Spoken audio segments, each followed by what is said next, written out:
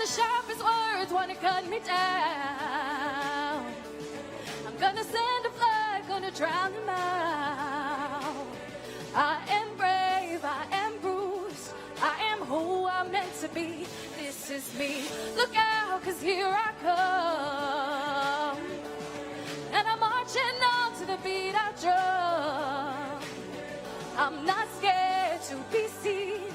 I make no apologies. This is me. Oh.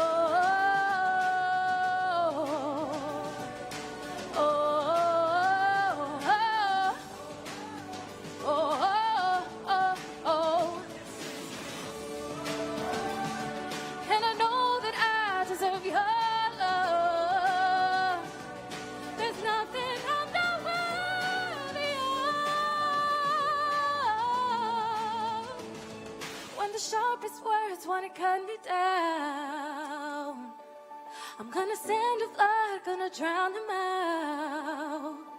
This is brave, this is bruised, this is who I'm meant to be. This is me. Look out, 'cause here I come. And I'm marching on to the beat I drum. I'm not scared to be seen. I make no apologies. This is me. Oh, oh, oh, oh, oh, oh, this is me. Yeah. Woo.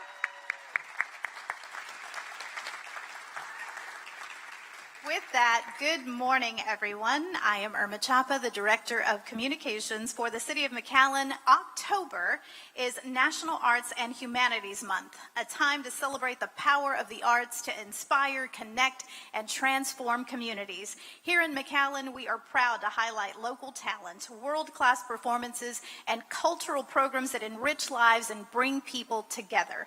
Today, we're not just talking about the arts, we are talking about experiences. From Fiesta de Palmas to Symphony in the Park, Sunset Live, and our upcoming Broadway series, our city is alive with creativity.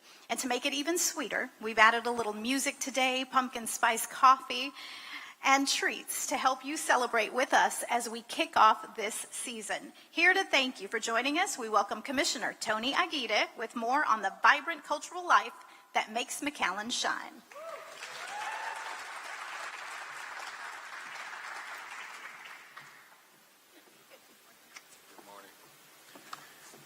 Buenos dias, good morning.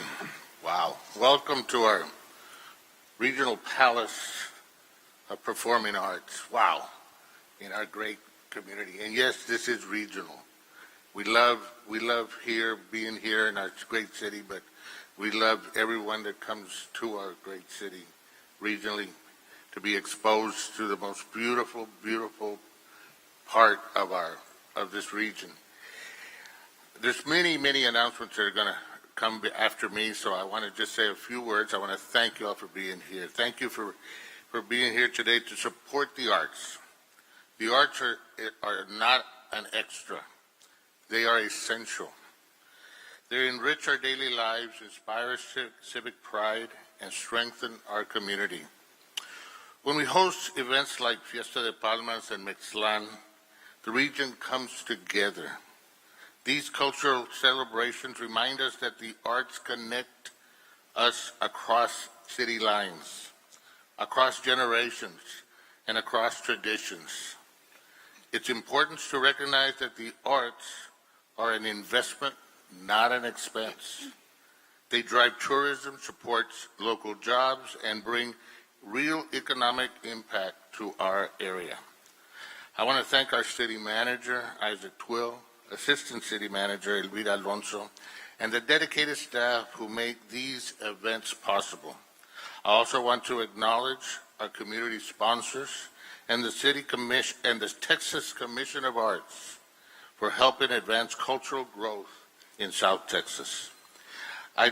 In just one moment, you'll hear from our City Manager, Isaac Twill, about how this vision is guiding McAllen forward and how our quality of life and strong partnerships are taking our region to the next level. Les doy las gracias. Que Dios los bendiga.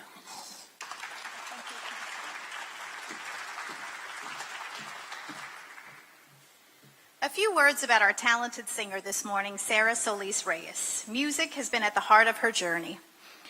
As a McAllen ISD student, she went to McAuliffe Elementary and then to De Leon Middle School. She discovered her passion when selected for a small choir. At that moment, it sparked a lifelong love for the arts. From school events and musicals to church plays and competitions, she pushed herself. Naturally, she was very shy at first, but then she found that she could shine on stage, earning her first chair honors and other achievements. Today, her voice continues to reflect that dedication and passion and confidence that she's found through music. Sarah is the executive assistant to our city manager, Ike DeWill. On that note, no pun intended, help me welcome our city manager, who often reminds us that education and opportunity start right here in McAllen.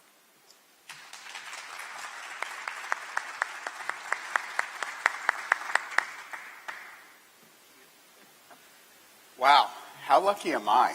I get to work with Sarah every day. You're a tough act to follow. I want you to know that. Well, thank you all for being here. This is a big day for us. This is a big day for me, and this is a big day for McAllen. And we're going to talk a little bit about something that is central to McAllen's story: the transformative power of culture, tourism, and opportunities for the arts. Quality of life, we talk about it a lot here. In McAllen, it's not a buzzword. It's what people look for when they decide where to live, work, raise their families. And here, we've learned that quality of life begins with quality of the place. Our convention center, the Performing Arts Center that we're sitting in this morning, Quinta Mazatlan, IMES, the Public Library, and organizations like VSO play host to signature events, create spaces and memories where people come together, places that foster pride, connection, and a shared experience. We see this come alive every year at festivals like Fiesta de Palmas, the South Texas Book Festival, the McAllen Holiday Parade, the South Pole of Texas, and the McAllen Marathon. These events unite departments within the city, from Parks and Recreation to Transit and the library, in a shared purpose. Then, most importantly, with our community. The events are an expression of who we are. They bring people from across Texas and beyond to McAllen. Visitors stay in our hotels, dine in our restaurants, shop in our stores. The ripple effect is real. We showed you that a couple of weeks ago. Our cultural tourism now represents more than $100 million in annual impact. What does that mean? That means jobs. Businesses are successful, and a strong local economy that supports our residents. I woke up this morning and I knew I had to do this. I'm deviating from the script, Yahida, I'm sorry. And I put on this tie. Knowing what we were talking about, this tie was a tie I saw Joe Vetta wear all the time. And so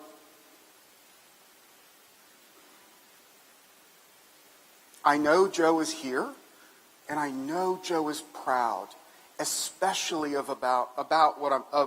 he's proud of what I'm about to talk about. I remember sitting in a meeting with Joe and Yahida, and they told me, they schooled me, and they said, we are underfunded in the Valley when it comes to the arts. At least tenfold. In years when other regions of the country have received $5 million, we've received state funding of $50,000. The inequity was real.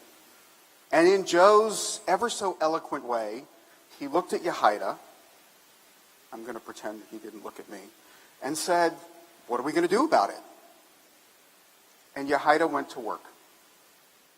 So last February, after McAllen Day in Austin, members of the Convention Center and the Performing Arts team, including Jovetta, stayed back to join Texans for the Arts and advocate for increased funding for arts in the Rio Grande Valley. They took our case to state leaders, including Chairman Canales, who is here this morning, and made a regional argument to lift the entire Rio Grande Valley. And I am so proud to say that through Chairman Canales' leadership and the efforts of Yahida and our team here at the Convention Center, their advocacy paid off. Thanks to that leadership and support from Commissioner Diane Milliken-Garza and so many others, this legislative session produced historic increases to funding that arts in the Rio Grande Valley will receive.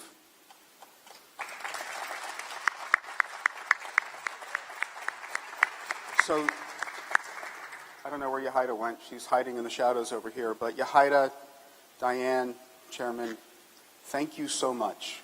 Thank you so much for supporting this community and what it means to make it a place.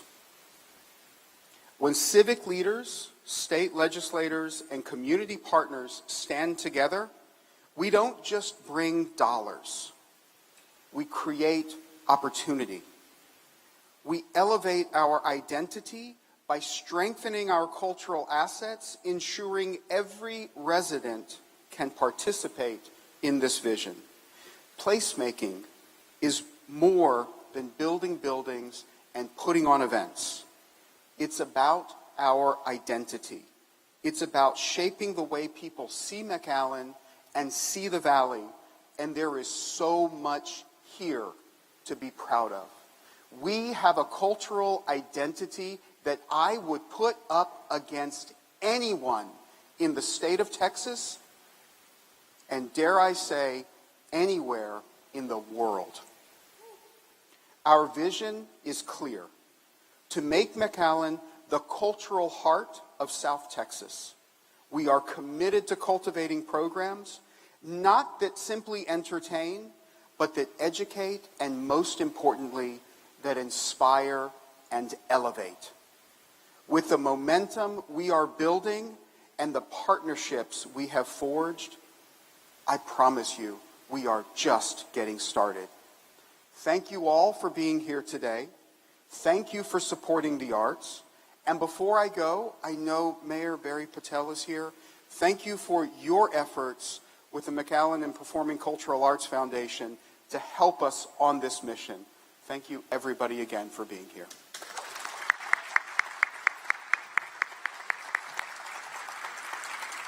Great news for the city of McAllen. Today we are honored to welcome another leader who not only serves as a strong steward of this region, but also brings with him a lifelong appreciation of the arts.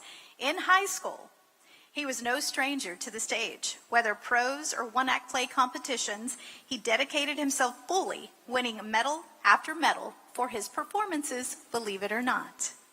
That early passion for drama and acting no doubt sharpened his skills that make him such a powerful public speaker today. But beyond his role as a legislator, Representative Terry Canales reminds us that no role is greater than being a dedicated father. His dedication to his wife Erica and his family and our community reflect the values that we celebrate through the arts: commitment, creativity, and connection. Please join me in welcoming our Representative Terry Canales.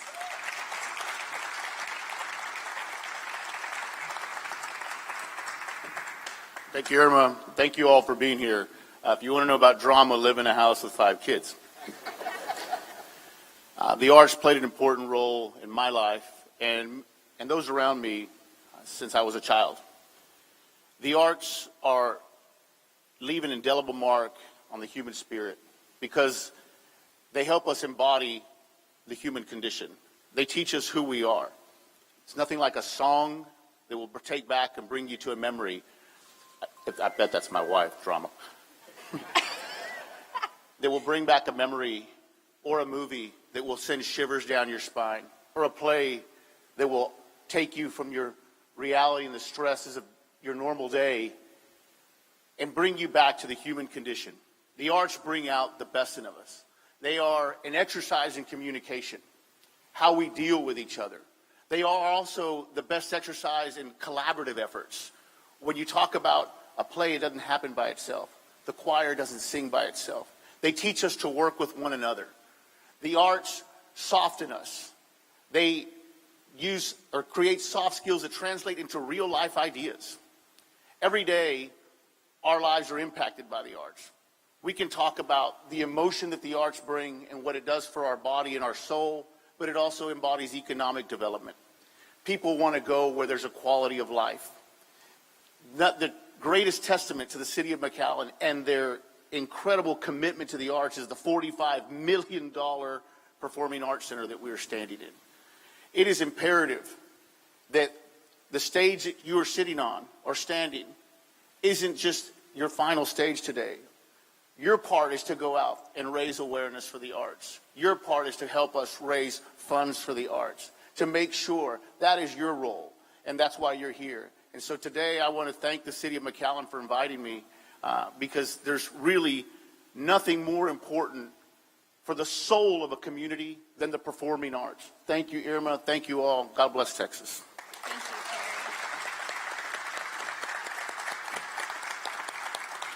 Terry. In case you didn't know, Terry grew up in Fremont and is such a jewel. Thank you so much for joining us today.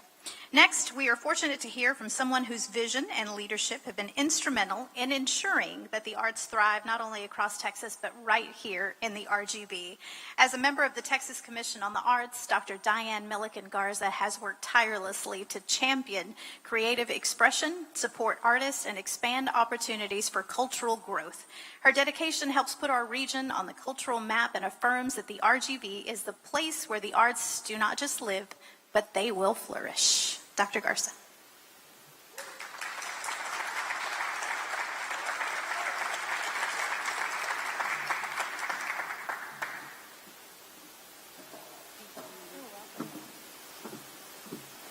Hello.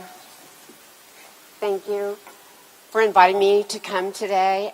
It's really important what you're doing here in McAllen. As citizens of the Rio Grande Valley, we are all so happy to see the significant increase in funding that McAllen's arts community received from the Texas Commission on the Arts. As a commissioner on the TCA, I see this as a prelude to the future. As the arts organizations in our region become more familiar with TCA and what we have to offer in funding, how to apply for grants, how to showcase our local talent to the state and even the nation, we will receive more and more attention, and we will receive more and more in funds. The Texas Commission on the Arts is a Texas state commission. We are funded by the state. Myself and all of our commissioners are appointed by the governor of Texas for 6-year terms. The organization, Texans for the Arts, is a private nonprofit organization that lobbies for funding for the arts in Texas. The Texas Commission for the Arts has several categories for funding. The arts organization must apply for a grant in the area that they're interested in. And you can find out all that information on our website, arts.texas.gov. We also grant the state designations for cultural districts. McAllen is the only city in our region with a state designated cultural district. Part of the funding that we're celebrating here today is from the TCA for McAllen's cultural district. It's for McAllen's creative incubator. The Texas Cultural Trust is another organization under the Texas Commission for the Arts. The Cultural Trust partners with the Texas Commission on the Arts for a program called Young Masters. It is for students from grades 8 through 11 and in the performing arts, and they must apply. The most talented young artists will receive the title of Young Master and will be awarded grants of $5,000 per year for 2 years to further their studies in their chosen art discipline. It's very prestigious. Some of these kids get into Juilliard after this. I'm very proud to say that during my first year as a commissioner on the Texas Commission on the Arts, a student from the Rio Grande Valley was chosen as a young master. Her name is Victoria Martinez. She was a student at McAllen High at the time and was one of only 15 chosen from across the entire state of Texas. It was the very first time that any student from the Rio Grande Valley was named a young master in the history of the program. Since then, we have had 2 more young masters, a student from Brownsville and a student from Harlingen. This past 89th Texas legislative session was focused on the arts and their role in community life and the state's economy. This session resulted in a $7.9 million funding increase for the Texas Commission on the Arts. Governor Abbott also funded the Texas Film Commission with an unprecedented amount of money, over $300 million in incentives annually. It equals more than $1 billion for the filming industry. Overall, the 89th session highlighted the arts as an ongoing component of development in Texas. Increased funding enables further investments in programs that impact communities statewide. We here in McAllen are the lucky beneficiaries of this new funding. But it isn't here by chance. It's here because the art organizations and the city of McAllen are progressive and innovative, and they are seeking out these opportunities and they are taking them. The state of Texas is noticing what we're doing in our region. Congratulations to all of these creative organizations, and congratulations to the city of McAllen. You are bringing great benefit to McAllen, to our entire region, and you are lifting up the quality of life through the arts. Thank you.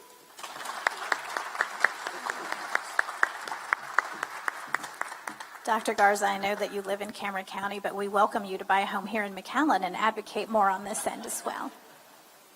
I can help you. I know a few realtors in the house this morning. So, our next speaker is someone that you all know and we love, Yahaira Flores, who serves as Director of Convention and Performing Arts Facilities for the city. With over 15 years of experience in facility management, event planning, and marketing, this working mom has been instrumental in elevating McAllen's art scene and bringing world-class performances. She oversees major venues here in McAllen, ensuring exceptional programming and partnerships, and she continues to inspire students each and every day as an adjunct professor of marketing at UTRGV.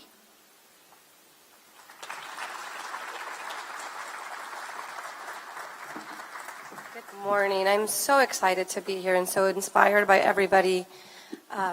There's so many fantastic partnerships that we have. Ms. Milligan talked a little bit about the funding that we received, but I just wanted to congratulate our partners that have received funding. We received funding for McAllen. The McAllen Performing Arts Center received funding for operations. The South Texas Symphony Association also received funding, and To Give International received funding to put children on big stages, which is what we want to do. We want to make sure that we are placing our students on these stages, not just touring artists from around the world, but really giving our students the opportunity to be on this same stage. First, I want to recognize the leadership that makes this possible: our city commission, our city manager, Mr. Isaac Twill, our assistant city manager, Ms. Elvira Alonso, for their vision and their support to ensure that culture remains a priority for our community. I remember 10 years ago sitting with Mr. Joe Vera and Karina Jimenez talking about the fact that the city really needed its own special event department. And I'm so happy that under the leadership of Isaac Twill, we now have a special event department that is going to take everything to the next level. And I'm really, really excited for what's to come. I also want to acknowledge our incredible staff. Many people don't notice the amount of events that actually take place in these venues. We have over 500 events every year across the Convention Center, the Performing Arts Center, and Quinta Mazatlan. They are the engine behind everything that you see, and our staff makes it all possible. Just today, on this very stage, we have staff that is going to tear down everything that you see right now and then set up for a show that we have tonight at the Performing Arts Center. Thank you. And of course, none of that is possible without these meaningful partnerships from the Texas Commission of the Arts, whose support this season is historic for South Texas, to sponsors and organizations like the Hope Family Clinic with Beer Around the World. And we'll talk a little bit more about it in a second, but I just want to say that for every ticket that you purchase for Beer Around the World, you can pay for lab work for 3 to 4 people.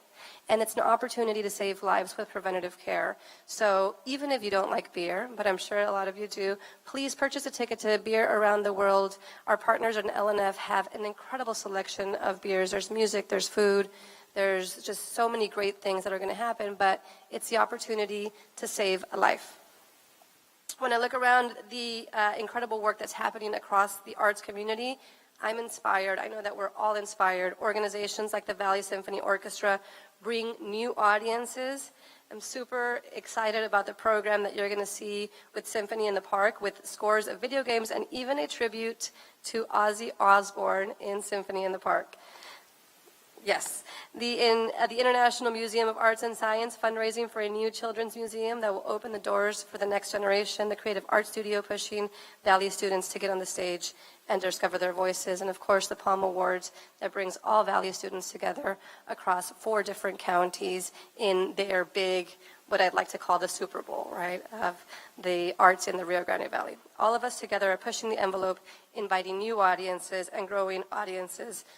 I like to say that an investment in the arts is an investment in our future, and the future of the arts is here. At this time, I'd like to invite David Lavelle with the Valley Symphony Orchestra to share a few words about what we're going to experience in Symphony in the Park that's coming up next week.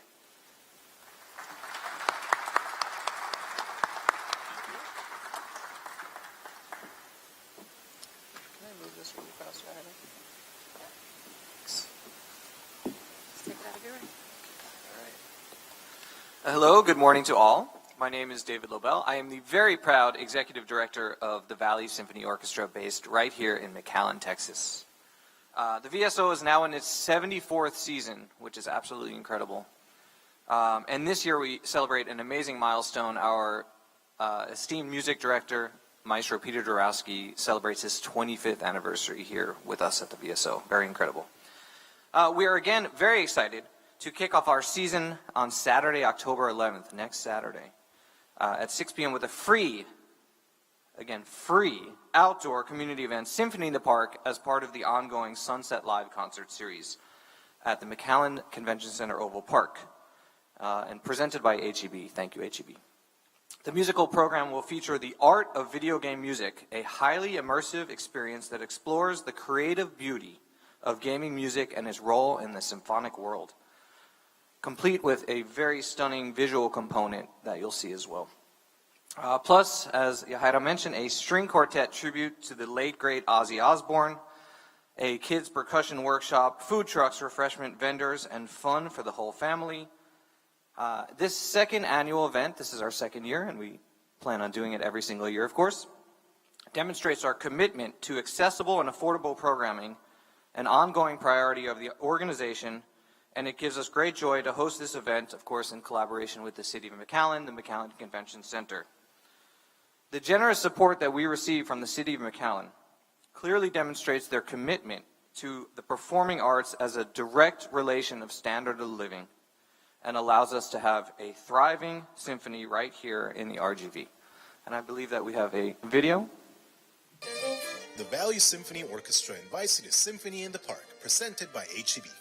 Join us on Saturday, October 11th at 6 p.m. at the McAllen Convention Center for a free outdoor concert, part of the Sunset Live concert series. Experience the art of video game music, featuring selections from Halo, Civilization 4, Abzu, and more. Plus, a string quartet tribute to Ozzy Osbourne. That's Symphony in the Park, Saturday, October 11th at 6 p.m. at the McAllen Convention Center. See you there. All right, thanks. We are very, very excited. Lots of planning for that one, and we are quite excited. So we expect to see everyone next Saturday, of course, right outside. And as well, of course, we have our entire season, our 2025-26 Masterworks concert, taking place right here on this stage. So, of course, please make sure that you're checking all this stuff out at valleysymphony.org for our entire season. I have our whole season here, but I'm just going to move this forward a little bit, Yahaira. That's okay? All right. So, also jammed in the middle of our entire season are our annual education concerts here at the McAllen Performing Arts Center. 2 full days and evenings, we welcome K through 12 students, thousands and thousands of them come through these doors. We also have several chamber concerts during the entire season at various valley-wide venues. Our annual gala. We have a very, very busy season ahead. Of course, Diane, I'd like to recognize Diane. Thank you for all you do for this region. The Valley Symphony received 4 grants from the TCA for the upcoming season, the most we've ever received. Arts Create, Arts Respond, and 2 commission initiatives, one through Texas Women for the Arts and the America 250 program. So thank you for all you do for this region. Thanks everyone for their time, and we'll see you at the Symphony. Thank you, David. I remember 10 years ago when we were talking about the opportunity to bring Symphony in the park, and it almost seemed impossible. And as soon as David started with the Valley Symphony Orchestra, he worked really, really hard for the opportunity for us to do a free symphony, which is something that we had never been able to do before. So thank you, David, for all of your work and everything that you do with VSO. A mind that is stretched by a new experience can never go back to its old dimension. So being able to get these new audiences to listen to the symphony is transformative, especially if you're a child. So those education concerts are also so important for the work that we're doing here in McAllen. And now I'd like to bring in Joe Garcia to help me walk through the full calendar of performances that you'll see at the McAllen Convention Center and the McAllen Performing Arts Center. And we'll start with the performance tonight. What do we got going on tonight? All right, so if I'm up here, that means it's the fun stuff, right? This is everything that we invite the entire community to come. And so starting today, we have Se Regalan Dudas, which is a podcast that has been popular throughout Mexico that has now hit the road, and it's going to start tonight here on our very stage, like Yahaira mentioned. And also this week, October 3rd, we have a comedian, Alfred Robles, also happening October 3rd. For the lovers of anime, we have South Texas Comic-Con presents Anime Fest that takes over the entire McAllen Convention Center, and that's happening all weekend long. What else do we have on Saturday? Rocking the stage right here is going to be the Rock Orchestra. They're going to be it's a full candlelit orchestra concert, music from Metallica, My Chemical Romance, Guns N' Roses. So really trying to expand symphony to all audiences. Awesome. October 11th, we have 2 different performances here inside the Performing Arts Center. We have Alicia Villarreal, Donde Comenzó Todo tour, and... Oh, sorry. I got excited with my little Alicia Villarreal dance moves. I'm sorry. Exactly. But yeah, she's going to be here. She's been here many, many times. October 11th happening here with us. And then, of course, Symphony in the Park happening right outside, like we mentioned. It's a free event. Please come out and rock out outside and then come and with everybody. October 17th through 19th, we have a jam-packed weekend with Fiesta de Palmas taking over every square inch of the McAllen Convention Center and the Oval Park. And what else is happening that same weekend? Well, as if we don't have enough going on, we have Mariachi Festival happening on this stage here. It's an event that started in Houston, and they, of course, know that the Valley is the nucleus of mariachi moving forward. So it's a concert, it's a gala, it's promoting our music. And that same Saturday, we have Beer Around the World. Please purchase your tickets to Beer Around the World. Your tickets could literally save somebody's life. At Beer Around the World, we also have Arsales Greg Garza. That's going to be the musical entertainer throughout Beer Around the World. Also spinning at Beer Around the World will be John Way Eden. He was there last year. And it was really engaging as this guy comes out with his cowboy hat, and DJ does an amazing job. So again, Beer Around the World is coming. And then right after that, on October 23rd, we have Perfume de Gardenia. And if you're not familiar, that is a stage play from Mexico that features a lot of telenovela stars that we know. Araceli Arámbula, Laura León's going to be here, Rafael Inclán, many big names that were very popular in the 90s and throughout. They'll be on stage here. This is now touring the U.S., but they have 2 shows here in McAllen, and this is set to be 2 sold-out shows. We have another podcaster, Jorge Lozano, that will be October 24th. And what's happening next? Jennifer Peña is restarting her musical career and her tour, taking off with Así Donde Todo Comenzó, also happening right here on October 25th. On November 1st, we have Yolanda del Rio. November 5th, we have World Ballet Company presents Cinderella. And on November 7th, we have The Music of the Greats by the Valley Symphony Orchestra. Another ensemble that the McAllen Performing and Cultural Arts Foundation supports is the McAllen Wind Ensemble. They will be performing their concert Duty, Honor, and Country on November 11th. And another comedian's coming November 13th. He is René Vaca. Then we have our McAllen Community Concert, C Street Brass Quintet, happening on November 20th. November 21st, we have Clave Especial, and we just announced November 22nd that we will have Yandel Sinfónico, which is part of We Seen in Yandel. He's going on his own. On November 29th, we're going to laugh with Kevin Contreras, who's been here as an opener for other comedians, and now he's going to be headlining his own tour right on our stage, November 29th. And December 3rd, we have Jesse Enjoy El Despecho Tour. And as we're closing out fall, we also have A Touch of Frost by the Valley Symphony Orchestra. That's right. And of course, during A Touch of Frost, that is what I call the most magical weekend in McAllen, because the next day is the McAllen Holiday Parade, and of course we have the South Pole Illuminated Festival running there. So if anybody loves Christmas, that's the weekend to be in McAllen.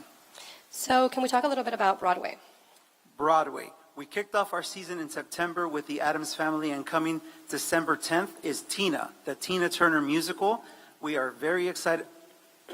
I'm very excited for the Tina Turner musical. I told you, Jaira, I'm not working once we start. Tickets for Tina Turner go on sale this Friday to the general public. Venue pre-sale starts tomorrow. If you're interested, I'll give you the code. May 5th, we have Clue. And then we have Mrs. Doubtfire in February before we get there. So Mrs. Doubtfire is just like the movie, brought to us on stage. May 5th, we have Clue, and then we conclude in June with Hadestown, critically acclaimed Broadway musical. If you haven't purchased your season tickets, there are still a few season tickets available, and we still have 4 shows to close out the season. And with Broadway, we do want to announce the inaugural year that we're offering the Broadway Balcony Club. It's 3 shows of your choosing for $99, and it includes a drink voucher. So this is an opportunity for those that can't commit to the full season. Join the Broadway Balcony Club and pick your 3 shows for $99. So what can we expect for Fiesta de Palmas? Fiesta de Palmas is an exciting event that we are looking forward to every year. And of course, there's no way that we could make this happen without our partners throughout the city of McAllen, through our newly established Special Events Department, but also all of our sponsors. So I do want to recognize McAllen International Airport. Thank you for being here. They are sponsoring Edu Fiesta, which is interactive educational opportunities, so all of the education for the kids can really take flight. They'll be here. HEB helping here. Pumpkin Patch is also going to be a staple, so people can take their pictures. L&F Distributors, as you know, curates the wonderful beer for Beer Around the World. Reliant will be brightening up our nights. And Metro McAllen helping all of the residents and visitors come to the event. And of course, Pepsi is our partner that will be supporting Fiesta de Palmas as well. So what can people expect? People can expect a lot of the wonderful things we have. Well, let's start with our video. We're debuting. When summer ends, the real party begins at Fiesta de Palmas in McAllen with 3 nights of concerts and our biggest Fiesta Carnival ever. See Vortex, Angelica Garcia, and more. Kids will love the petting zoo, the HEB Pumpkin Patch, Edge of Fiesta, and fireworks. Fiesta de Palmas is the weekend of October 17th in McAllen. Friday is free. Saturday and Sundays are free before 4. And don't miss Saturday's Beer Around the World benefit. For schedule and tickets, see fiestadepalmas.com.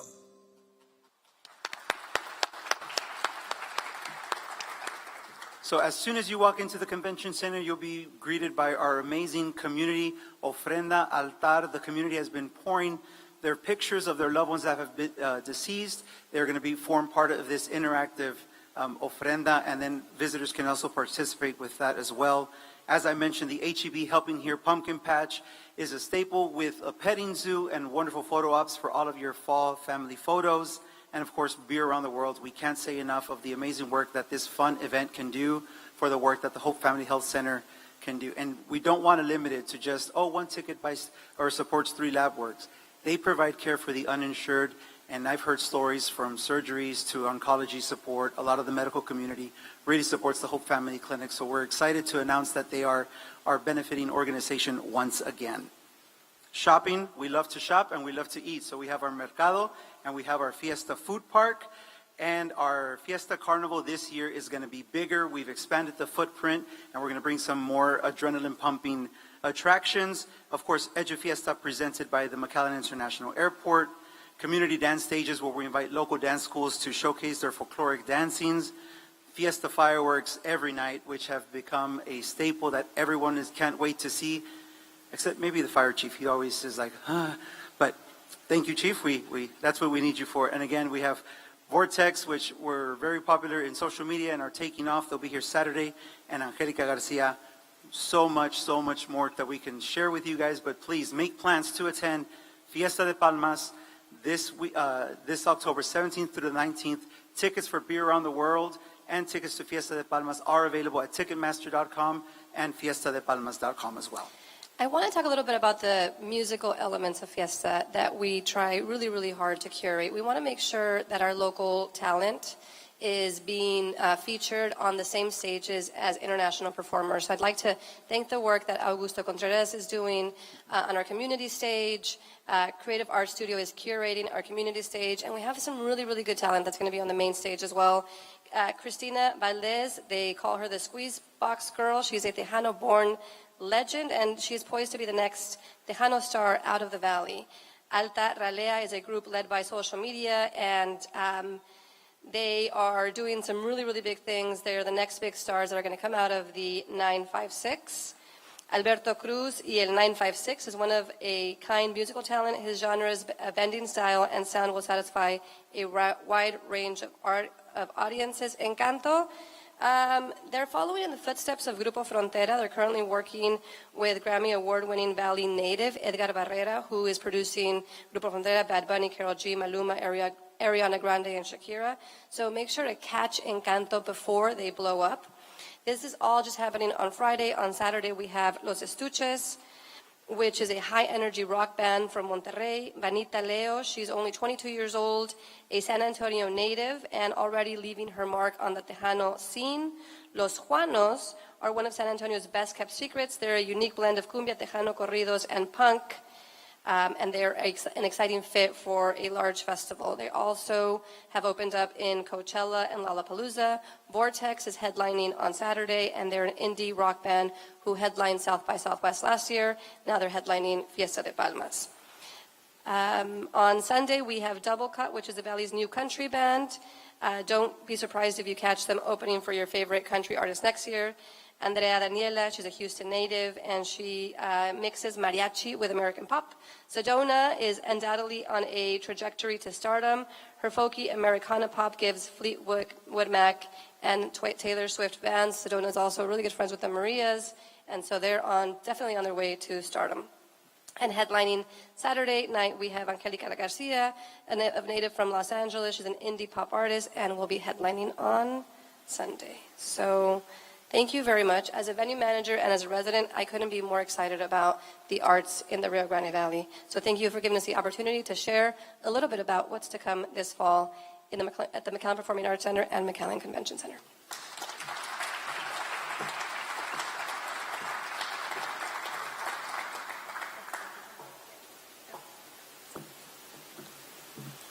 As we wrap up today's Fall for the Arts celebration, I want to take a moment to recognize the incredible dedication of our teams. Their creativity and passion and hard work have earned McAllen. For the media partners in the room, you received a news release this morning, 49 awards from the International Festivals and Events Association, showcasing their commitment to creating unforgettable experiences for locals and visitors. We have the awards on display. We're very proud of our teams. This year, don't go out of town, folks. Bring your family and friends right here to McAllen. Your pocketbook will thank you, and your memories that you're going to create will be priceless. Thank you for celebrating the arts with us and for supporting the vibrant cultural life here in McAllen. Our leaders are available for one-on-one interviews if need be, and as always, if you're not already, please follow us on our social media platforms at City of McAllen. Now, She may not be Alicia Villarreal or Jennifer Pena or not even Tina Turner, but she is ours. Sarah, take it away with Don't Stop Believin'. God bless everyone.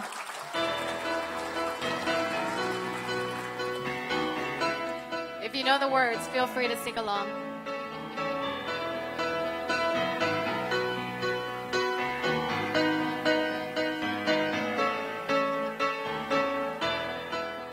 Just a small town girl living in a lonely world.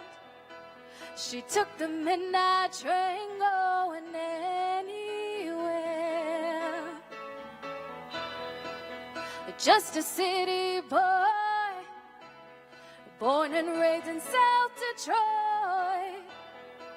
He took the midnight train going anywhere.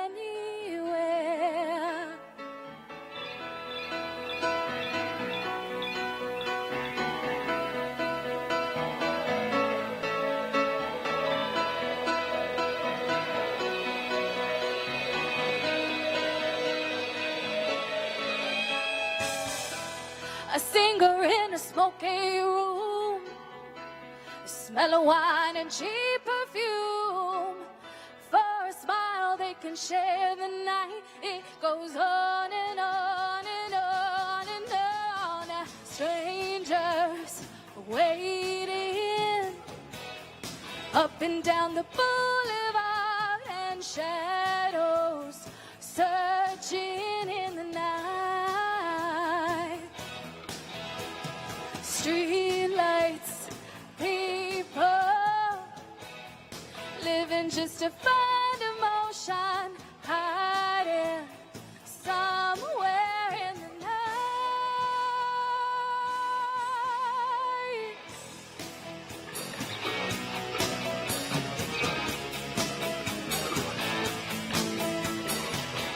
Working hard to get my fill. Everybody wants a thrill, paying anything to roll the dice just one more time. Well, some will win, some will lose.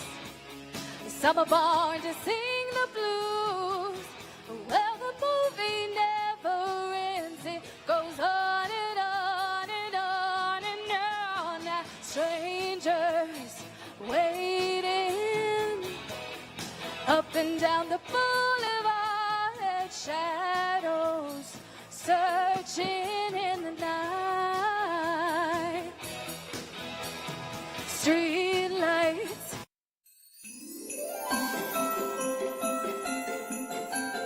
Good morning, everyone. Everyone would please start to take their seats on this gorgeous, beautiful day at South Padre Island. As I drove in, I thought, oh my gosh, somebody pinched me. I get to work on SPI today. What a blessing. And what a blessing to see all of your smiling faces. And I know it's not because of me. It's because you're here on South Padre Island. I get it. Trust me. Our mayor has arrived. Round of applause for our mayor of McAllen, Javier Villalobos. We have lots of distinguished guests here with us today, and I'm super excited about that. Our city manager, Ike Tawil, is also here, assistant city manager Juan Olaguibel, and assistant city manager Elvira Alonso. Thank you guys for driving over and being with us. We also have some very important folks from the city of South Padre Island that I'd like to recognize this morning. Ken Metters, City Council Place 1. Randy Smith, our city manager.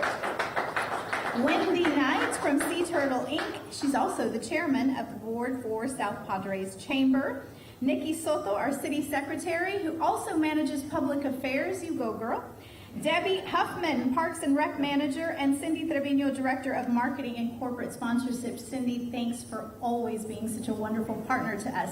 Good morning, friends, and I don't think I have any relatives, but in case there's any Chapas out there, hello, family. I am Irma Chapa, and I am the communications director for the city of McAllen. Welcome to beautiful South Padre Island and the 2025 McAllen Holiday Parade SPI press conference presented by HEB and powered by Burt Ogden Auto. Today, we are hosted and sponsored by our valued partner, South Padre Island, And we are announcing lots of great things today, so we are happy you are here. New celebrity guests, Santa's Christmas Adventure, the giveaway winners, our next Santa's Christmas Adventure contest, the new giant character helium balloon that will be on site, and even more exciting news that's happening on Saturday, December the 6th. I assume you all have it saved on your calendars. At this time, I'd like to welcome our Honorable Mayor, Javier Villalobos, to kick things off this morning.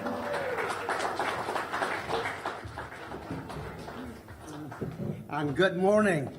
If I'm late, it's not my fault, okay? I took the tollway, as I always do, but then as I was coming over, it's like, is this the Eagle Ford Shell? 18-wheeler plus 18-wheeler plus, it was just horrible. But now I know just to go to Los Fresnos and get traffic citations, so I think we all know that. Anyway, South Padre Island, thank you very much for hosting this. We really do appreciate it, and we really thank y'all for being a partner. Y'all have been a great partner with us in the city of McAllen for a holiday parade. You know, what we do, I think you all do. What we do is we want to attract tourism. We want to, you know, our economic development, and we really couldn't do it without you with your partnership. Every year, we try to spruce up our floats, new helium balloons and everything. It's just incredible. So we, South Padre Island, we couldn't do it without you. Thank you so much. And today I have the honor of introducing or naming another one of our individuals that's going to be here in our parade.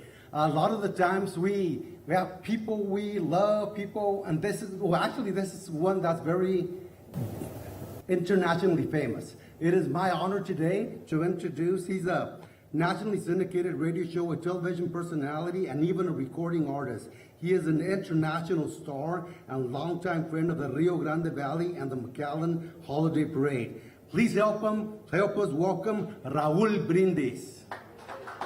Hola amigos del Valle, soy Raúl Brindis, compartiendo con mi hermosa gente del Valle de Texas una noticia sensacional, porque estoy súper emocionado de confirmarles que estaré presente en el gran desfile de Navidad de la ciudad de McAllen. Será este día 6 de diciembre, junto a mis amigos de KGBT 98.5, La Preferida. Para mí será un honor de volverlos a ver personalmente. 6 de diciembre para toda la familia, el gran desfile de Navidad de McAllen. Muchas gracias por la invitación. Now please join me in welcoming the Director of Programming for KGBT, La Preferida 98.5, Armando Almazán. Muchas gracias a todos los medios de comunicación. Un gusto, un placer saludarles. Armando Almazán, director de programación de KGBT 98.5, La Preferida.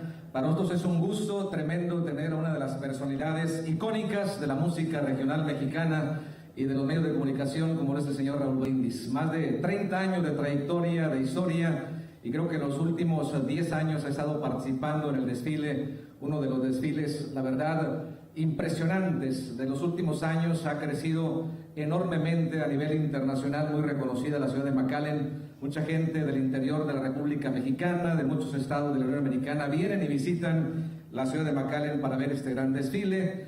Como lo dijo el mayor Javier Villalobos, el día 6 de diciembre tenemos una cita para estar presente en este gran desfile.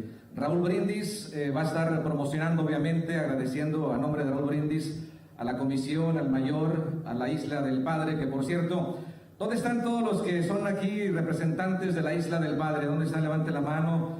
La verdad, uno de los lugares turísticos más emblemáticos que tenemos, la Isla del Padre. Cuando visitan el Valle del Rio Grande y si no vienen a la Isla del Padre, pues hagan de cuenta que no llegaron al Valle del Rio Grande. Así como la gente que viene del interior de la República Mexicana, si no llegan a la ciudad de McAllen, haz de cuenta que no llegaron al Valle del Rio Grande, ¿verdad? Así es de que, pues todo listo, todo preparado. El día 6 de diciembre, el HEB Holiday Parade 2025 preparados. Y gracias por invitarnos, Latino Media, KGBT 98.5.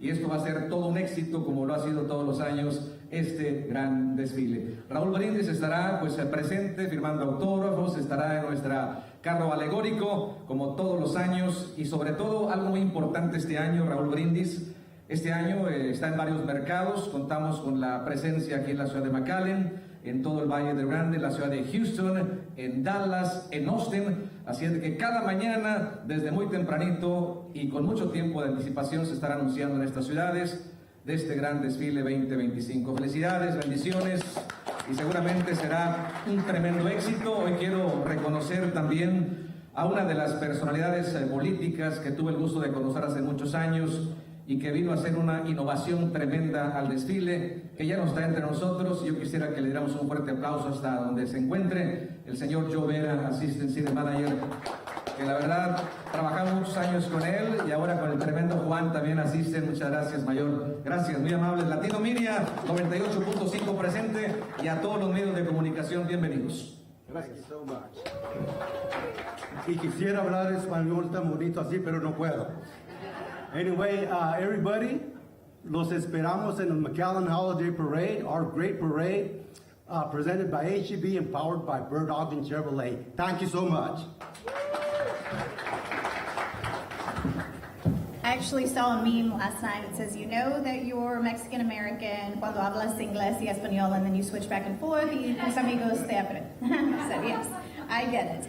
And life goals, an excellent speaker here with us today. We are so excited for the energy that Raul Brindis will bring to the parade, and that's only possible thanks to the generosity of our sponsors, our presenting sponsor, HEB, Burt Ogden, powering the McAllen Holiday Parade, McAllen International Airport, South Padre Island, Lone Star National Bank, Reliant, with additional support from the University of Texas. Thank you, little birdie. I agree. The University of Texas Rio Grande Valley is amazing. Lone Star Ambulance, J. Gonzalez Injury Attorneys, Budweiser, LNF Distributors, McAllen International Bridge System, McAllen Public Utility, and Metro McAllen. Thank you for your partnership. Now, please welcome our host and sponsor for today's fabulous event, South Padre Island CBB Director of Marketing and Corporate Sponsorship, Cindy Treviño.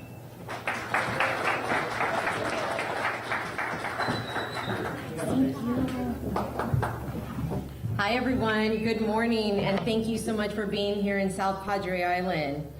South Padre Island is proud to have a strong partnership with the McAllen Holiday Parade, connecting the Valley's #1 travel destination, of course the #1 beach destination, with the Valley's #1 destination event that has been a natural collaboration. One that has created warm holiday memories for millions of guests over the years. In 2025, South Padre Island is thrilled to return to the McAllen Holiday Parade with our biggest presence yet. Our brand new illuminated float will welcome Santa to the best beach in Texas as we celebrate Christmas across America in McAllen. We're also proud to once again host the parade's beloved balloon spinning tradition at the official South Padre Island Vuelta Zone, where volunteer teams will twirl giant helium character balloons. Yes, you have to your Vuelta if you're sitting in the zone. That's where you'll see a returning SPI favorite, Ridley the Sea Turtle. We're excited to see South Padre Island's iconic giant balloon spin for the Vuelta. And Ridley is bringing a famous friend along for this year.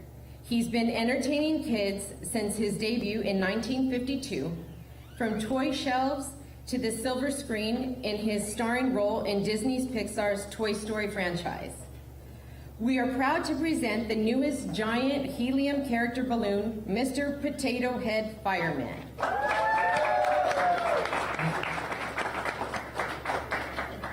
You can join Mr. Potato Head, Ridley the Sea Turtle, and more South Padre Island friends at the SPI Vuelta Zone on December 6th at the 2025 McAllen Holiday Parade, presented by HEB and powered by Bird Ogden. We'll see you soon at the parade. Thank you everyone for being here once again.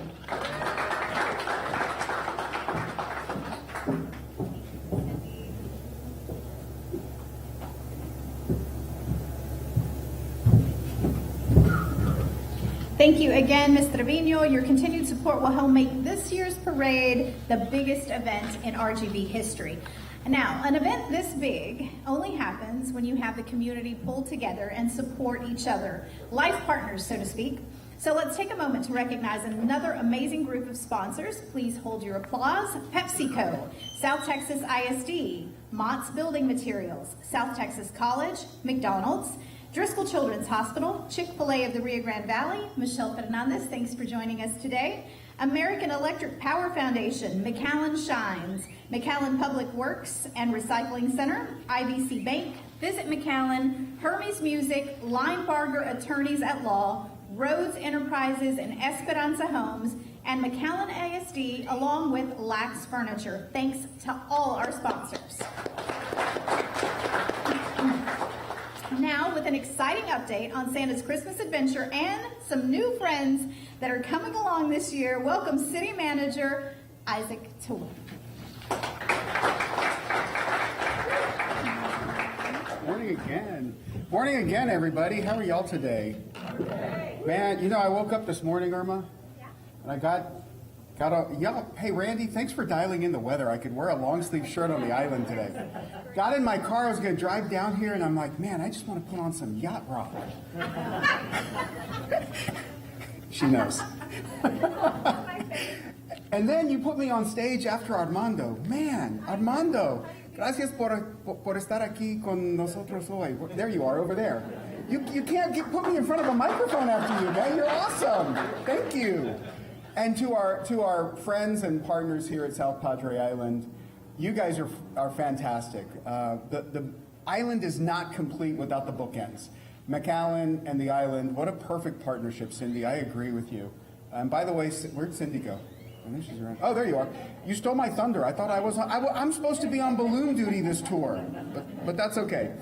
Listen, we are 52 days away from the parade.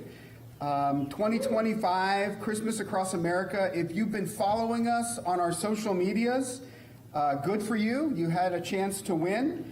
And you hopefully have been tracking Santa's progress across the United States. If you didn't know, last week, Santa was in Nashville eating barbecue and listening to some blues, not yacht rock. We'll have to ask him when he gets here what he thinks is better, Texas barbecue or Tennessee barbecue. We all know it's Texas barbecue, but ask him anyhow. Listen, here, today I have the pleasure of giving away some early Christmas presents. That's pretty cool. Santa Claus's next Christmas Adventure giveaway winner is going to receive a 4-pack of stadium tickets, a souvenir pack from Nashville, and an ice chest, all thanks to our amazing partners at L&F Distributors. All right, drum roll, everybody. The winner of Santa's Stop in Nashville is Michelle Noriega from the McAllen Holiday Parade Instagram. Congratulations, Michelle. Listen, everyone is invited to enter the next giveaway that starts tomorrow, and a chance to win South Padre Island Vuelta Zone tickets and an SPI souvenir pack. That's a big one. That's a big one. So like I said, the contest launches tomorrow, so make sure you follow the McAllen Holiday Parade on Instagram, Facebook for the official rules and your chance to win. Okay, this is why I got this one and not balloon duty, because this is my wife's favorite announcement. Our friends from iHeart are here. Let's give a round of applause to iHeart. Tremendous partners of the parade and a tremendous media presence here in the Rio Grande Valley. And I have the honor of revealing 2 celebrity guests coming to the parade this year. They happen to be my wife's 2 favorite celebrity radio personalities. They are coast-to-coast favorites, wake up millions every morning, and they're joining us for Christmas Across America this year. Let's see who's coming.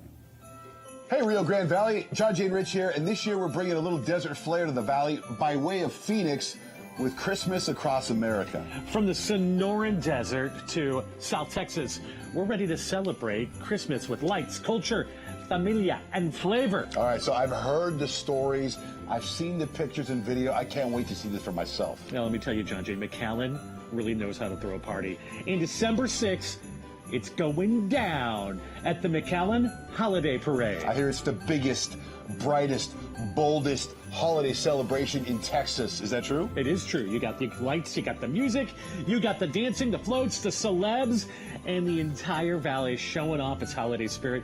And we're bringing the John Jay and Rich energy from Phoenix to the Rio Grande Valley. Now, we're not just showing up. I mean, you and I are hosting the wildest section of the parade, La Vuelta Zone. Right here, the energy's off the charts. La Vuelta. Wait till you see the lights, the marching bands, and yes, the giant balloons. So mark your calendars. December 6th, McAllen Holiday Parade. Come find us at the La Vuelta Zone, and let's make some noise. RGV, I'm ready for food. I'm ready for the fun and the amazing people of the 956. Can't wait to see you. We'll see you there, McAllen. That's awesome. That's awesome. Well, thank you to our friends, our partners at iHeart, and to South Padre Island for bringing the whole John Jay and Rich team this year. That's amazing. And that's where I'm going to sit. I'm going to be in the Vuelta Zone because my wife wants to see them. So join us in welcoming them on December 6th for the McAllen Holiday Parade. Get your Vuelta Zone tickets fast. They are the first part of the parade that sells out. So if you want to be there and you want to see those personalities and me in the Vuelta Zone, buy your tickets now. Thank you, guys. We'll see you at the parade.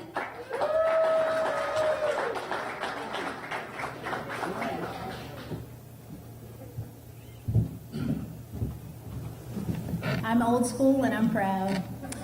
So I was driving across the bridge today. I was just thinking, sail on, take me away to where I'm going. Okay, that's done. Before we welcome and if you didn't know that song, you need to go Google the song Sail On. It's a very good song. Might put you to sleep, Bradley, but it's okay. I'll give you that 15-minute nap. Before we welcome our next guest, let's take a moment to recognize even more community partners. Please hold your applause for PNC Bank, O'Reilly Auto Parts, McAllen EDC, Pena Eye Institute, Pollux Castor Creative, Explore McAllen, KSA Engineers, Cadollo Engineers, Palenque Group, Half Associates, B2Z Engineering, Rabba Kistner, Rodeo Dental and Orthodontics, Dollar Tree, Spa Glass, and Whataburger.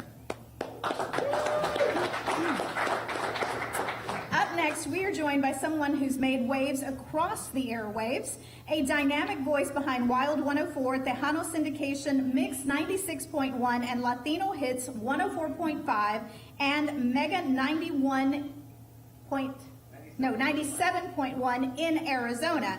He's a key part of iHeartMedia's multimedia platform group representing McAllen, Corpus Christi, San Antonio, and Tucson, Arizona. Please, everybody, give a warm welcome for the real Jay-Z, Olivares.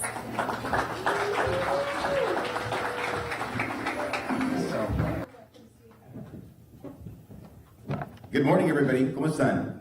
Bien? Well, first of all, thank y'all for having us here on behalf of iHeartRadio. We're very excited. I want to thank Irma and Isaac for the exciting announcement with John Jay and Rich. As an iHeart team, we're very thrilled to be here and bring the energy once again to the 2025 McAllen Holiday Parade. And once again, we're bringing one of our favorites, the Illuminated Float, to join us here in the holiday fun. And celebrating Christmas across America, we were talking about this with John Jay and Rich, and it's just voices that you recognize, that you hear throughout the country, and it's really a pleasure and an honor to bring them here to the city of McAllen and being part of the SPI, South Padre Island Vuelta Zone. Last year, we recall, was Payne and Rich. This year, it's the complete team, as Isaac was saying, so we're excited to see the actual morning show that you listen to every single morning from 6 to 10 on 105.5 and 106.3 KISS FM.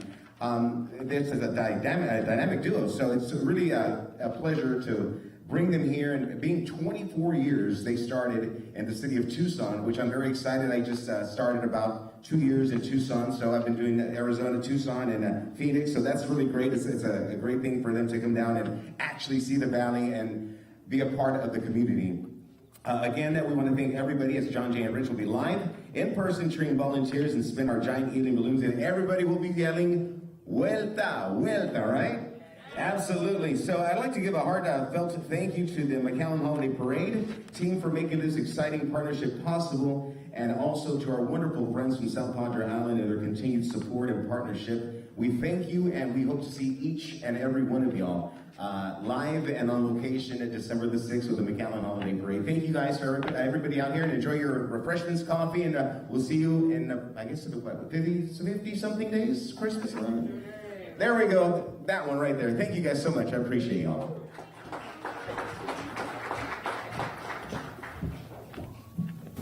Thank you so much, Jay-Z, and thank you to our media partners for helping us share these stories. Super delighted today because we have some special guests who've never been to one of our holiday parade press events.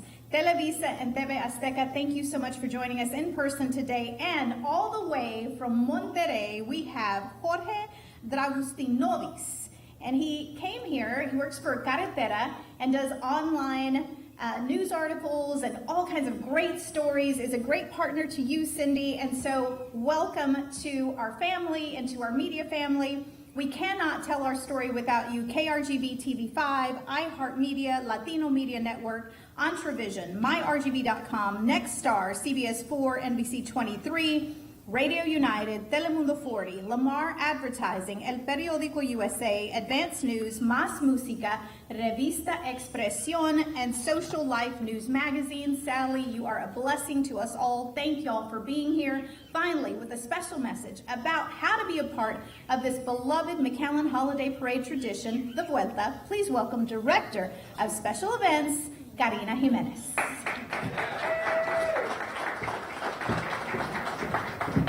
Thank you, Irma.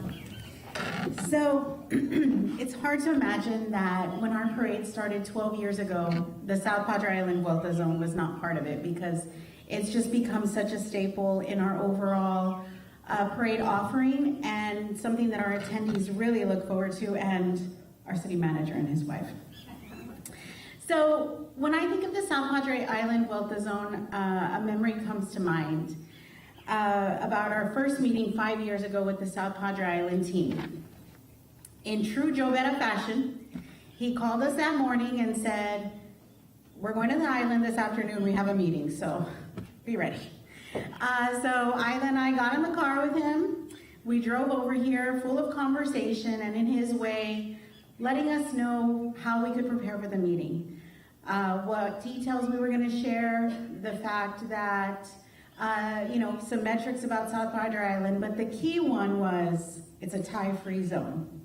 So since then, we come to meetings in our fishing shirts, no blazers, and so we headed this way for a 4:00 meeting on a Friday afternoon. And after we got through our additional fun, or our preliminary fun conversation about how brave we were to schedule a 4:00 meeting on a Friday with the SPI team, which ended up becoming a running joke for us for the last 5 years. How dare we, right? We presented the McAllen Holiday Parade to the team, and all the magical moments that it creates, and the possibilities that we provide to McAllen Holiday Parade partners, and of course, City of McAllen partners. And included in that presentation was our Vuelta story. The fact that we told them about this organic, seamless creation of the Vuelta, and how our attendees started chanting Vuelta, and our balloon handlers just knew exactly what to do, because it's a tradition in our quinceañeras and our weddings to have the quinceañera or the bride spin around and show all of her dress to everyone in attendance. And that immediate understanding by our balloon handlers just really spoke to the fact of the concept that the Vuelta was ingrained in us, our traditions and our culture.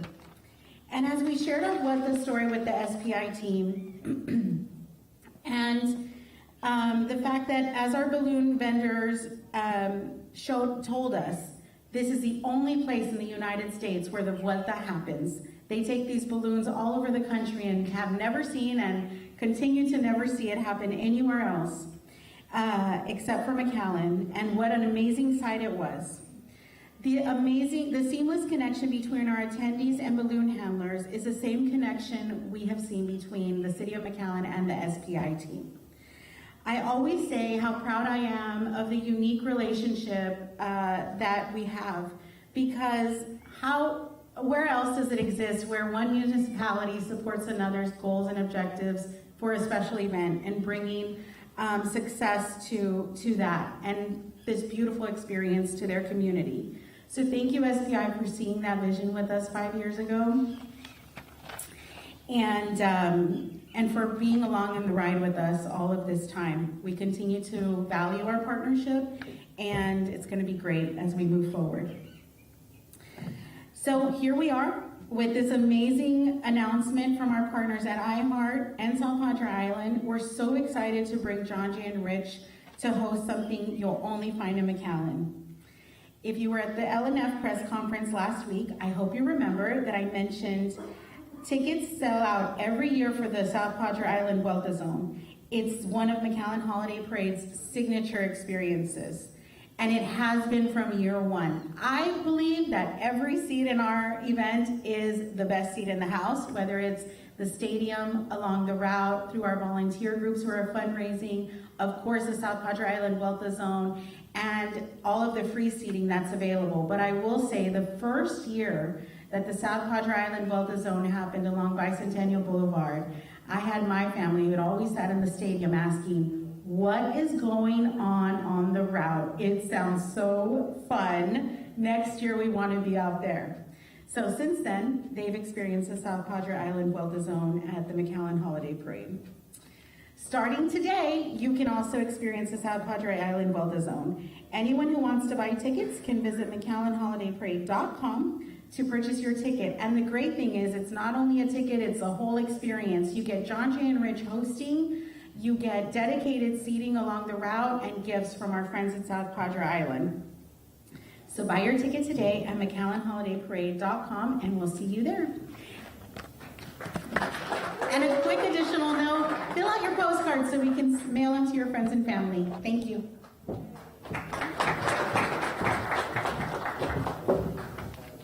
Thank you so much, Karina. We had a lot of exciting announcements today. As we recap, let's do so together. Some exciting celebrity guests will be joining the 2025 McAllen Holiday Parade.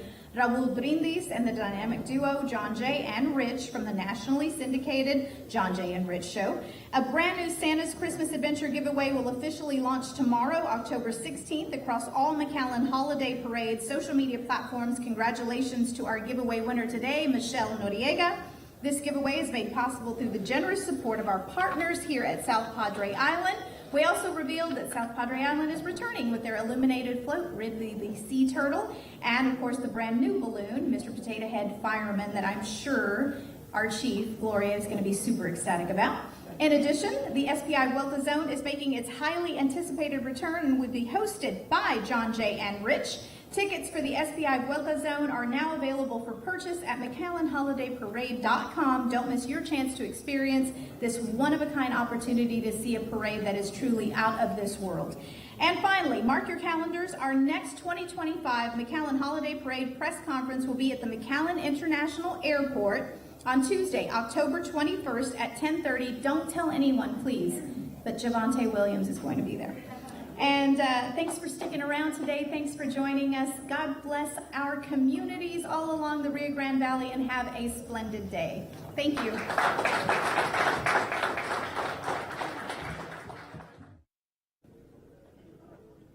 Good morning. My name is Tony Forina with Hidalgo County Precinct 4 Field Operations Team, and it is a pleasure to welcome you to another one of our fantastic projects. You know, when Commissioner Torres took office in 2019, she said she wanted to be efficient and effective in everything that we did for our precinct, and that is the key component of all the drainage projects we've been doing. Of course, we've all seen the rains that have come up the last couple of months and the last couple of years, and how quickly these downpours turn into some flooding situations, and Commissioner has not let those moments pass by. Together, working with our team and the teams from across the county, we've been very successful at mitigating any further flood. Have we prevented them? Absolutely not, because you never know when these storms are coming, but we have gotten a good chance to get ahead of them, and I think she deserves a big round of applause for that, on getting that done. As a matter of fact, let's go ahead and bring her up to the microphone now, just so that we can get started. I'd like to welcome Hidalgo County Commissioner Precinct 4, Eli Torres.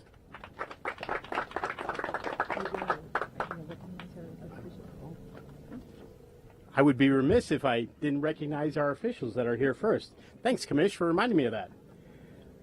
Let's see, we would like to welcome from our Edinburgh Consolidated Independent School District, School Board President, Mr. David Torres, that's here today. Thank you, sir. We'd also like to welcome, representing the Superintendent, Dr. Mario Salinas, we've got Anthony Garcia, Dr. Anthony Garcia, Anthony Garza, Dr. Leal from the Flores Zapata Elementary School. Thank you for being here, sir. Dr. Jaime Serna from Elias Longoria Middle School. Thank you for being here, sir. Our Hidalgo County Precinct 4 constables. We're glad that they're here, keeping everybody safe today. With Edinburgh CISD, we'd like to welcome School Board Secretary Letty Flores. Thank you, Letty. And pulling double duty, because she's also a Precinct 4 employee, we've got Trustee Letty Garcia that is here with us today.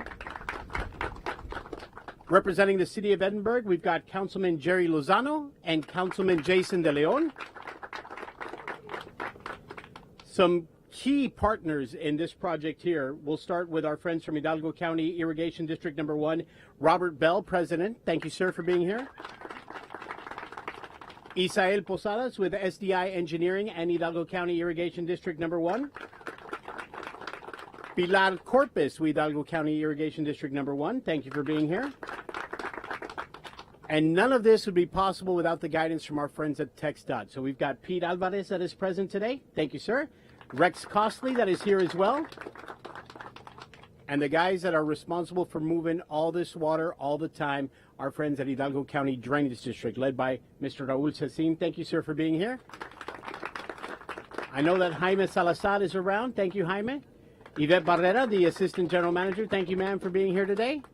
And I think those are our guests. If I have missed anyone, Omar Ansaldua is here as well. You know what? There he is.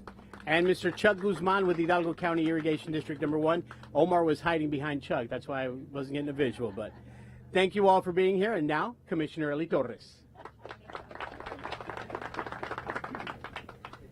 All right, Charlie. Now you're Chuck. All right. It's a great morning here in Hidalgo County Precinct 4, and I want to welcome everyone to this groundbreaking for the North Ruth Road Siphon Project. This project holds great importance for our community.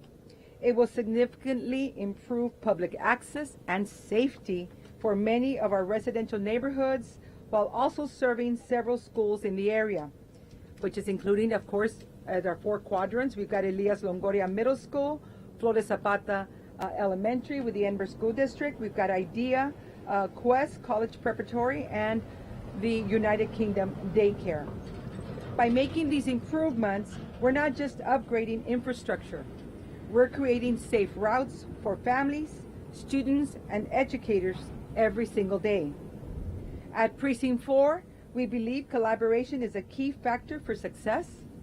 When we bring together different skills, knowledge, and perspectives, we create solutions that are stronger and more effective than anything we could achieve alone.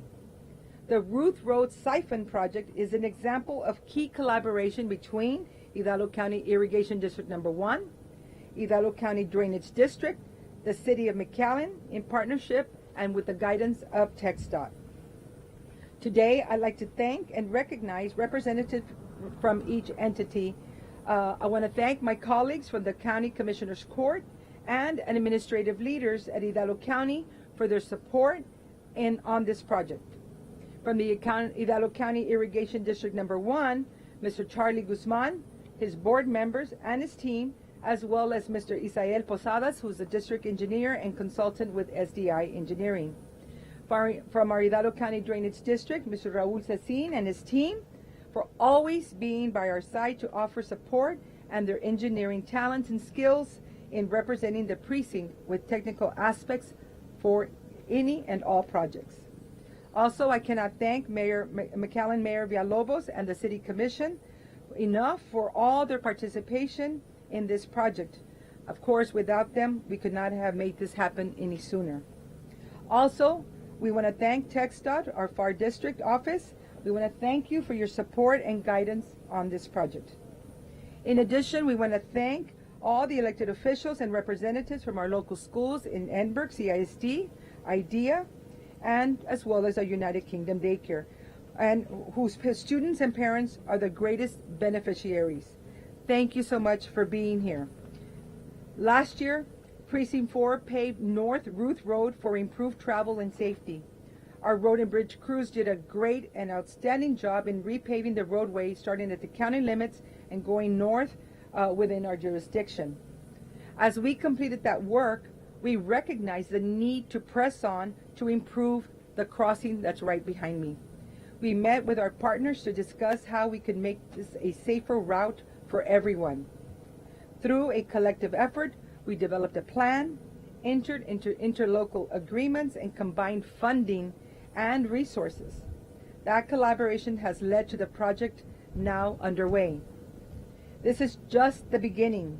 We intend to continue to improve and added safety measures to this roadway by widening our bridge in the near future. But you've got to do this part before you do that part, right? So that's what's extremely important here. So in closing, this project was designed by the Hidalgo County Irrigation District Number 1, who will oversee the project management and construction.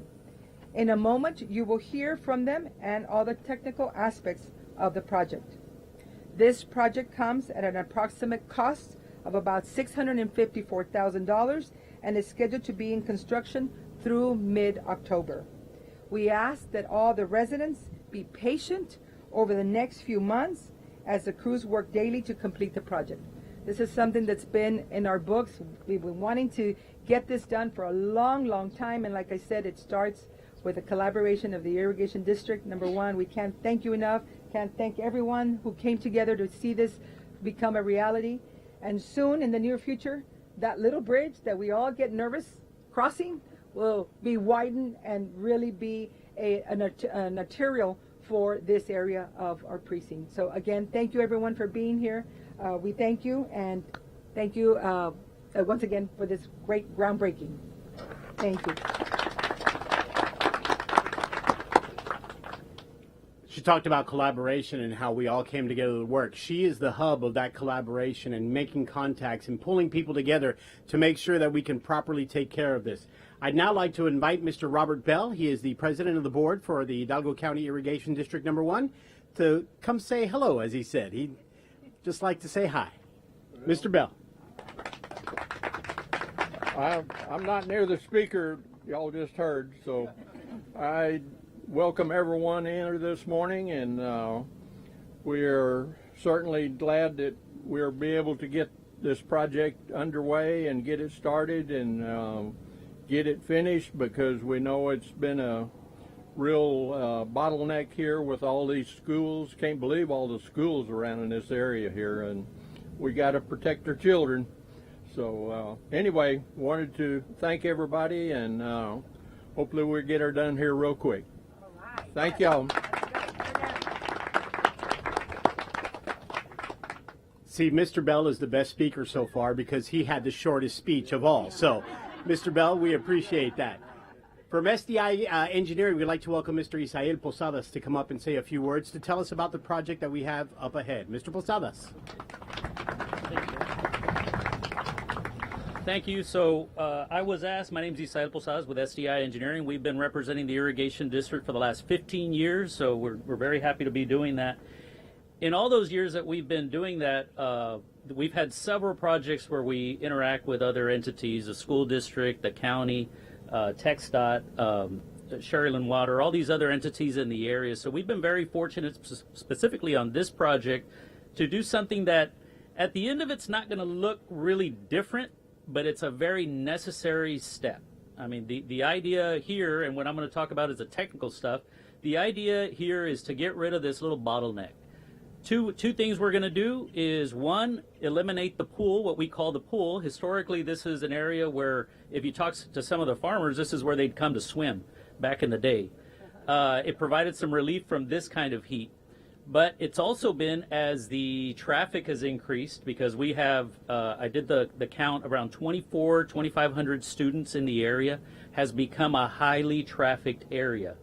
there was always a concern. I remember talking about 3 years ago with Ms. Torres about this situation here, but it was always a matter of funding. How do we do it? And the fact is, this area, maybe people don't know, it's within the limits of McAllen, Precinct 4, City of Edinburgh, Edinburgh School District. So there's a lot of things that happen in this area here. So one thing we're going to do, again, eliminate the pool. So there's always been the fright that somebody would fall in unintentionally. And two, lower the roadway so in the future, when they do expand the road, it won't have the hump in the road. So on the technical side, we're extending about 400 feet of pipeline. We're going to basically bury the crossing that's here. If you look over there, you'll see there's the crossing pretty elevated. That's the reason there's a hump in the road. So we're going to lower that. So we're adding about 400 feet of 54-inch line, approximately 50 feet of 72-inch line. Now I'm going to speak in a very technical term. We're going to reduce the vertical elevation. So in the future, the City of McAllen, when it designs its road, it'll be lowered for the speed limit that we have here. The water that's carried here. Now we think, you know, farming's going away. Obviously, we've had a lot of development, but this is one of our main canals. This is the end of our main canal before it diverges into two different places. All the water that comes through here, this came from the Rio Grande Valley, 26 miles away in Peñitas. It gets pumped one time at the river, at the border, gets pumped one time, and then it travels all the way out to Edinburgh by gravity. And then when it gets to this point, it splits off and provides water to the east, all the farming in the northeast part of town of Edinburgh and North McAllen, and also to the north here. We are actually 100% provider to 2 irrigation districts north of us. We also provide cooling for Calpine just east of us. So this is a very important core waterway for the irrigation district. So when we want to do a project like this, it's not easy, because when you do a project like this, there's 2 things that are really bad words in our system: disruption and shutdowns. And you got to plan that around the farmer. You got to plan that around the cities that rely on us for delivery of water. Thankfully, we have the irrigation district staff that are working with our partners that receive the water to give them some water in time for us to do the shutdown so we can do the tie-ins. So I don't want to, it's not going to look very like a lot happened after this is done, but it's a very critical part of the work. You know, the widening, the shutting down of that, the lowering of the elevation. So I just want to say it hasn't been an easy project, but with the right partners, such as TxDOT, such as the County Drainage District, the County Precinct 4, the school district, and all of our other partners, it has worked. And it has worked in a very short amount of time, actually. You know, we talked about it 3 years ago, but we started the interlocals about 4 or 5 months ago, and everybody came together in that very short period of time.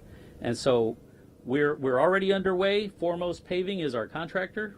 We had them on staff already, or on contract already, and that made the process also quicker. So thank you for having us, and again, we look forward to completing the project and the next phases of it. Thank you. Thank you, Mr. Posadas. The 2 key words that we took away was the safety and the unintentional people that were going to be into the pool.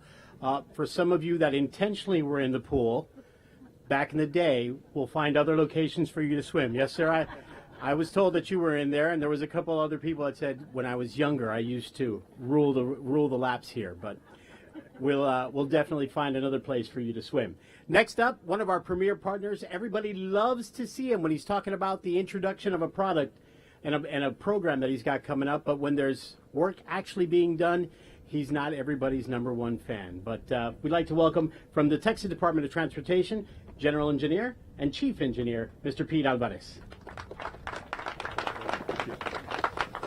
Good morning, everyone. Wow, what a pleasure it is to be here this morning. Several folks have already spoken, and to me, it's partnership at the end of the day.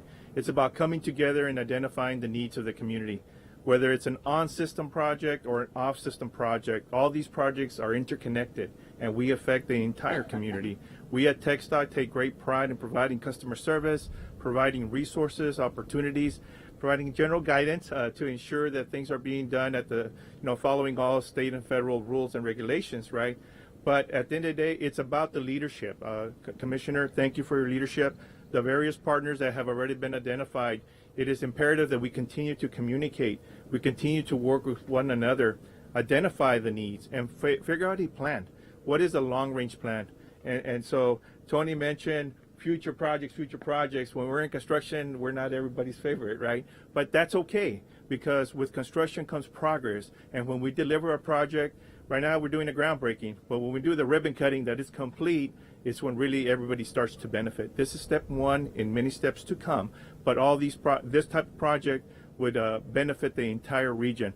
I would be remiss without recognizing Rex Cosley, Deputy District Engineer, who has been instrumental, in working behind the scenes with the various technical staff to ensure that this project became a reality. Thank you once again for allowing me an opportunity to address the group. Looking forward to this project. All right, ladies and gentlemen, and with that, we will wrap up our program. We'll ask everyone to please stop by and grab a shovel as we have the turning of the dirt for this upcoming project. 1, 2, 3.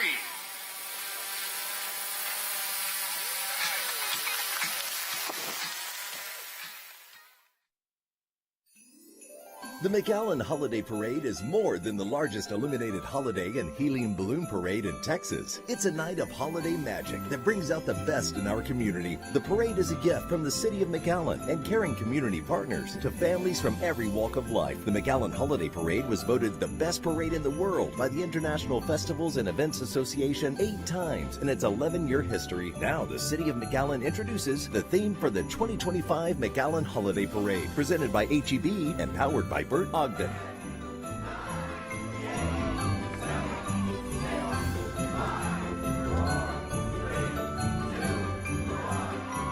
Christmas across America. Families will join Santa on a road trip across the country to discover holiday magic from sea to shining sea. Watch holiday magic connect people from every corner of the country with light, sound, and imagination. And be there when McAllen's hometown holiday traditions take center stage as giant helium balloons twirl for the Vuelta. McAllen's balloon spinning cheer. See Trompitos, McAllen's motorized illuminated mini float, and other South Pole of Texas originals, marching bands, celebrity guests, and more. The countdown to Christmas across America starts now for the 2025 McAllen Holiday Parade, presented by HEB and powered by Bert Ogden.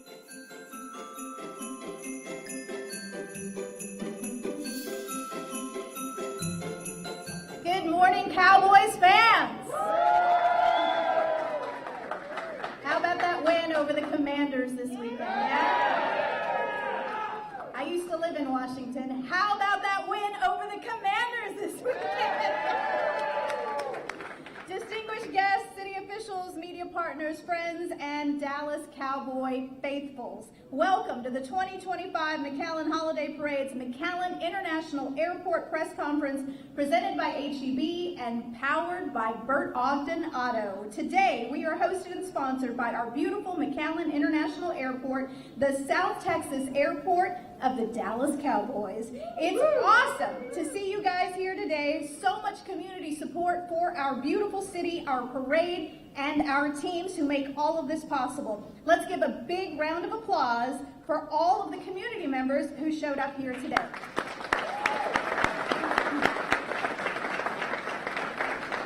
I want to recognize some special guests who are here with us this morning. Our mayor, Honorable Javier Villalobos. His beautiful wife, Annette, and his kids, Miranda and Javi, thanks for coming out today.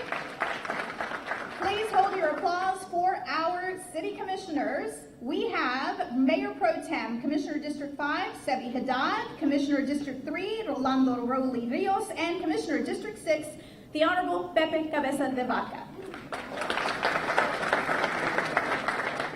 Our city manager is here today. Give it up for Ike to Will. Deputy City Manager Michelle Rivera, thanks for joining us today. Assistant City Manager Juan Olaguibel and Assistant City Manager Elvira Alonso. We appreciate your attendance here today. I must do this, and I hope you you guys don't mind. It takes a village to put all of this together, and I want to take a moment to thank some important sponsors who are here today. From the McAllen International Airport, our Aviation Director, Jeremy Santos-Coy. From the Bert Ogden Auto Group, we welcome Julian Olivares, my friend, and Cesar Castillo. The University of Texas Rio Grande Valley, Efren Villarreal and Joel Corte. Lone Star Ambulance Service, Javier Hinojosa. Jay Gonzalez Injury Attorneys, Myra Olivares, Xochitl Hernandez, Judy Perez, Jacqueline de los Santos. We appreciate you ladies being here with us today. L&F Distributors, Danny Canales and Zeke Garate. From McAllen Public Utility, Mark Vega, Metro McAllen, Jesus Gaitan. Chick-fil-A Rio Grande Valley, Luis Magdaleno and Michelle Fernandez. We also have McAllen Shines, Robert Trevino and Rebecca Cantu, IBC Bank, Marilee Becerra and Alondra Salinas, Rhodes Enterprise, and Esperanza Homes, Ana Welper. From LAX, Jerry Garcia, Visit McAllen, Danielle Ayala, McAllen ISD, our superintendent, Dr. Nene Gutierrez is here today. Thank you so much for all you do, and Felicia Villarreal, congratulations on your new appointment, and we're happy you are here. PNC Bank, Sam Lopez, Pollux Castor Creative, Dr. Linda Lauren and Adan Garcia, and their amazing team. Thank you. Pena Eye Institute, Stephen Pena, Suzanne Pena, Palenque Group, Marcelo Rodriguez, Half Associates. Thank you, Marcos Diaz, Robert Kistner, Donato Medina. Thanks for always showing up in style to our events. iHeartMedia, Ariel, thank you so much. Ari Bella for being here today, and Radio United, Aida Rincones. It's a lot of people to thank, but we are absolutely 100% appreciative of everything you do to support the city of McAllen. The McAllen Holiday Parade and McAllen International Airport have a long-time partnership that's created some incredible parade moments. This is the third year that the McAllen International Airport will partner with the city of McAllen and the Dallas Cowboys to create the parade's Skybox fan experience.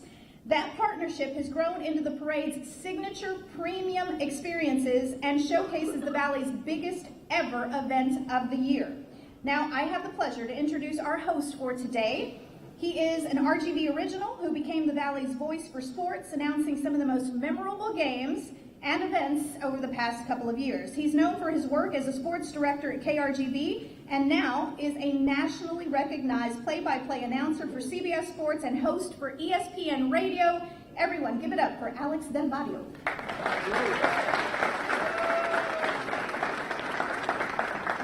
All right, thank you, Irma.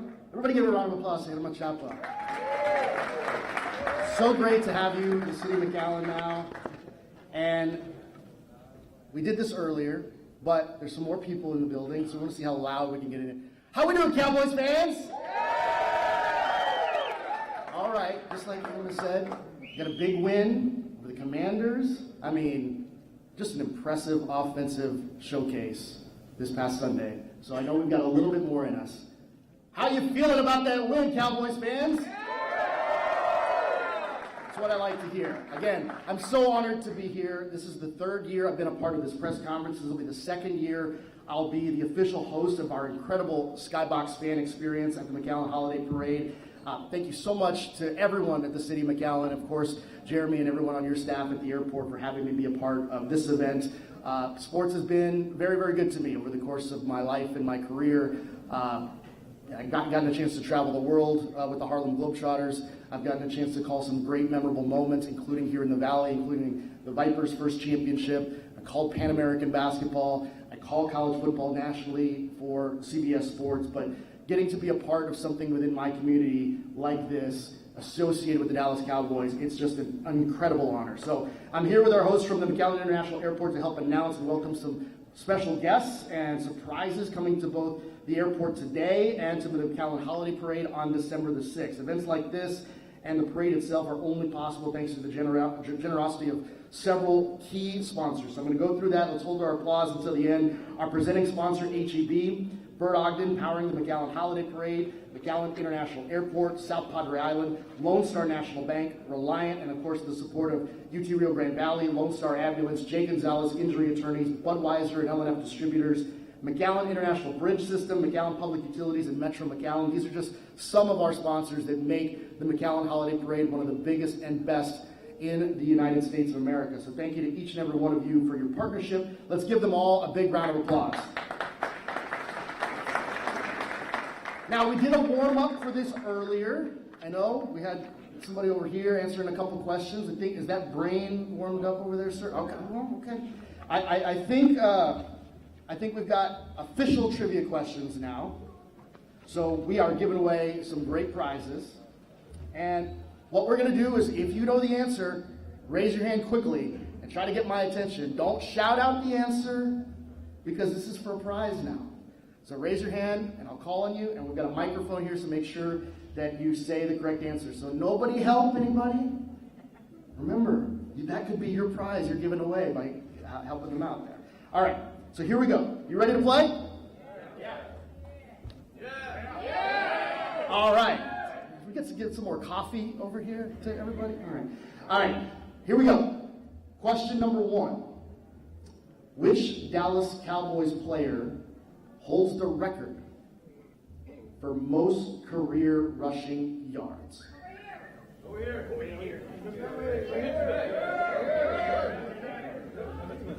Emmitt Smith. Emmitt Smith is correct. We're going to get you a photo at the end of the press conference in front of that shiny red truck over here. And now let's officially kick things off with the rest of our ceremony. We'll have some more questions, more chances to win coming up. Don't worry. Let's get things kicked off. Everybody, huge round of applause. Let's welcome the mayor of the city of McAllen, Javier Villalobos.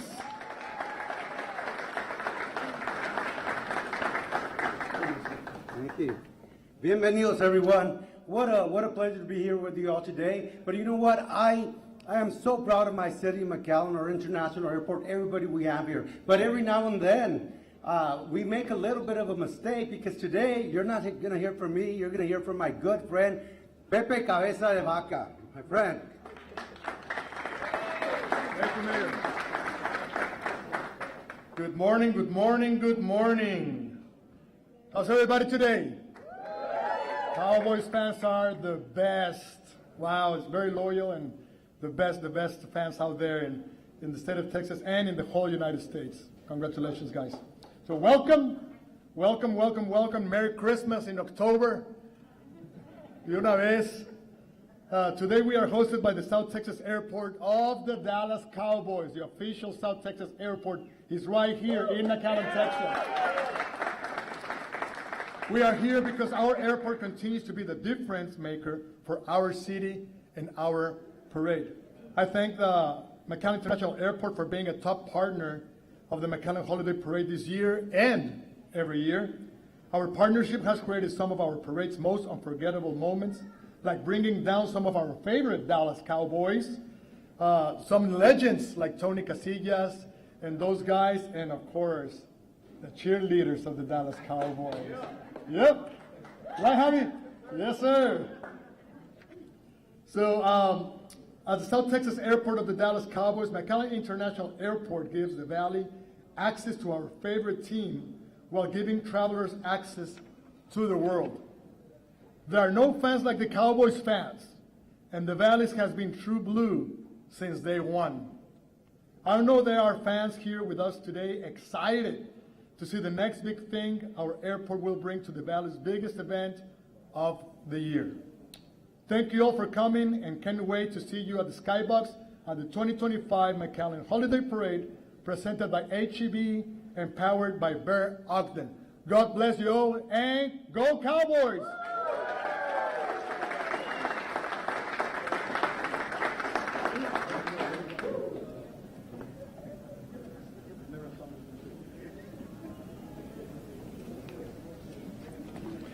Threw me a curveball there. Thanks, Pepe, for coming up on stage.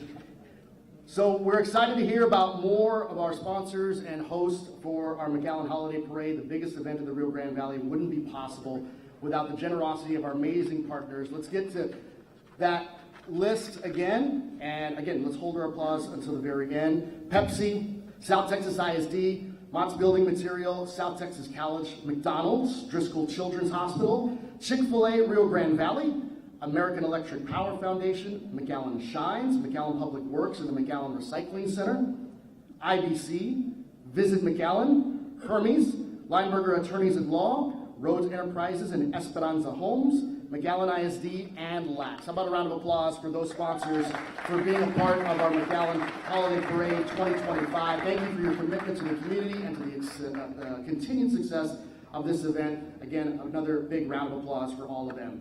Now, time for some more trivia. We got a microphone ready? Ready to go? Okay, here we go. They're going to get a little bit more difficult now. That Emmett Smith one, I thought that was a little too easy. So, you know, we're going to make this one a little more difficult. You're going to have to jump in the Wayback Machine for this one. So for our vintage Cowboys fans in attendance, one's with a little more gray hair in them, this one's probably for you. All right? What year did the Dallas Cowboys win their first Super Bowl? That guy right there. Don't ask your friend. Don't ask your friend. 1962 is incorrect. Over here. We got this guy over here. You gotta wait for the microphone though. This youngster right here with the hat. 1978 is incorrect. Right here. No. 1972 is correct. Do we know what Super Bowl that was? Super Bowl 6? Who was their opponent? No. The Miami Dolphins. And the Cowboys won 24-3. Congratulations. It took us a while to get there. Told you they would get harder as we moved along here. So well done. We'll get your photo at the end of the press conference with your prize. All right. Another round of applause coming up here. Please welcome the City of McAllen City Manager, Ike Talib.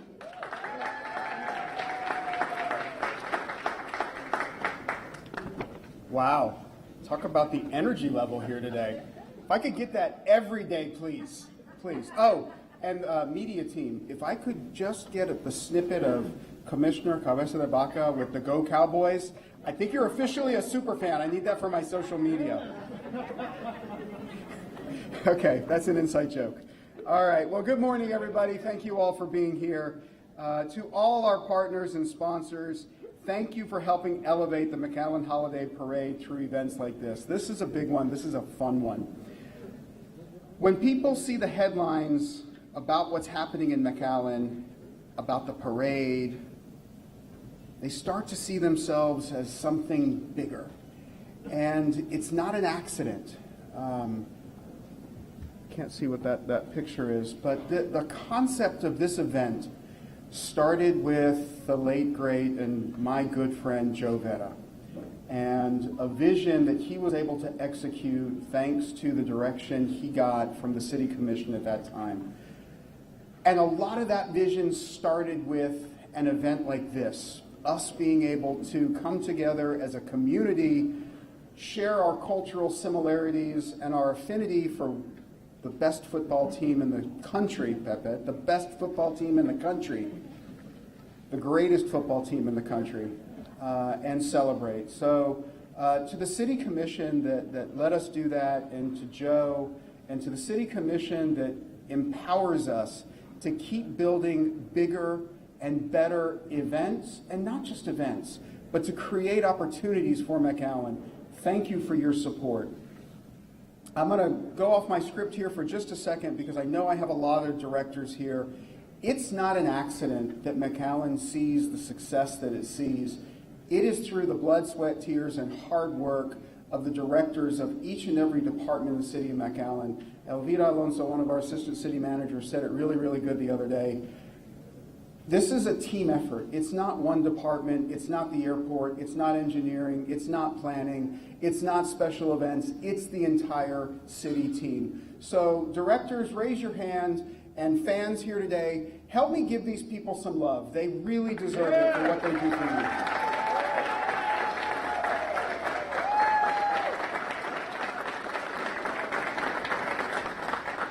So bringing new and exciting experiences to McAllen and the Holiday Parade reflect our city's ongoing commitment to excellence.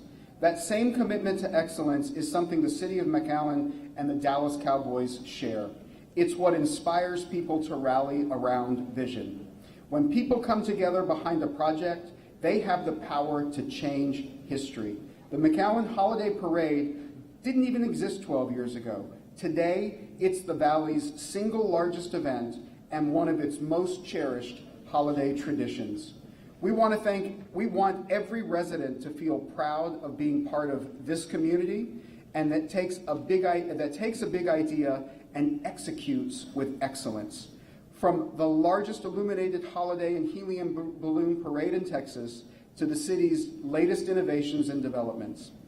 When people across Texas see the caliber of guests, the caliber of residents, and the partners we bring to McAllen and the McAllen Holiday Parade, they recognize our city's star is shining brighter than ever, and we're only getting started. Thank you for being part of this journey towards excellence. Your support makes it all possible, and your being here makes it all worth it. We can't wait to show you what's next.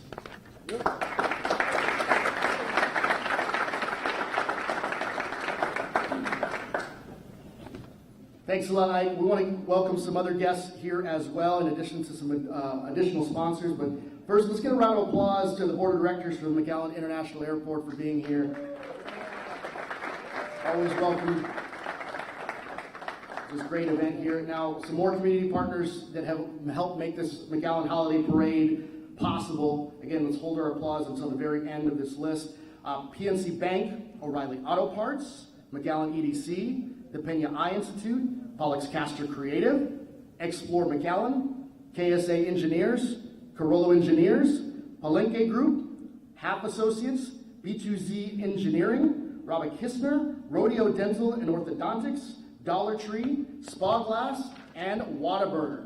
Let's give them all a round of applause, show them some love for their incredible support of the City of McAllen, the McAllen Holiday Parade.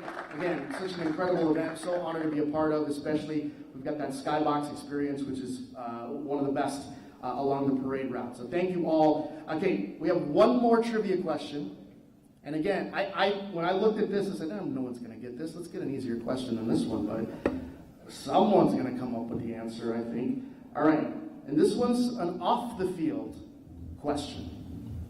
So for those of you that are more in the marketing and the, all the stuff surrounding the game, this might be the question that you answer correctly. Here's the question. We ready? Yeah. Final question. You guys ready? All right. We got the microphone ready? All right. Let's do this. What year did Rowdy, you guys know who Rowdy is? What year did Rowdy become the official Dallas Cowboys mascot and appear at a regular season game? No one's raising their hand yet, I told you. Right here, he's going to take a guess. First one, hang on, wait. We got to get this for the official record here. 1992. 1992 is incorrect. We already had a winner here, so let's try this guy right here. Hang on. Wait. Microphone right here. I'm going to take a guess as well. Okay, but just wait for the microphone. 2000. No. This guy right here. 1996. 1996 is correct. Circle gets the square. Congratulations, great job. We're going to get your photo over here at the end of the press conference, so don't go anywhere after you get the prize. In 1996, Rowdy became the official mascot of the Dallas Cowboys, and that's when he appeared at a regular season game. So thank you to the Dallas Cowboys Pro Shop, by the way, at La Plaza Mall for providing these trivia prizes today. They've got a great selection of merchandise in there. So now, without any further ado, it's time to hear some exciting announcements from our host, McAllen International Airport Director of Aviation, Jeremy Santaskoy.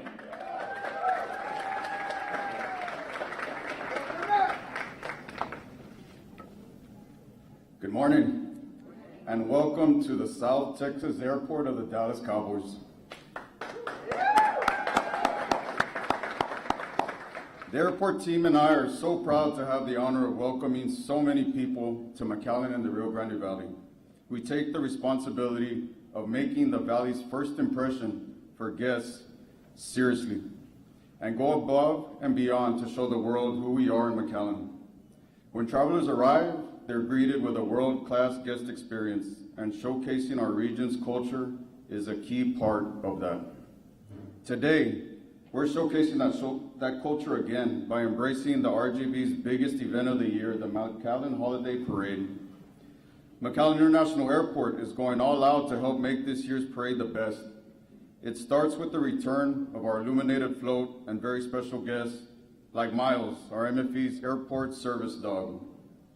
And this year, we're excited to surprise the crowd with even more friends of the McAllen International Airport. We're also bringing back a fan favorite, our motorized airplane, Trompito. And now for the best part. I'm proud to officially announce the return of the McAllen International Airport Skybox Fan Experience.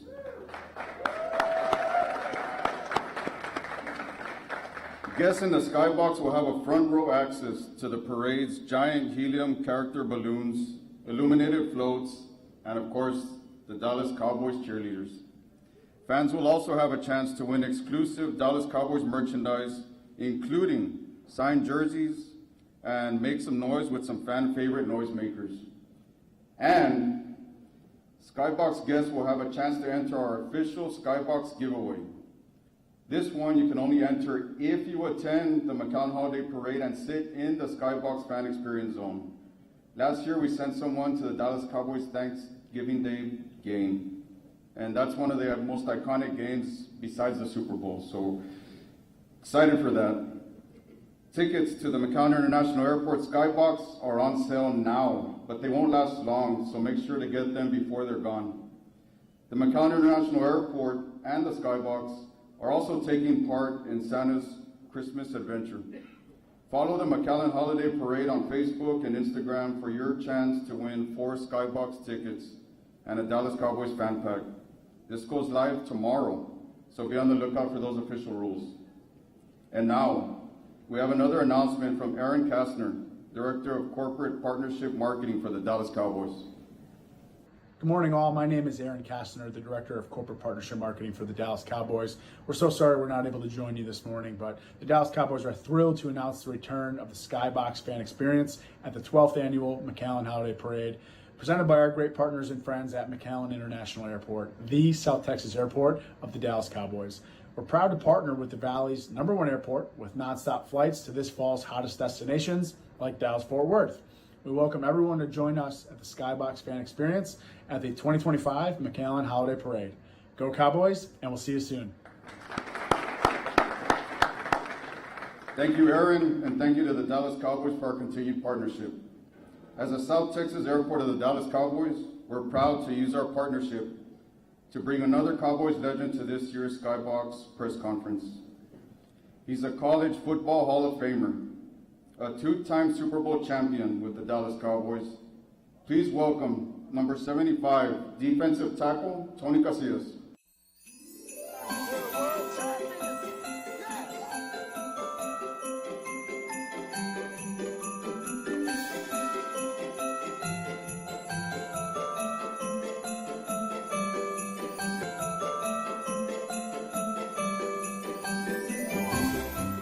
I'm surprised you guys didn't have to Google me. But anyways, it's great to be here in McAllen. Let's give it up for each other.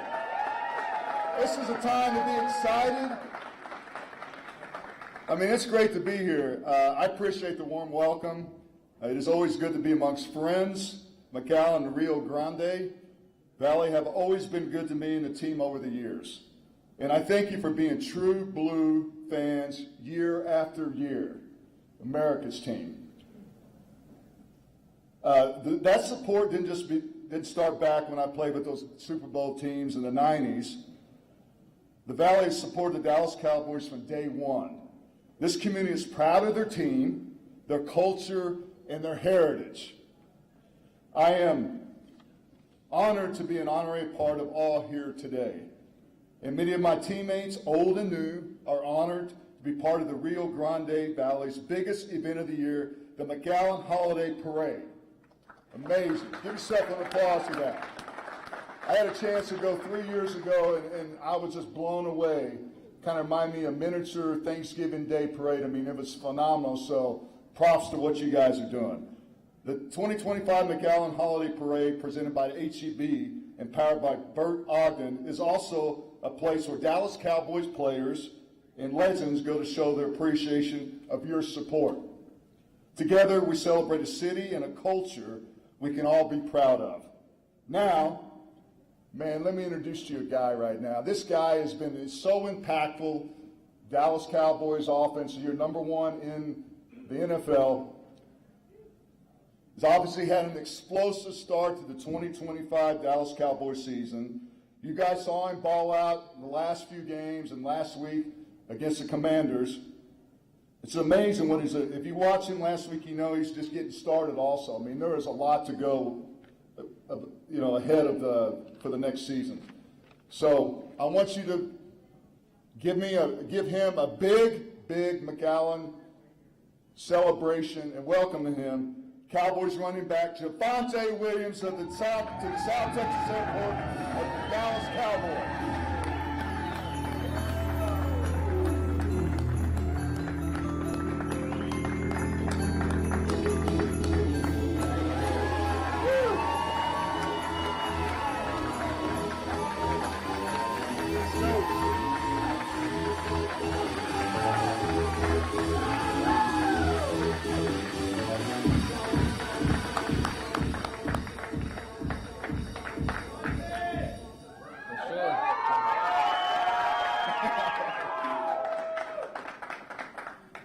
Good morning, McAllen. I just wanted to thank everybody for coming out. You could definitely feel the love here and tell that this is really where it all started at for the Cowboys. And I also want a special thank you to the entire airport and the staff for making it look so beautiful and nice in here. And let's get it.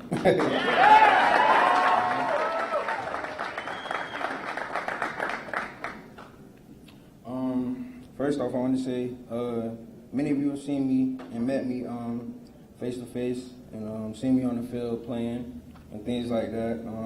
But the real reason that I wanted to come was to announce this year's special guest for the McAllen Holiday Parade, which is going to be number 87 tight end Jake Ferguson. Fake. Prescott has plenty of time. Ferguson wide open. Look at him go. Jumping over people. On the big scoreboard here. Look at that. Well, that's pretty impressive. I was looking left, going left. There he is. Prescott going end zone. Caught for the touchdown. Ferguson.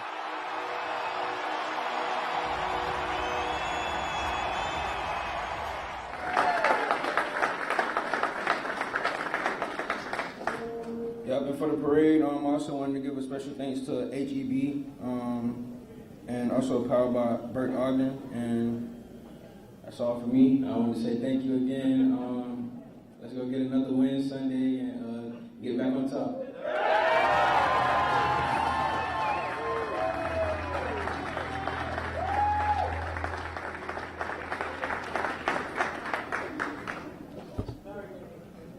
Thanks, fellas. How about one more round of applause for Tony Macias, Javonte Williams. What a great announcement. Jake Ferguson going to be here for the McAllen Holiday Parade. And, of course, what an impressive performance this past week with a couple of touchdowns. And the Cowboys offense really cooking right now, man. So we're really happy with everything that's going on over there in Dallas right now. And excited to see a superstar come down for the McAllen Holiday Parade. A big thank you to our media partners for helping share this story with our community. All of our media partners that are here, including KRGV, Channel 5, iHeartMedia, Latino Media Network, Entravision, MyRGV.com, Nexstar with CBS 4 and NBC 23, Radio United, Telemundo, Lamar Advertising, El Periódico USA, Advanced News, Más Music, Revista Expression, and Social Life News Magazine, and all the other media partners that are part of the McAllen Holiday Parade. Once again, my name is Alex Salvario with CBS Sports, formerly of Channel 5. I'm honored to be a part of this press conference for the third year and for the Skybox experience for the second year. I'm so excited to see all the floats and all the great people and all the turnout that comes out to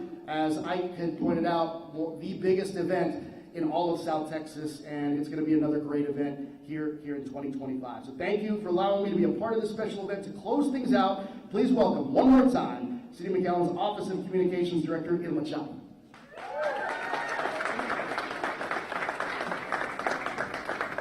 You just seem so shy, honey. Are you shy? A little bit? Ladies, give it up for Javante. And Tony, you never have to ask us to Google you. We know who you are, my dear. We absolutely know who you are. You left an impression on us and our hearts, and we are so grateful. This is Dallas Cowboy country.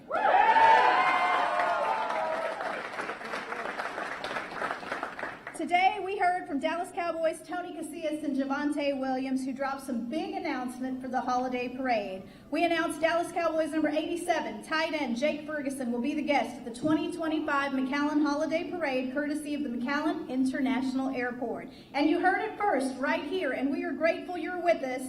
The McAllen International Airport Skybox fan experience will return to give fans a sideline view of the parade, plus chances to win Dallas Cowboy merch, much like jerseys and tickets to the Cowboys game. We announced McAllen International Airport Skybox tickets are now on sale at McAllenHolidayParade.com. Write that down, McAllenHolidayParade.com, or go there now. Many of you have your phones in your hand. And we announced a chance to win Skybox tickets by following the McAllen Holiday Parade on Facebook and on Instagram. So, with that, I announce our next 2025 McAllen Holiday Parade presser will be held at the Peña Eye Institute on Friday, November 7th at 10 a.m., and we hope to see many of you there. God bless you, God bless Texas, and God bless the Dallas Cowboys!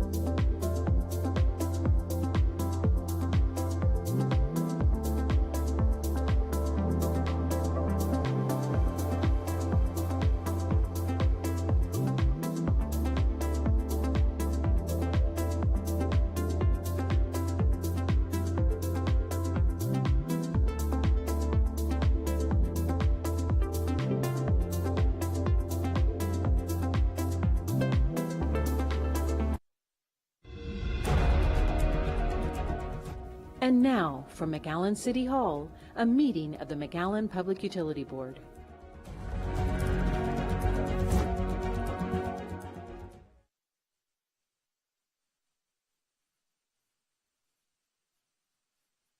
Pledge allegiance to the flag of the United States of America, and to the republic for which it stands, one nation under God, indivisible, with liberty and justice for all.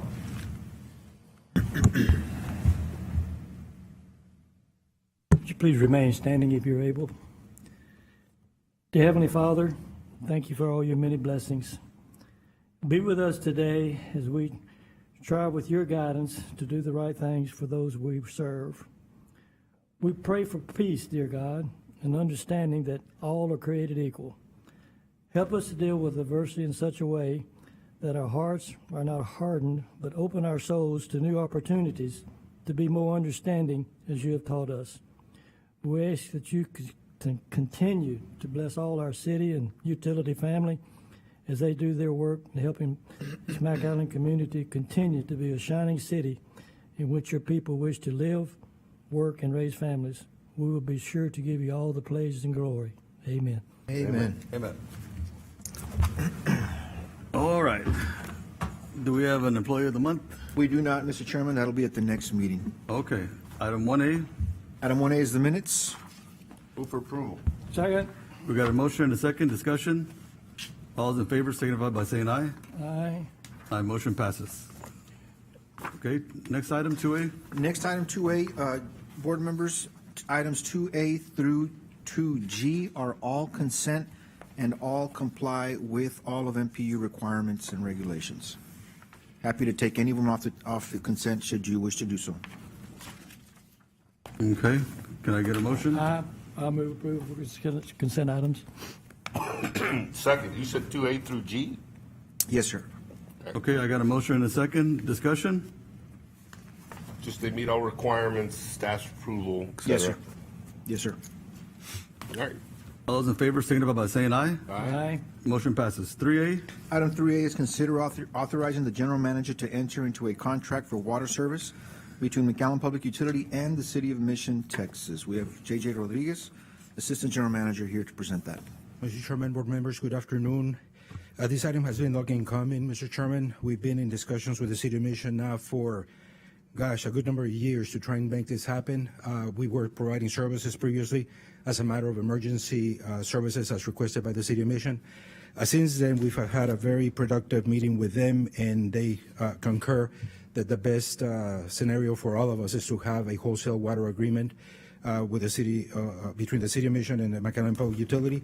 The contract in question, Mr. Chairman, basically mirrors the existing agreement that we've got in contract with the City of Edinburgh and the City of Hidalgo. There's a small take or pay, 50,000 gallons per day. And the rate that we're quoting the City of Mission is $2.25 per 1,000 gallons.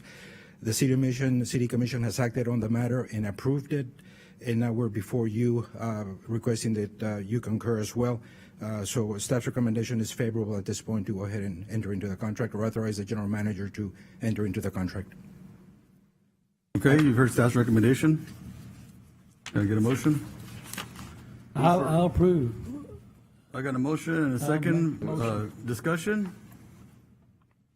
I know it was hard because they had some turnover and stuff going on there. I know you and Mark worked hard on this, so yes, sir. Congrats on that. Thank you. So this is going to take us through to 2035, another 10 years. Yes, sir. It's a 10-year, and it does have a provision in the contract. Mr. Willingness to renew for another 10 years upon. I haven't looked through the entire contract, but what does it say in terms of either party, the ability to terminate or if there's a water shortage? With notice, and off the top of my head, I don't recall the time frame, Mr. Williams. There is a provision there for notice. Absolutely, yes, sir. For both parties. Standard force majeure clauses, if we're unable to perform due to drought or something outside of our control. Okay, I just want to make sure that, we're going to be covered in the unlikely event that we may ever need to cut it off. Absolutely, and our relationship has gone very well. Mr. Williams, with the City Mission folks, we're on the same page all the time. They understand that if we have challenges and we're unable to serve, that we have to take care of our. Don't get me wrong. I think these interlocals or whatever they're called are excellent. truly believe in regionalization, and I know you guys are on top of that. So, you just have to prepare for all contingencies. Yes. Thank you. In fact, Mr. Vega and myself have talked to them about actually constructing another interconnection point further north from Old 83. So that's in the works as well. And so I think the relationship will be very stable for many years to come. Good work. Good work. Thank you. Yes, sir. Okay, all those in favor signify by saying aye. Aye. Motion passes. Thank you, JJ. Thank you. 3B, Item 3B is consideration and approval for final reconciliation change order number 1 for the manhole rehabilitation 2025 project. We have Patrick here. Afternoon, Patrick. Good afternoon, board members. Good afternoon, afternoon. Mr. Vega. On January 14th, 2025, the McAllen Public Utility Board approved an award of a by-board contract to Southern Trenchless Solutions, Inc., in the amount of $450,335 for the Manhole Rehabilitation Project 2025. The scope of the project consists of the rehabilitation of 72 sewer manholes excuse me, and 3 lift stations. The rehabilitation includes cover replacements, structural repairs, and bench repairs. The project has reached substantial completion. Final reconciliation of quantities was conducted to close out the contract, which resulted in a net credit of $141,803.20. In addition, an extension to the contract time by 52 calendar days is due to unforeseen delays encountered during the project. A detailed breakdown of the change order items is attached to this memo, and it is included in your packet.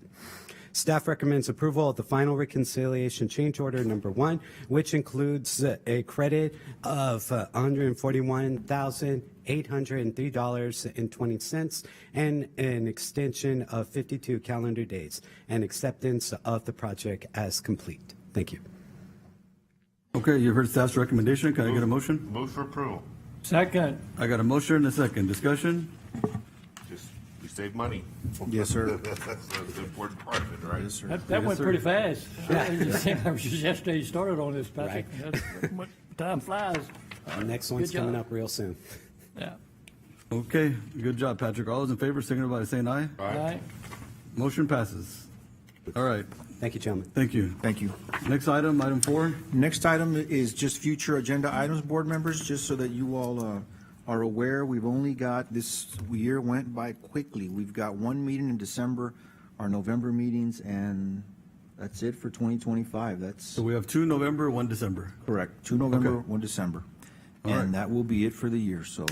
Mark, I noticed that the November the 7th is a big employee service recognition. That is a little bit conflict with our conference. November, our annual Our utility- employee luncheon is actually next Thursday, the 23rd.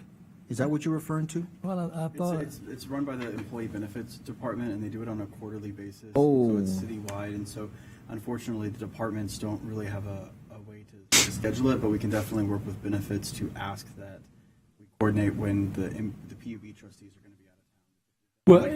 well, it just so happens, it was a November 7th date Right. that I saw. That's the city, that's the recognition for the 5, 10, 15, 20 year. I got confused with our annual MPU luncheon, which I is got next you. Thursday. I got you. Yeah, no, this is November the 7th. Yeah, that's the And city. I think that's the same time as our conference. It is. Anyway. It is correct. I don't know if we, anyway, to. Yeah, we're gonna, matter of fact, I saw some Double check on emails that some of the departments have some personnel, Yeah. and we want to give them the option, if they want to go out and get Go their out and get- plaque, yeah, and get and they their can deal, run back come to the back, conference. sure, Yeah. okay. That's what we're gonna do. Yeah. All right. Okay. So, Next item, 5A. Mr. Chairman, items 5A and 5B are eligible to be discussed in executive session. Okay, can I get a motion? So moved. Second. I got a motion and a second. Discussion? All those in favor signify by saying aye. Aye. Motion passes. All right, we're in executive session.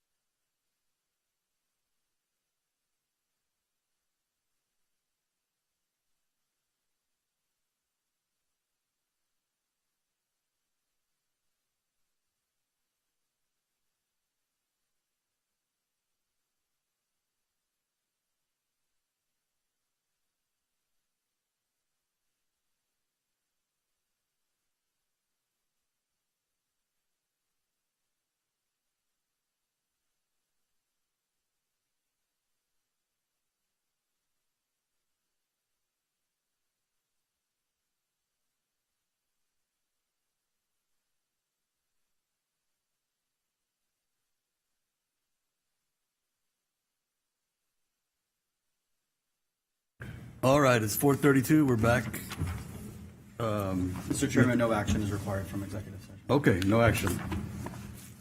That being the case, Mr. Chairman, if there's no other business, I'd move to adjourn. I got a motion and a second. All those in favor, signify by saying aye. Aye. We are adjourned. 32. Thank you. And with that action, this meeting of the McAllen Public Utility Board is now adjourned. Regular PUB meetings are held on the second and fourth Tuesday of each month. Look for repeats of this meeting on Wednesday, Friday, and Sunday on the McAllen Cable Network.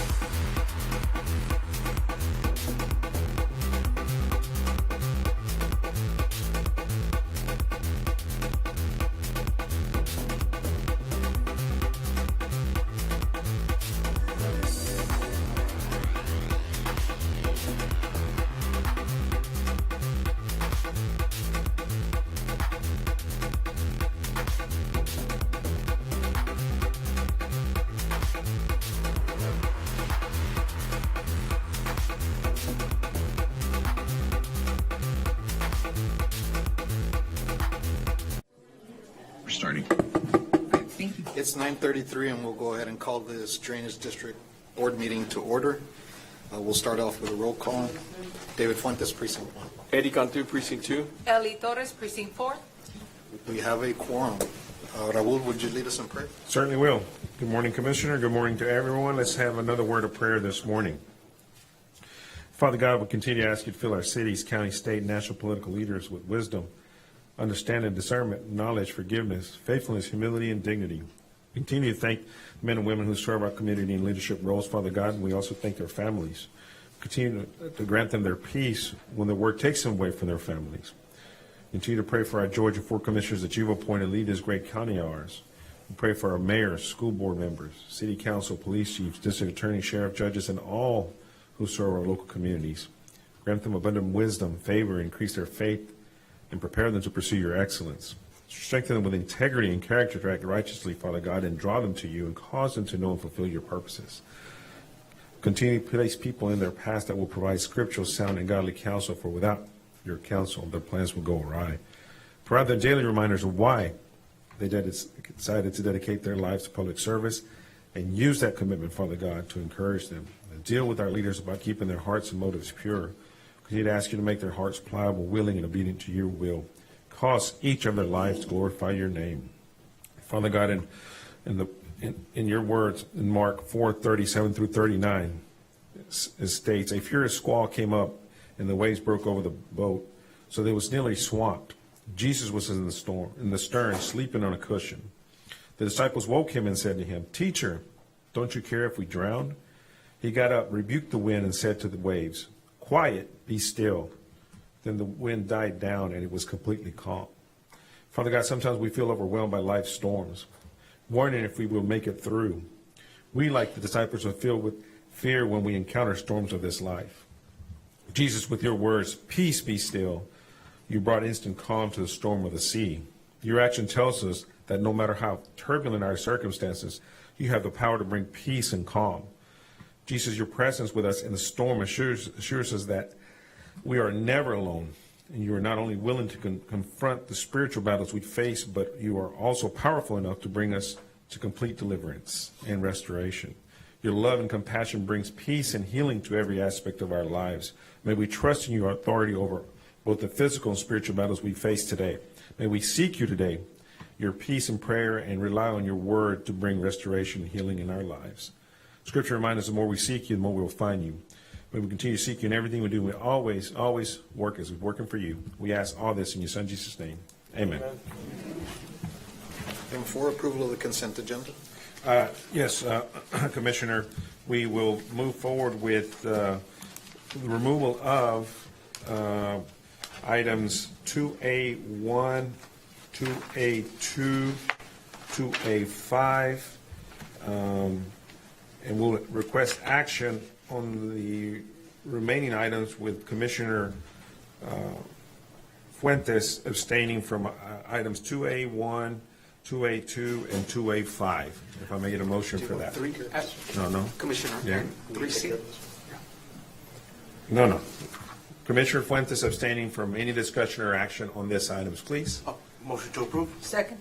All in favor, say aye. Aye. Aye, motion carries. I will need action now on And we items. have Commissioner abstaining. Yes, Commissioner abstaining, not discussing. And I'll need action now on item 3C with Commissioner Villarreal not participating in discussion or any action on this item 3C. Motion approved. Second. All in favor, say aye. Aye. Motion carries with Commissioner Villarreal abstaining from any and all discussion. That's correct. Just to be clear, I think we need to make a motion and approval to approve the consent without those things, because I think we went straight into 2A1, 2 and 5, and then 3C. So I think we need to approve the balance of the consent. Yes. Make a motion to approve the balance of the consent. Second. All in favor, say aye. Aye. Motion carries. All right, so I think we've covered all of that. Item number 5, discussion on vote. Yes, sir. So, just a quick presentation or information. Our House Bill 500, that was passed in the 89th legislature, They appropriated the one-time funding for various state needs, and one of those was the Hidalgo County, Williston County Delta Region Water Management Project, the $15 million. We've received a request, invitation to provide the letter application for funding. So we've started that process already, gathering all the information. This is a great opportunity to take that money, invest it in our water treatment and flood mitigation project that we have for our region. So we started that process already, and our deadline is due the 22nd, which is next week. We should be on point to get everything in place and then start the process of drawing down those funds as we continue with the progress of the project. So, did we need an environmental for that? Not right now, no. We're getting clarity on that, sir, and that's what we're clarifying with the Water Development Board, what the actual special rules, because it's a little separate allocation, since it's a grant separate and apart from the Water Development Board, so to speak. It's an appropriation. It may not have the other components of what the normal application for funding from the Water Development Board is. So, but we're exploring all that to make sure we clear that. But yes, sir, we're moving forward with that. Just wanted to brief the board on that. So, and that's all I have for today. Very clear. If I may, I'll move on 6A1, discussion of the 89th Legislature House Bill 500 that appropriates funding for the Delta Region Water Management Project. So again, this is the same, what I just briefed the board on, and I will request also 6A2 and 3, which is approved resolution affidavit requesting financial assistance from Water Development Board for the Delta Region Water Management Project, and 6A3, approval to designate the general manager authorized as the authorized representative and signer of the Alcohol District 1 for financial assistance and any other necessary documents that may apply. As I mentioned, we're applying for this, and I'm requesting the board grant me the authority so I can execute the proper documents so we can get the submittal in place before the deadline. So moved. Second. All in favor, say aye. Aye. Motion carries. Thank you. 6B, request approval to purchase a weather monitoring system, flood monitoring, and rain gauge system through the Alcohol District 1 membership participation with Omnia Partners Corporated Award Contract Number 44000848 from Safeware Inc. Total amount of $334,034.04. So moved. Second. All in favor, say aye. Aye. Motion carries. Thank you. 7A, request approval to enter into position use agreement with AA Goddess Limited in connection with the 2018 bond project 30 Princess Drain Project 30-1, and authority for the chairman of the board to execute all necessary documents. So moved. Second. All in favor, say aye. Aye. Motion carries. And I'll continue B, C, and D, if I may. Request approval to enter into possession use agreement with Danny Longoria in connection with 2018 bond project 8, Anacuitas parcel 8E4, and authority of the chairman of the board to execute all necessary documents. Item C, request approval to close the documents of parcel 8E3 as it relates to project 8 of the 2018 drainage bond program, Anacuitas drainage project. Authority of the chairman of the board to execute documents subject to final legal review. And 7D, payment of approval invoice number 12-2025R in the amount of $82,374.48 from Dallas County Precinct 4 for pay period 12-2025 work on Rainbow Drain. Motion to Items approve. 7D, yes, C and D. All in favor, say aye. Aye. Aye. Motion carries. Thank you. Item 8A, request authority to advertise and approval of the procurement packet A requirements, specifications, plans, et cetera, for La Villa de Cacho Elsa Phase 2, IBWC Structure 604AL 2023 bond referendum project number 8.5, RB number ACD 12505911105 ESC, include the re-advertising of the project. No bids are received or they're rejected. So moved to approve. Second. All in favor, say aye. Aye. Motion carries. Thank you. You'll handle all of these under B. Yes, sir. I'll go ahead and move with it. We'll take actions with items 8B1, approve application payment number 16, the amount 2533C7 from RG Enterprise LLC, DBA G&G Contracts, Phoenix Construction, CACD 1230531 South Main Drain Phase 1 Project Engineer, Mr. Alcedor from my office. And item B, 8B2, approve application payment number 14 in the amount of $678,964.86 from Econ Group pertaining to construction contract CACD 124-007-0319 South Main Drain Phase 2 Project. Again, Mr. Alcedor from my office. I request action on items 8B, 1 and 2, please. Motion to approve. Second. All in favor, say aye. Aye. Motion carries. Thank you. For item 8B3 and 8B4, Commissioner Villarreal will be abstaining and not participating in any discussion on these items. Again, AB3, approval and acceptance of certificate of statute completion and certificate of construction completion for Synergy Development Virginia Construction Contract CACDD1 2402906111 for McAllen Lateral East Project, engineer G Engineering. And item 8B4, approval application payment number 8, retainage in the amount of $108,603.87 and $807.31 in interest pursuant to Texas Water Code 49276 from Synergy Development Virginia Construction Contract C ACDD1 2402906111 for McAllen Lateral East Project Engineer GDJ Engineering. We request action 8B, 3, and 4. So moved. Second. All in favor say aye. Aye. Aye. Motion carries. Let the record reflect that Commissioner Villarreal abstained from discussion. Thank you, and sir. action. 8B5, approve application payment number 2 in the amount of $105,741.42 from Constructs Enterprises pertaining to construction contract CACD 125-013-0415 for McAllen Lateral West Project Engineer Sierra Engineering Group. Motion to approve.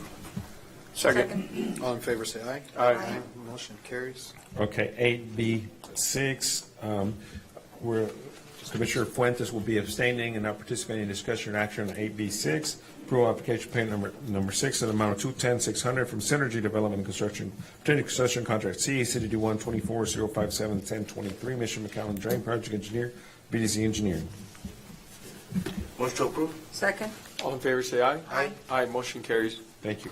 Item 8B7, approval application payment number 1 in the amount of $386,968.32 from Reno Works pertaining to construction contract CACD 124-05811-06 West Main Drain 3 Project Engineer S2 Engineering. And item 8, approval application payment number 4 in the amount of $78,745.66 from 3E Logistics of Texas pertaining to construction contract CACD 124-0470917 Alamo Expressway Drain Phase 2. Motion to approve. Second. All in favor say aye. Aye. Motion carries. Thank you. 9A, request approval of closing documents parcel 6 that relates to JO1 drainage project and authorization of the chairman of the board to execute documents. Motion to approve. Second. All in favor say aye. Aye. Aye. Motion carries. Okay, that's it. No closed session? No, sir, not today. All right. With that, we'll have a motion to adjourn. So Motion made. moved. Second. Second. All in favor say aye. Aye. Aye. Aye. Motion carries. It is now 9:49. This meeting is adjourned.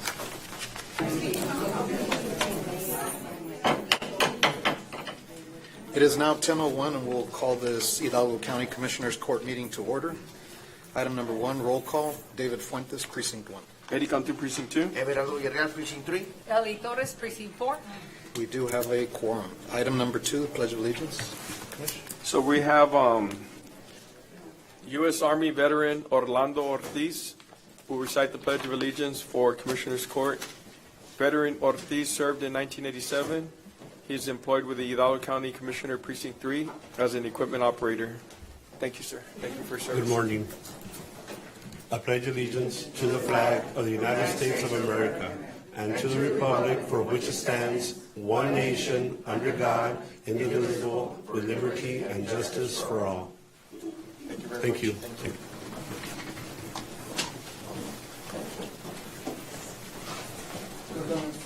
And then Mr. Arnoldo Amaro from Human Resources will lead the Commissioners Court in prayer. Mr. Good morning, Amaro. everybody. Happy Tuesday. If I can please ask everybody to please bow your heads. Heavenly Father, we thank you for the responsibility entrusted to the government body of Hidalgo County.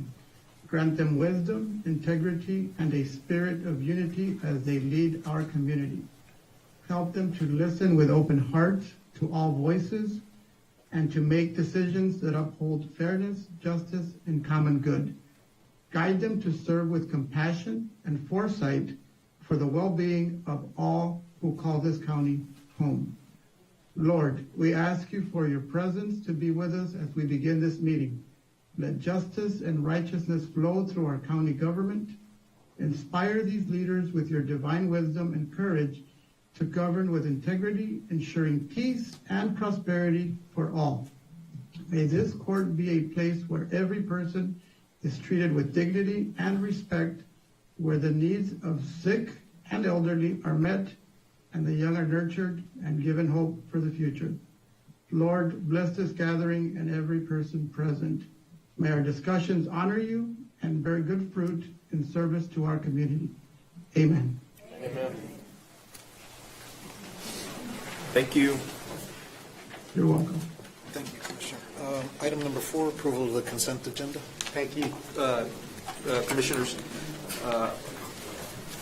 I'd like to pull from consent agenda the following items: 6A, 1, 2, and 3, 8B, 13D1, 13E, and 13J6. I could have action on the balance. So moved. Second.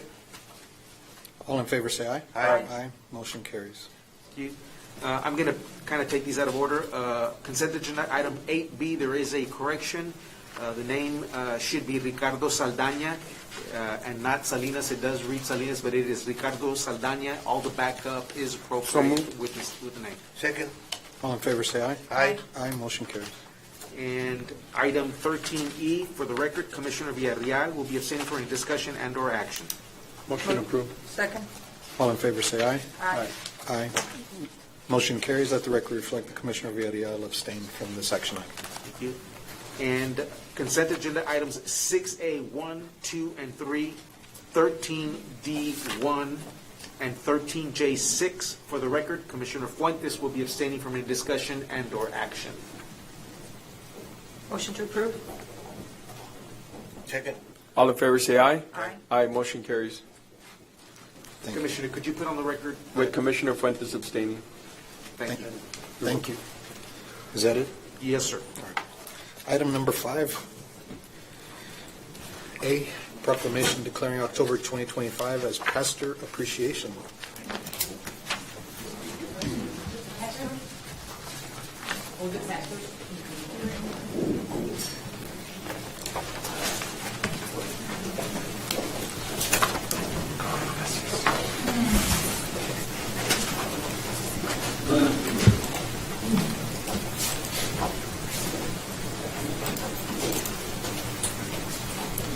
Morning, Commissioners.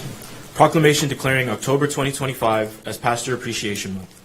Whereas Pastor Appreciation Month and Pastor Appreciation Day became an official observance in 1992, Pastor Appreciation Day is Sunday, October 12, 2025, and the entire month of October is recognized as Pastor Appreciation Month. This month is an opportunity to honor all clergy members, such as pastors, priests, reverends, and ministers. And whereas pastors safeguard the spiritual well-being of their congregations and our community, they inspire people to rise up in service to one another and provide support and assistance to critical areas of community needed. And whereas pastors, often unsung heroes, undertake a variety of roles that extend far beyond the pulpit. Beyond the sermons and prayers, they are diligent administrators who ensure the smooth functioning of the church, handling finances, coordinating events, and overseeing various aspects of congregational life. And whereas pastoring can be a challenge emotionally, pastors routinely make hospital visits, provide comfort during times of grief, and offer counsel during life's trials. They are often present at a person's most vulnerable and tragic moments and provide a caring and nurturing presence. And whereas pastors are often seen as strong, supportive figures, but they are human just like you and I. It can be difficult shepherding a congregation while navigating how to address social, political, and cultural issues. And whereas Pastor Appreciation Month serves as a poignant reminder that pastors are more than spiritual leaders, they are pillars of strength, wisdom, and compassion. Within the communities, they are deserving of heartfelt gratitude and recognition for their selfless service. Now therefore be it proclaimed that the Hidalgo County Commissioners Court hereby declares October 2025 as Pastor Appreciation Month and expresses our gratitude to all clergy members for their unwavering dedication, tireless service, and profound impact on our community. Seeking approval this 14th day of October. 2025. So second. All in favor, say aye. Aye. Aye. Motion carries. Thank you. And now for a few words, Pastor Juan de la Garza. Excuse me.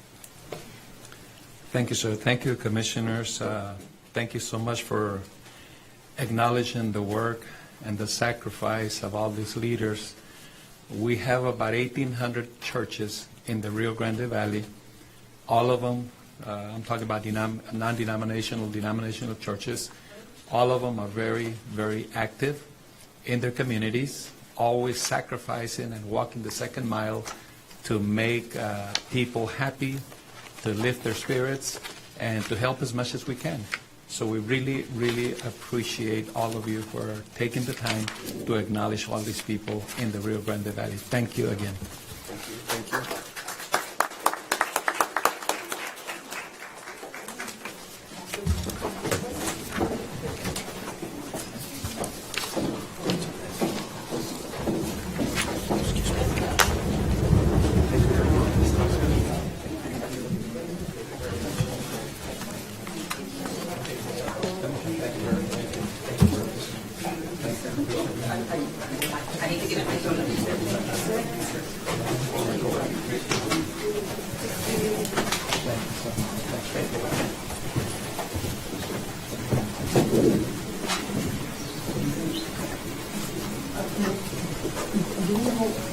Thank you.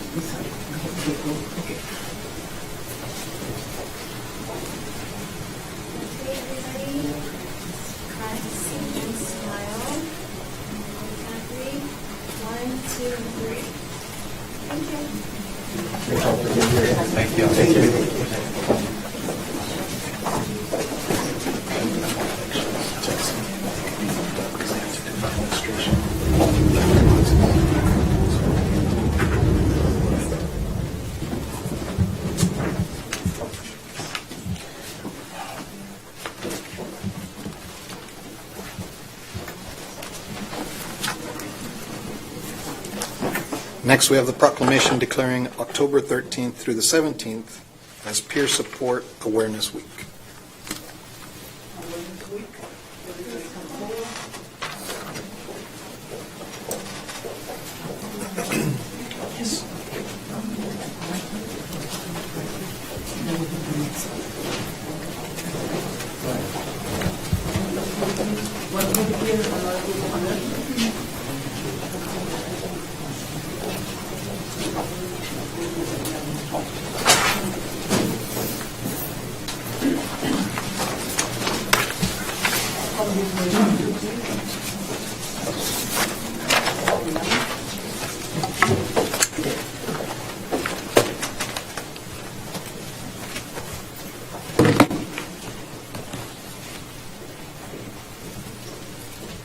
Proclamation declaring October 13th through 17th, 2025 as Peer Support Awareness Week. Whereas in 2018, the Hidalgo County Commissioners Court recognized the essential role of peer support specialists by officially proclaiming October 18th as Global Peer Awareness Day, joining communities from all over the world in honoring the contributions of individuals with lived experience in recovery. And whereas peer support specialists are trained providers who draw upon their own journeys with mental health, substance use, or trauma to inspire hope, offer guidance, and foster recovery for others navigating similar paths.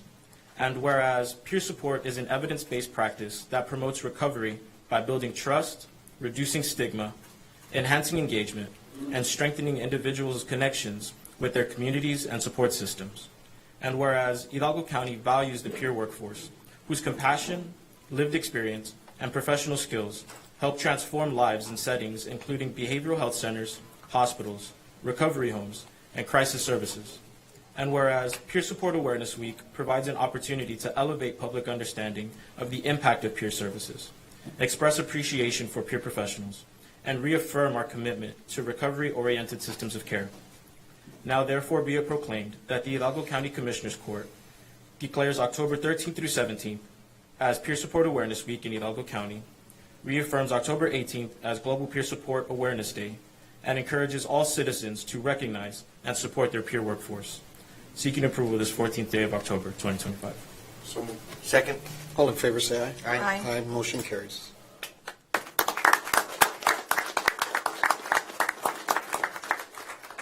And now for a few words, Ms. Elsa Roman. Excuse me. Good morning, Commissioners. My name is Elsa Roman, representing Connection Center RGV and the Hidalgo County Mental Health Coalition. It is an honor to accept this Peer Support Awareness Proclamation. Gracias, juez y comisionados. Mi nombre es Elsa Román y represento a Connection Center RGV y a la Coalición de Salud Mental del Condado de Hidalgo. Es un honor recibir esta proclamación de concientización sobre el apoyo a pares. Today, we celebrate that peer support matters. When we talk about mental health, we often focus on barriers and stigma. But it is really equally important to highlight what is possible. Recovery is not just a goal, it is a living reality. Living in recovery means non-stopping the struggle, but appreciating life as something valuable, sustained by hope, connection, and mutual support. Hoy celebramos que el apoyo entre pares importa. La recuperación no es solo una meta, sino una realidad viva. Vivir en recuperación significa disfrutar la vida como algo valioso, sostenido por la esperanza, la conexión y el apoyo mutuo. At Connection Center RGB, we offer free mental health services through peer support, creating safe spaces where people can heal. We have trained community members, spreading peer support as a profession, built on empathy and shared experience. En Connection Center RGB ofrecemos servicios gratuitos de salud mental en forma de apoyo entre pares, facilitando espacios seguros donde las personas pueden sanar. Hemos entrenado a miembros de nuestra comunidad y esparcido la semilla del apoyo entre pares como profesión. Peer support reminds us that healing happens in connection, and no one should walk the journey alone. Thank you for this recognition and for supporting mental health and wellness in Hidalgo County. El apoyo entre pares nos recuerda que la sanación ocurre en conexión y que nadie debe caminar solo este proceso. Gracias por este reconocimiento y por apoyar la salud mental y el bienestar en el condado de Hidalgo. Thank you. Thank you so much.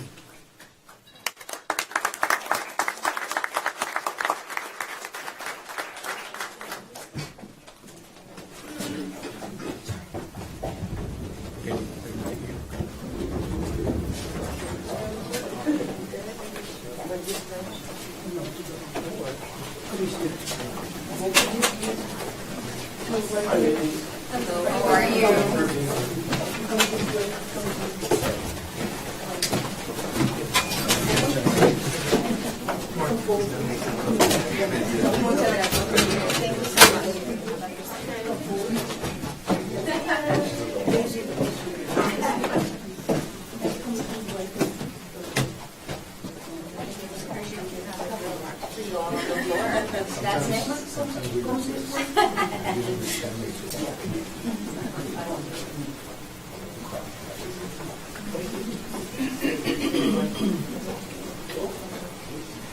Are we going to move the podium? The podium? Oh. It's because he brought this for me.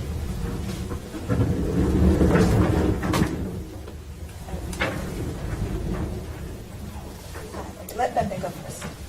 There you go. 1, 2, 3. Okay. Everyone forward and smile, please. Smile. 1, 2, and 3. Got it. Thank you.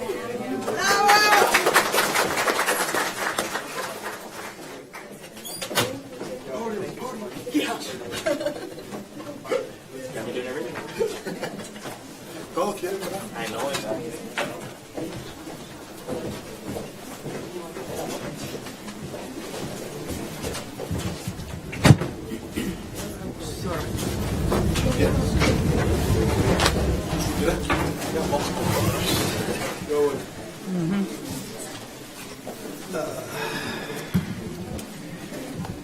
Thank you. We'll move on to 5C, Red Ribbon Week. Red ribbon week. I don't think anybody. It's the DA, there's nobody.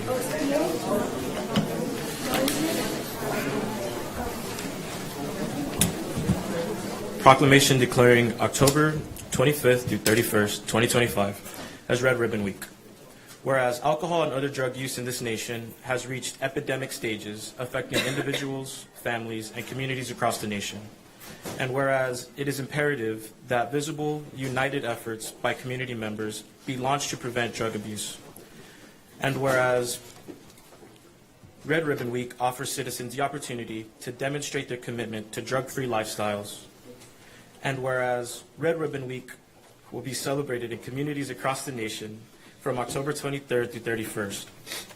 And whereas businesses, government, law enforcement, media, healthcare providers, religious institutions, schools, and other community-based organizations will demonstrate their commitment to healthy, drug-free lifestyles by wearing red ribbons and participating in drug prevention activities. And whereas the community of Hidalgo County further commits its resources to ensure the success of Red Ribbon Week. Now therefore be it proclaimed that the Hidalgo County Commissioners Court hereby declares October 23rd through October 31st, 2025 as Red Ribbon Week and encourages the community to participate in drug prevention education activities, not only during Red Ribbon Week, but also throughout the year, making a visible statement that we are strongly committed to a drug-free lifestyle. Seeking approval this 14th day of October. Second. All in favor, say aye. Aye. Aye. Motion carries.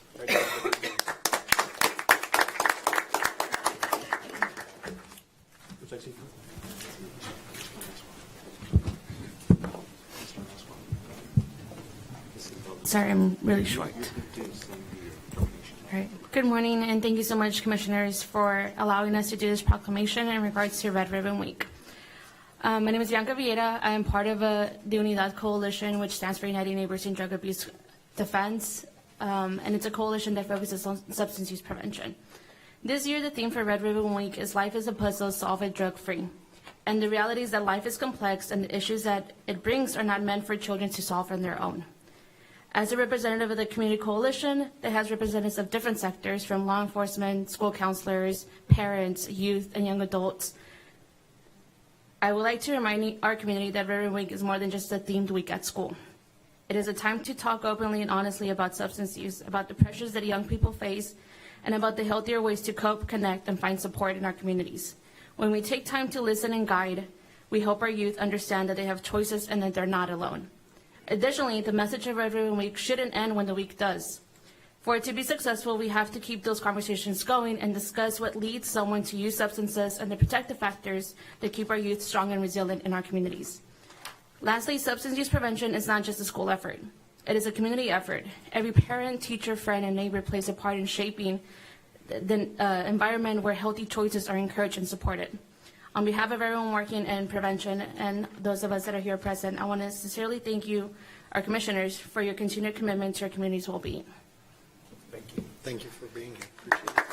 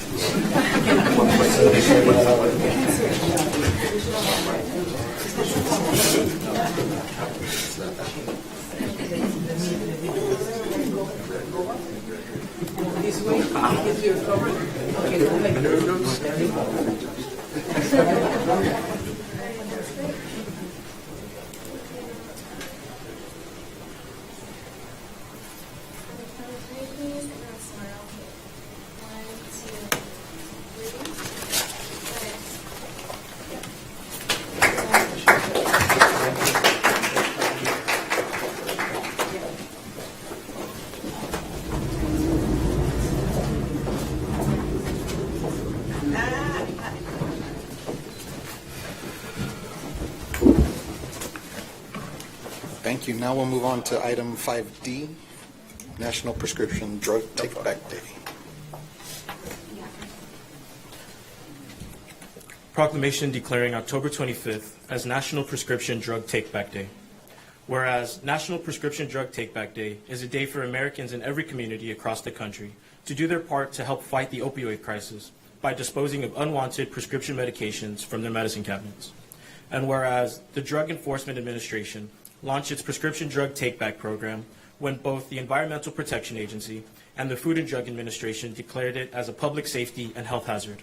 And whereas the nation is facing one of the worst drug crises in history, with one American dying of a drug overdose every 9 minutes, rates of prescription drug abuse in the United States are alarmingly high, as are the number of accidental poisonings and overdoses. And whereas helping people to dispose of potentially harmful prescription drugs is just one way our local law enforcement agencies are working to reduce the addiction and overdose deaths plaguing this country due to opioid medications. And whereas the police departments of the cities of Edinburgh, McAllen, Pharr, San Juan, Palmview, Mission, Weslaco, Donna, Alton, La Jolla, and Mercedes, the Hidalgo County Precinct 4 Constable, and the Penitas Public Library each have a disposal box for public use. In the last take-back event in April 2025, over 1,155 pounds of unused prescription medications were collected.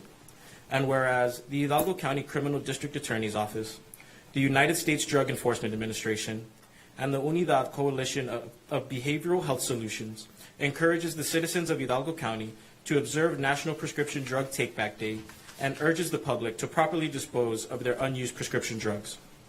Now therefore be it proclaimed that the Hidalgo County Commissioners Court hereby declares October 25th, 2025 as National Prescription Drug Take-Back Day and encourages Hidalgo County residents to attend scheduled awareness and education events.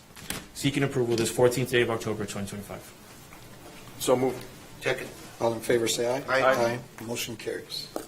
And now for a few words, Mr. Juan Cifuentes.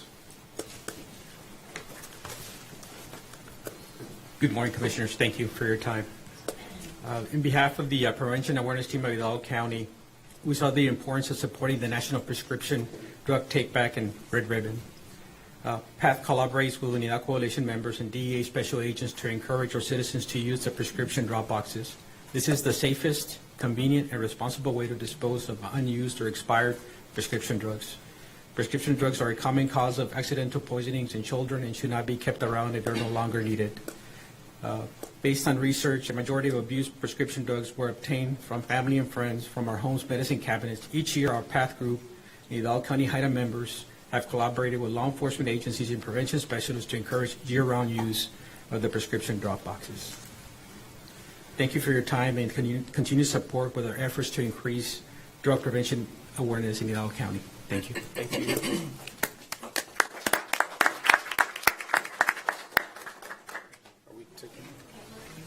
We're good? Okay.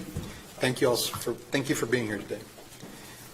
Item 5E, Monte Carlo Cafe.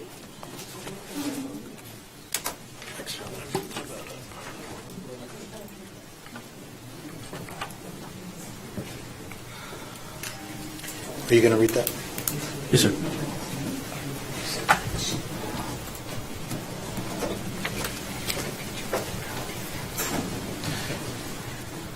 Proclamation honoring Monte Carlo Cafe for 65 years of service. Whereas the story of Monte Carlo Cafe is a testament to resilience, heritage, and determination, with roots tracing back to the 1920s, when Fermina Torres Rodriguez opened a small inn providing home-cooked meals to local residents in East Donna. And whereas after the passing of Fermina Torres Rodriguez, her daughter, Cipriana Cipi Rodriguez, continued this legacy. In 1960, with the help of her brother, Lorenzo Rodriguez, Cipriana transformed a small house on Miller Avenue into what would become Monte Carlo Cafe. And just 2 years later, she took over ownership, dedicating over 2 decades to serving the community with passion and care. And whereas upon her retirement in 1985, the tradition was carried forward by her daughter, Silvia Guadalupe Garza, who preserved the family's culinary legacy. In 2007, her daughter Silvia Ann Garza Olivares became the 3rd generation to operate the cafe, marking a rare and remarkable achievement. And whereas through decades of doing business in Donna, Monte Carlo Cafe has earned the love and loyalty of its customers, with signature homestyle dishes becoming a cherished institution in the Rio Grande Valley. And whereas in 2023, the cafe was recognized by the Texas Historical Commission with both the family-owned business and Texas Treasure Business designations, honors befitting a business so deeply rooted in the history and identity of Texas. And whereas the celebration of Monte Carlo Cafe's 65th anniversary is not only a celebration of years in business, but also of a family's grit, tradition, and the unwavering commitment to serving the people of Donna with love and excellence. Now therefore be it proclaimed that the Hidalgo County Commissioners Court hereby congratulates Monte Carlo Cafe for 65 years of outstanding service and for preserving a proud family legacy. The court wishes them continued success and expresses gratitude for the invaluable contributions to the community, the culture of Donna, and the history of Hidalgo County. Seeking approval this 14th day of October 2025. So moved. Second. All in favor, say aye. Aye. Motion carries. Congratulations.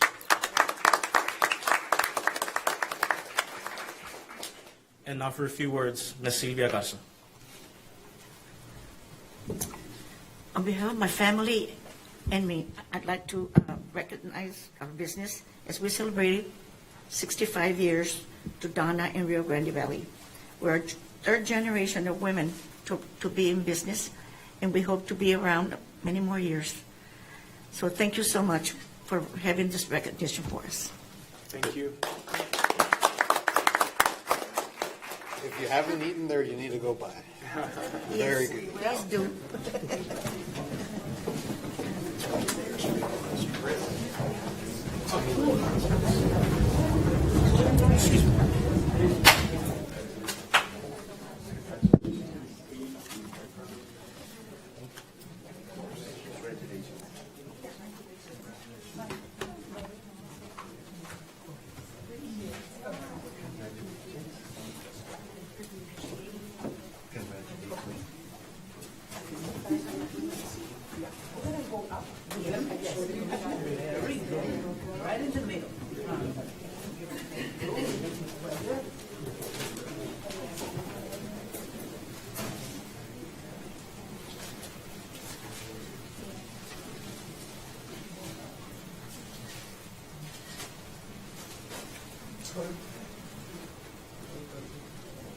Forward and smile.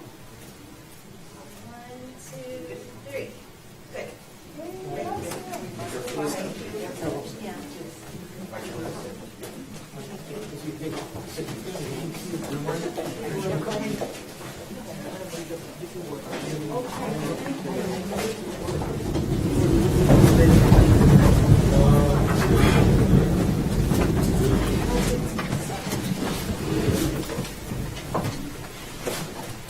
Next is open forum, Valde.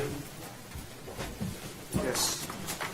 Oh, could, 19, Oh, 19, right? 19, I guess, because of the. Yeah, before we go to open forum, we're going to take a couple of items out of order, 19A being the first. Head Start. Ms. Peña? There she is. I think you're on mute, though. You're on mute, man. Okay. Try again.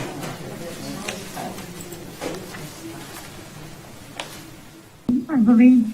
There you go. There you go, thank you. Go ahead. Okay, great, thank you. Item 19A, in accordance to the Head Start performance standards and the current Hidalgo County Head Start Policy Council bylaws, the Commissioners Court is required to nominate 5 community representatives, 1 by each member, to serve on the Policy Council for a 1-year term. The current, the 25-26 Policy Council term begins tomorrow, and your current members on your community representatives that you currently have on the Policy Council are all eligible to serve an additional term if you choose to. I am recommending if each member can please acknowledge who your representative will be for 25-26. Ms. Peña, this is David Fuentes. I'm going to have to name mine at the next meeting. Yes, sir. I will reappoint mine, Mary Emma. Yes, I'm going to sir. reappoint mine, Rito Oresti. Yes, sir. And I'm going to reappoint mine as well, Renee Oscar Torres. So Thank you. the judge and I will do ours at the next meeting, if that's okay. Absolutely, sir. Thank you. Need a Thank you, motion? Commissioners, Need a motion and have a to- blessed day. Motion made to approve. Second. All in favor, say aye. Aye. Aye, motion carries. So take action on that. Thank you, Ms. Peña. Thank you, sir. And then we need to take 21A. Ms. Salinas? Commissioners, for the record, we do have a public participation form for Mr. Lupe Chavez on agenda item 21A. Mr. Chavez? Do you want him to go first? Is he Mr. here? Chavez? Third time. Mr. Chavez? Okay, go ahead. Ms. Salinas. Good morning, Judge and Commissioners. Hilda Salinas, Elections Administrator, here to present to you today item 100992. Number one, discussion on election updates. Of course, preparations for the upcoming November 4th, 2025 special constitutional amendment election and local entities elections continues for our department. Along with the constitutional amendment election, we will also be administering a total of 4 local entity elections. They include the City of Alamo, the City of Edinburgh, PSJISD, and the City of Edcouch. We encourage voters to visit our website and utilize the sample ballot lookup tool to view their sample ballot before they head to the polls. Also, I do want to announce that at this time, our office is currently showcasing the new EVIDS, short for Electronic Voter Identification System. They are currently being displayed outside the Commissioner's Court chamber so that patrons of Commissioner's Court, the public, and the media can view the machines and experience how the new check-in process will take place at the polling locations for this upcoming election. This marks a significant step forward to improving the efficiency and the security of the voter check-in process for elections in Hidalgo County. These state-of-the-art devices will replace the previous electronic poll book system, streamlining operations at polling locations and helping ensure a smooth experience for both voters and poll workers. Previously, voters would begin the check-in process and a label would be printed with the voter's name, address, and signature line. The voter would sign the label and it would be placed on a combination form. It would be, it was like a little sticker label. With this new electronic poll book system, it eliminates the label and now voters check in and sign directly on the tablet because it is a tablet that is now going to be used. I encourage everyone to step outside and take a look at the new system. That way they can partake and see how it would look and how it would be implemented at the polling locations. How long will you be out there today? We will be here until 11 o'clock. Thank you. Any other questions? I do also just want to remind that, of course, early voting does start Monday, October 20th, and it will run through Friday, October 31st. Election day will be Tuesday, November 4th. And we encourage residents to visit our website at www.hidalgocounty.us/elections for all the election information in regards to the constitutional amendments, explanatory statements, as well as everything on the entities itself. Also give us a call at 318-2570. This is what I have for election updates. Do you have any additional questions? I'll go ahead and I'll proceed with the next item. Number 2, approval of the November 4th special constitutional amendment election and local entities election services contracts between Hidalgo County and the following entities: City of Edcouch and the City of Edinburgh. I recommend approval. Motion to approve. Second. All in favor, say aye. Aye. Aye, motion carries. Thank you very much. Thank you, Ms. Salinas. Irene, are you okay waiting, or? Okay. Then we'll go ahead and move on to open forum, Valde. Public participation forms for consent agenda. We did speak earlier, so I hope, okay, thank you so much. Just wanted to acknowledge that. Okay, thank you. And we have no other participants for open forum. Okay. Randy, go ahead. Item 7, economic development. Good morning, Commissioners. Randy here representing Economic Development. Item 7A is discussion, consideration, and possible action to authorize the development of a Social Fest initiative pursuant to Section 381.004, subsection B1 of the Texas Local Government Code, and under the provision of the Hidalgo County Economic Development Promotion and Advertising Program established there here. This, Commissioners, is a social media education initiative that will position Hidalgo County as a premier gathering spot for creators, marketers, and businesses, a delivery of high-impact learning through speakers, panels, and workshops that equip Hidalgo County entrepreneurs with actionable steps for scale of their business using social media, and also brand activation, live demos, create-led sessions turn into learning into action, and brand visibility into brand engagement, which will positively impact business community throughout Hidalgo County. The staff recommends approval of this initiative. Motion to approve? Second. All in favor, say aye. Aye. Aye, motion carries. Item 7A2 is a discussion, consideration, and possible action to approve an exemption from competitive bidding requirements for personnel and professional services pursuant to Section 262.024, subsection A4 of the Texas Local Government Code, and pursuant to provisions of the Hidalgo County Economic Development Promotions Advertising Program authorized under Section 381.004, subsection B1 of the Texas Local Government Code. Staff recommends approval of this section. Motion to approve? Second. All in favor, say aye. Aye. Aye, motion carries. Item 7A3 is discussion, consideration, possible action to approve the proposed contract service between Hidalgo County and Social Fest Experience, a Texas nonprofit. This, Commissioners, is an economic development initiative that the county would like to participate in Social Fest. Social Fest is a first-of-its-kind two-day experience to build, drive economic growth across the region by teaching small businesses, creators, entrepreneurs, and organizations how to harness the power of social media. Staff recommends approval. Motion to approve? Second. All in favor, say aye. Aye. Aye, motion carries. Thank you. Thank you, Mr. Perez. Item number 8, Health and Human Services. Good morning, Irene Sarmiento Rangel with the Hidalgo County Health and Human Services Department. Item 8A, presentation of the Tropical Texas Behavioral Health Outreach Screening Assessment and Referral Program. Today we have Matthew Levine from Texas Tropical Behavioral Health that will be doing the presentation. Good morning, everyone. My name is Matthew Levine. I work with Tropical Texas Behavioral Health, which most people know as the facility to go to if you are having mental health problems. I work for a specific program called Outreach Screening Assessment and Referral, or OSAR. OSAR is an HHS-funded program. It is free to all Texas residents ages 13 and up and serves as an intervention program, not necessarily a treatment program. We essentially connect individuals that are seeking substance use disorder services for alcohol and drug treatment, and we assess them and connect them with those services, and it could be anywhere in Texas.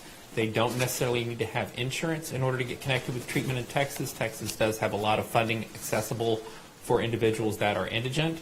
And we connect people with those services both locally and out of the area as well. Since the Rio Grande Valley does have limited services, we're very excited to be working with the Hidalgo County Health Department in order to better connect individuals with services and get them connected with the life-saving treatment that substance use disorders can provide. We're happy to be able to be placed there. And if anyone has any questions or anything, they can feel free to reach out to me or anyone on the OSAR team. I do have some brochures that I left out front on the table, so if anyone would like to grab one and take a look over what kind of services may be offered, that would be great. And thank you all for giving me a couple of minutes to talk about OSAR. Thank you for being here. Thank you. Thank you. So Tropical Texas will have an office at the John Austin Peña. However, clients do not need to go, but if they prefer to go talk to somebody, the appointment's about 45 minutes long. And like he said, it's a much-needed service. It is free, so we will leave information, and if you all could spread the word. And also for those that are listening, if you can please give us a call. You can call the health department if you need more information. It's at 956-383-6221. And we do have a table out there, so if anybody wants any information, that they can go out there and get some. Thank you. Thank you. Thank you. Item B is presentation of the on-med care station located at the Hidalgo County McAllen Clinic. So we've had the on-med station out there for a few weeks, and so far we've had 47 consultations, which means that somebody went in there and did a consultation, a full consultation with the medical practitioner, and we've had 66 vitals. So that means somebody can go in there and check their blood pressure, check their weight, check any of the vitals that are there. So far we are doing very well, and we are working on doing some promotional campaigns. We are going to be working with the departments to spread the word on this service. It is also free to the community. You do not need to have insurance. So again, we also have a table outside, so if anybody wants information, we have information out there as well. Thank you. Cool. Item 8C is requesting approval to accept the Health Promotion and Chronic Disease Prevention, Obesity, and Chronic Disease Strategies Grant, contract number HHS 01186200001. Amendment number 5. The purpose of the amendment is to reduce the contract by $65,000. Requesting approval. Motion to approve. Second. All in favor, say aye. Aye. Motion carries. Item 8D is acceptance of donation of equipment as part of an award from the Water Environmental Federation in collaboration with the U.S. Center for Disease Control and Prevention. Requesting approval. Motion to approve. Second. All in favor, say aye. Aye. Motion carries. Item 8E1, we are taking no action. A, B, and C. No action. A, B, and C, no action. Thank you. Thank you. Thank you, Ms. Sarmiento. Item 9, District Attorney's Office. Good morning, Commissioners. Rosalinda Cantu presenting for the District Attorney's Office. Item 9A, we're requesting approval of Memorandum of Understanding between the Hidalgo County District Attorney's Office and BCFS Health and Human Services, Human Trafficking Interdiction, Common Thread with Authority for Criminal District Attorney Toribio Terry Palacios to sign. So moved. Second.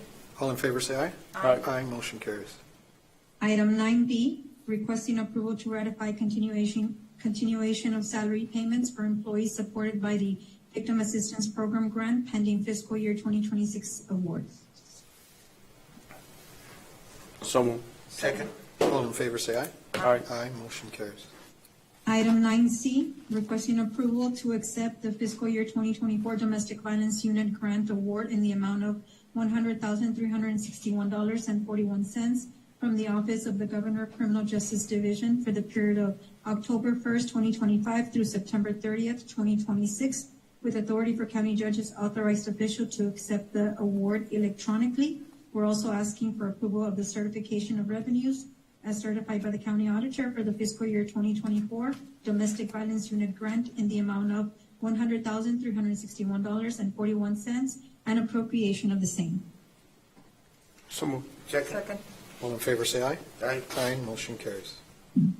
Item 10A, asking for authorization and approval to pay agents and TFOs overtime for hours worked over 80 hours per period as needed in compliance with federal sharing guidelines and Hidalgo County overtime policies. Motion to approve. Second. All in favor, say aye. Aye. Motion carries. Thank you. Thank you very much. County Clerk's Office. Thank you, Commissioners. For the record, there is a public participation form on agenda item 11A.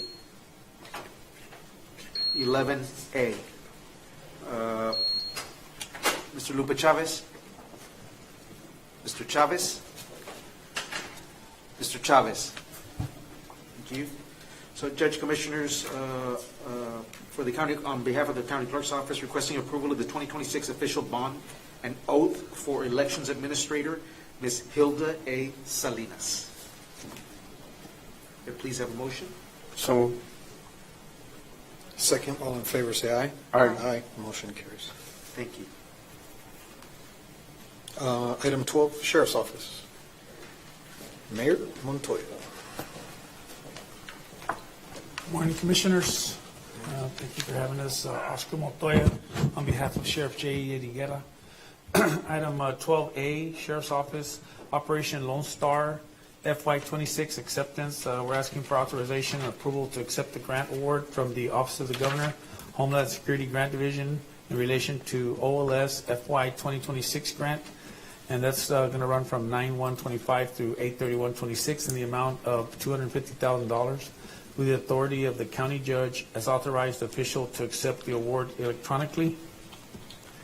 Authorization to pay overtime reimbursable under the grant terms and conditions. And item A3, approval of certification of revenues as certified by county auditor for the OLS 2026 in the amount of $250,000 and appropriation of the same. And 4, approval and authorization for budget adjustment from detention officers to investigators to be performed once the grant is fully accepted. Make a motion to approve. Second. All in favor, say aye. Aye. Motion carries. Thank you. Item 12B, Sheriff's Office, LBSP FY25, requesting authorization to reclassify overtime expenditure FY 2025 LBSP into HCSO General Fund account in the amount of $505.45. This is an overage. It was related to overworking the LBSP grant by 11.75 hours. So moved. Second. All in favor, say aye. Aye. Aye, motion carries. Thank you once again. Item 12C, Sheriff's Office, RGB Tag MOU, authorization for HCSO to enter into an MOU for the continued operation with the McAllen RGB Tag. And 2, authorization for Hidalgo County Sheriff to sign any required documents as a law enforcement agency authorized official. So moved. Second. All in favor, say aye. Aye. Aye, motion carries. Thank you so much. Have a blessed day. Thank you, Mayor. Item 13, Constable Precinct 1. Hi, good morning, Commissioners. I'm Deputy Constable Luis Olivas with the Constable's Office Precinct 1 on behalf of Constable Celestino Aguilar Jr., presenting action item number 13A, the fiscal year 2026 Operation Lone Star 1 authorization approval to accept grant award in relation to the fiscal year 2026 Operation Lone Star grant in the amount of $62,500 from the Office of the Governor of Homeland Security Grant Division for the period of September 1st, 2025 to August 31st, 2026, with the authority for county judge as authorized official to accept the award electronically. And 2, authorization to pay overtime reimbursable under the grant terms and conditions. And 3, approval of certification of revenues as certified by the county auditor for the fiscal year 2026 Operation Lone Star grant in the amount of $62,500 and appropriation of the same. So moved. Second. All those in favor, say aye. Aye. Aye, motion carries. Thank you. Thank you. Item 14, Constable Precinct 2. Judge, Commissioners, on behalf of Constable Precinct 2. Can't you just read them for all four? That's what I was going to ask.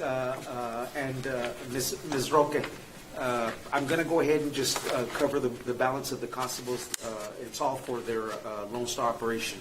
Okay, so Constable Precinct 2, 14A, Lone Star operation, that's Fund 1284. No, 2, 3, and 4. Yes, and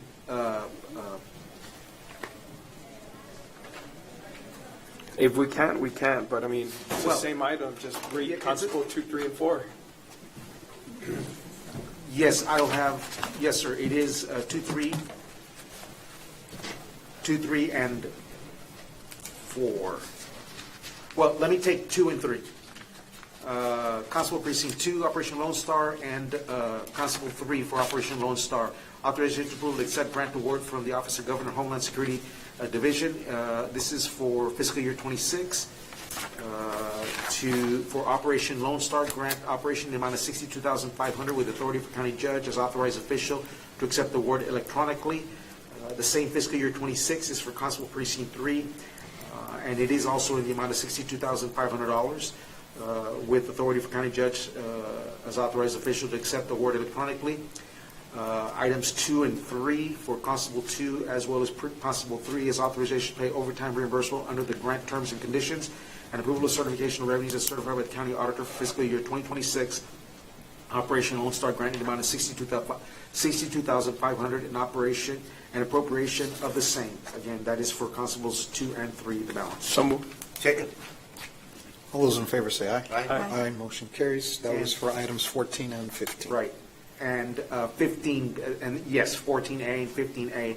15B is under the irrigation districts. 1285 is approval to continue payment of salaries and fringes for one senior deputy constable currently being paid out of the interlocal agreement of the El County Irrigation District number 6, 16, and United Fiscal Year 25 award fiscal year 2026. Could I have a motion to that effect? Motion made. Second. All those in favor say aye. Aye. Aye, motion carries. That covers 15B. Yes. So And we do 16. 16, Sergeant Barrera? So 16, good morning, Commissioners.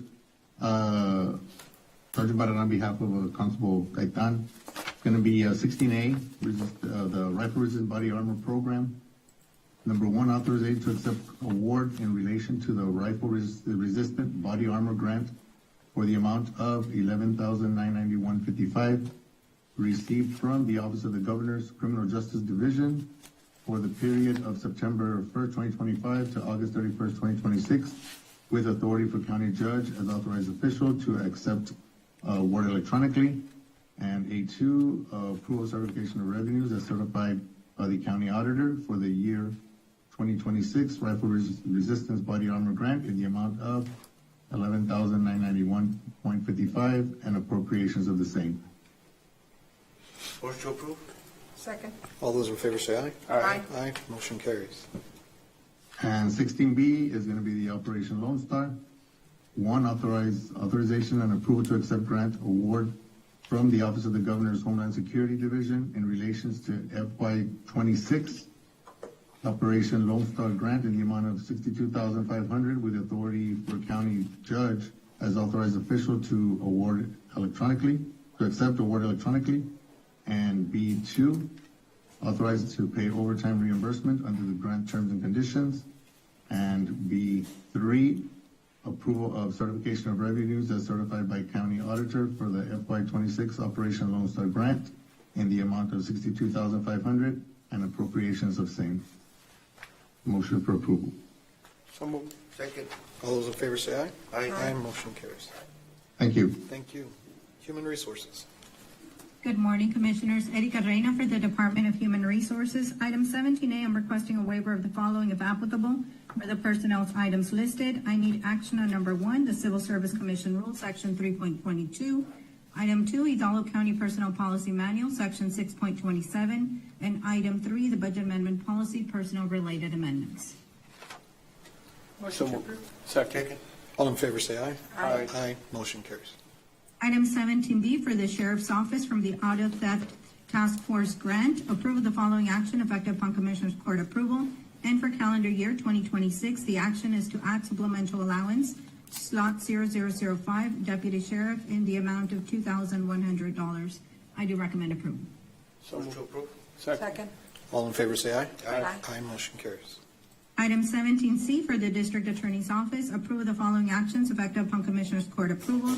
And for calendar year 2026, the action is to remove auto allowance from slot 0099 and to add auto allowance to slot 0116 in the amount of $3,600. There is no fiscal impact. I do recommend approval. Motion to approve.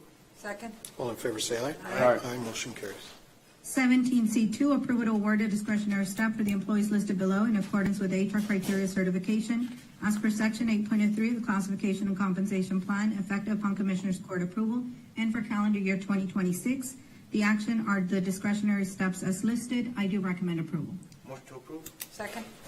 All in favor say aye. Aye. Aye. Motion carries. Item 17D for Precinct 2 from Road and Bridge, approve the following actions effective upon Commissioner's Court approval.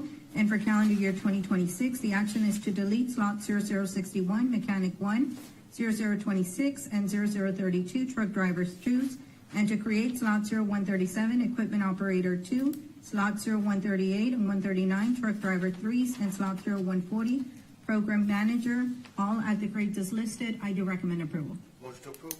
Second. All in favor say aye. Aye. Aye. Motion carries. Item 17E for Precinct 3 from Road and Bridge, approve the following actions effective upon Commissioner's Court approval. And for calendar year 2026, the action is to delete slot 0122, a multimedia coordinator at a grade 16, and to create slot 0153, a multimedia specialist 2 at a grade 13. I do recommend approval. Motion to approve. Second. All in favor say aye. Aye. Aye. Motion carries. And item 17F is for various departments. Approve the following actions as per Exhibit A, effective upon Commissioner's Court approval and for calendar year 2026. And approval to revise the classified position list in accordance with the action above. Commissioners, the Classification Committee met a couple of weeks ago. These were for reclassification requests that were submitted early in the year. The committee has recommended approval of the ones listed in Exhibit A. I do recommend approval of this item. Motion to approve. Second. All in favor say aye. Aye. Aye. Motion carries. Thank you. Thank you, Ms. Arena. Urban County. Dr. Rivera. Good morning, Commissioners. Joel Rivera, the Urban County Program, to take agenda items 18A, 1 and 2 together, discussion, consideration, and action to ratify the Texas General Land Office Disaster Recovery Reallocation Program Infrastructure Project 2018 South Texas Flood CDBG DR Funding Contract 25-144-001-F193. The contract formalizes the acceptance and establishes the terms of the administration for the Disaster Recovery Reallocation Program for Hidalgo County, and 2, authorizes the county judge to sign any and all documents, agreements, and amendments related to the execution and administration of the DRRP grant. Requesting approval. So moved. Second. All in favor, say aye. Aye. Motion carries. Agenda item 18B, discussion, consideration, and approval to award and authorize execution of the contract with RG Enterprises LLC, DBA G&G Contractors and Quality Investments, the lowest responsible bidder, in the amount of $465,197 for single-family housing demolition and reconstruction services. Requesting approval. Motion to approve. Second. All in favor, say aye. Aye. Motion carries. Thank you. Agenda item 18C, discussion, consideration, and approval to award and enter into a construction contract with Gopek Construction LLC, the lowest responsible bidder, in the amount of $103,493.24, utilizing CDBG funds from fiscal year 2024 Alamo Water Sewer Improvement Fund. Requesting approval. So moved. Second. All in favor, say aye. Aye. Motion carries. Thank you. Thank you. Item 20, Community Service Agency. Good morning. This is Mari Garza on behalf of Mr. Jaime Longoria.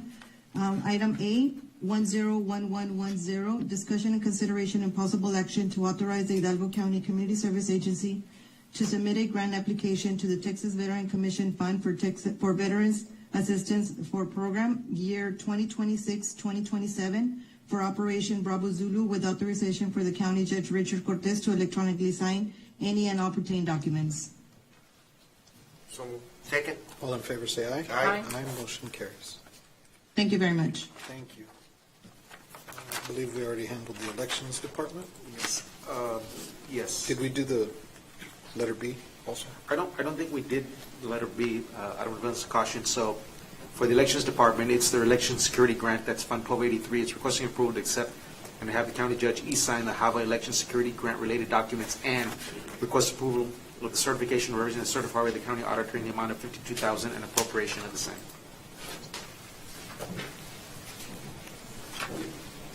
So moved. Second. All in favor, say aye. Aye. Motion carries. Thank you. WIC, Ms. Ramirez.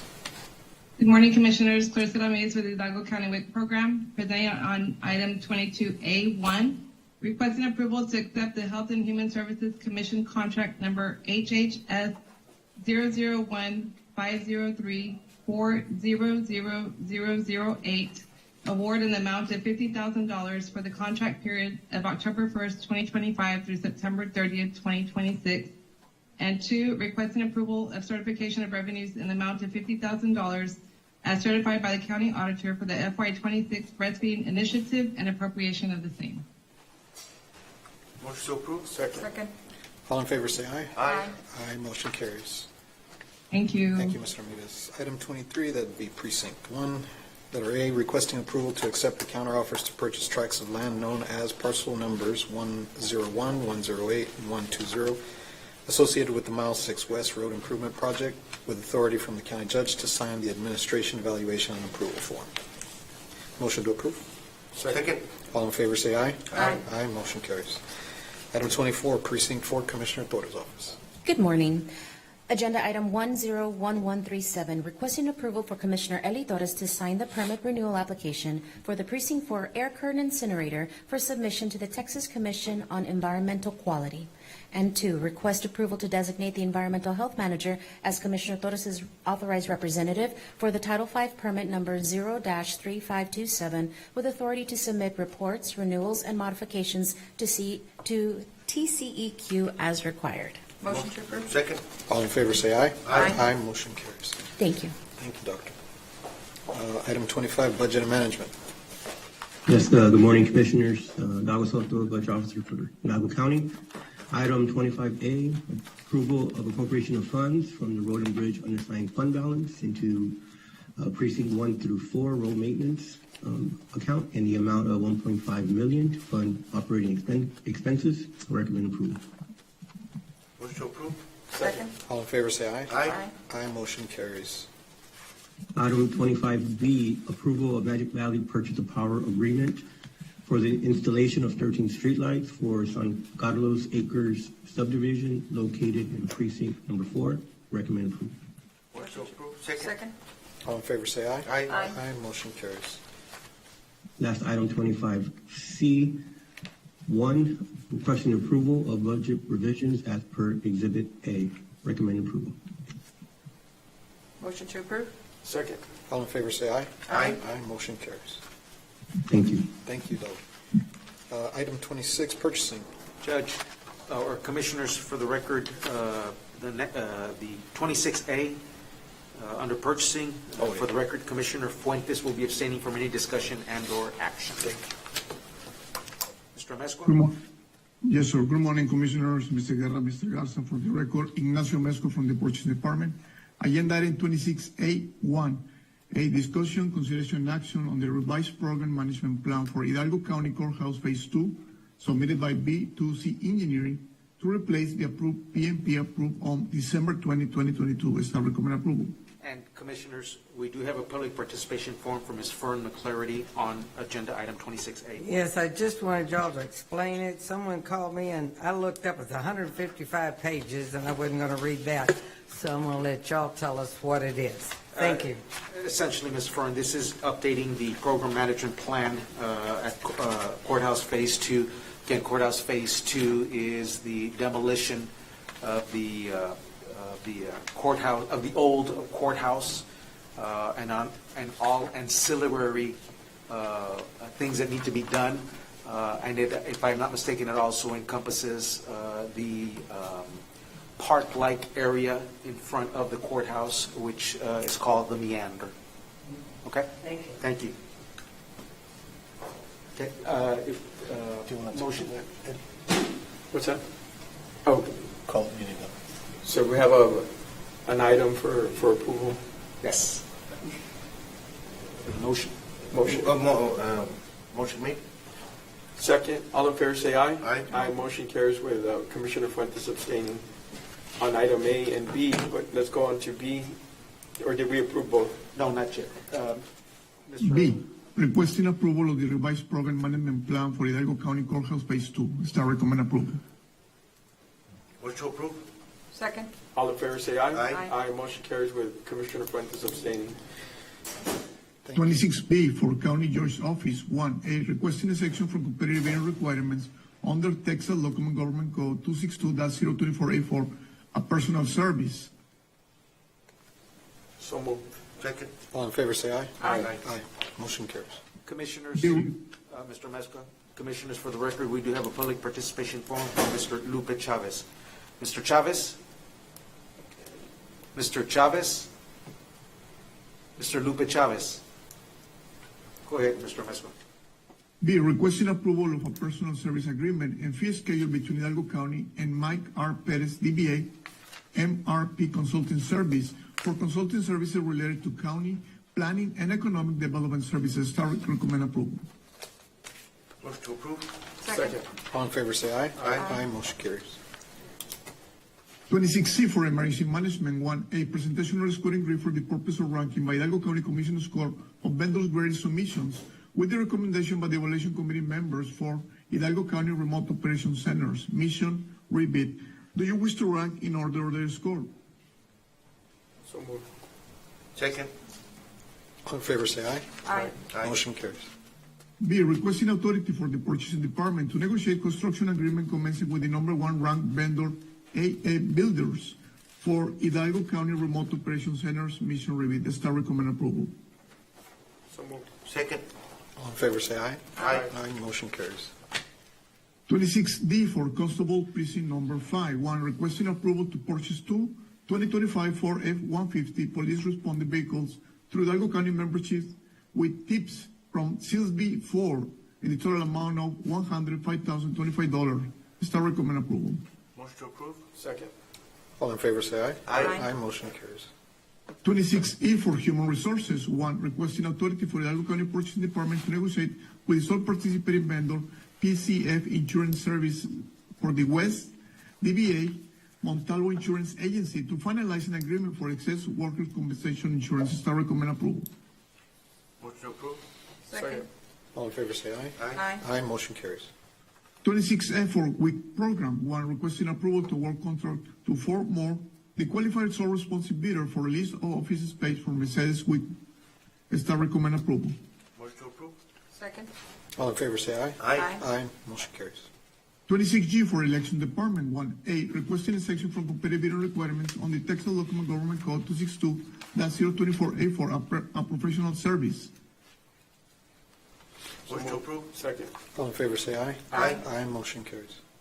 B, requesting approval to enter into an agreement with Bickerstaff Heat Delgado Acosta to assist the Hidalgo County Election Department with the 2025 Ready District of the voting precincts. Staff recommend approval. Motion to approve.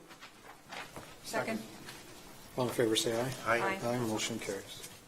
26H for countywide, 1, discussion, consideration, and action to authorize Mr. Valdeguerra, County Executive Officer, to facilitate the provision of energy on behalf of Hidalgo County with prospective energy providers for commercial electricity services and rates commencing January 2028. Staff recommend approval. Motion to approve. Second. All in favor, say aye. Aye. Aye. Aye, motion carries. That's what I have. Thank you. Thank you. Commissioners, item 27A, 1 through 4, 1, 2, 3, and 4. There's no action and/or specific discussion to be had this week. Item 27B, we have an appointment of a Civil Service Commission member, Commissioner Fuentes. Yes, Ms. Rosie Perez.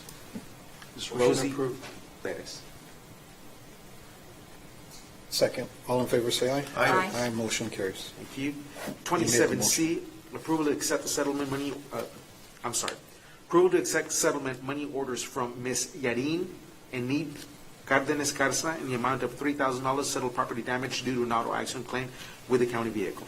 Motion to approve. Second. All in favor, say aye. Aye. Aye, motion carries. And 27D, Commissioners, with the end of the year fast approaching, and for next year's calendar, we do have a recommended 2026 holiday schedule. Again, keeping in line with all the holidays that we have, if I may, New Year's Day, Martin Luther King, President's Day, Good Friday, Memorial Day, Juneteenth, Independence Day, Labor Day, Columbus Day, Veterans Day, Thanksgiving, Christmas, and New Year's Eve, as we have done for quite some time. Motion approved. Second. All in favor, say aye. Aye. Aye, motion carries. Thank you. Okay, thank you. No other changes, right? I mean, No other changes. Standard, No. got it. We do have closed session. All right, pursuant to Chapter 551, Sections 551, 071, 072, 074, and 087, we will now proceed to executive session. Motion made. Second. All in favor, say aye. Aye. Aye, motion carries. Open session. Thank you, Commissioners. So we have come out of closed session 28, and for the record, no action on item 29A and 29B.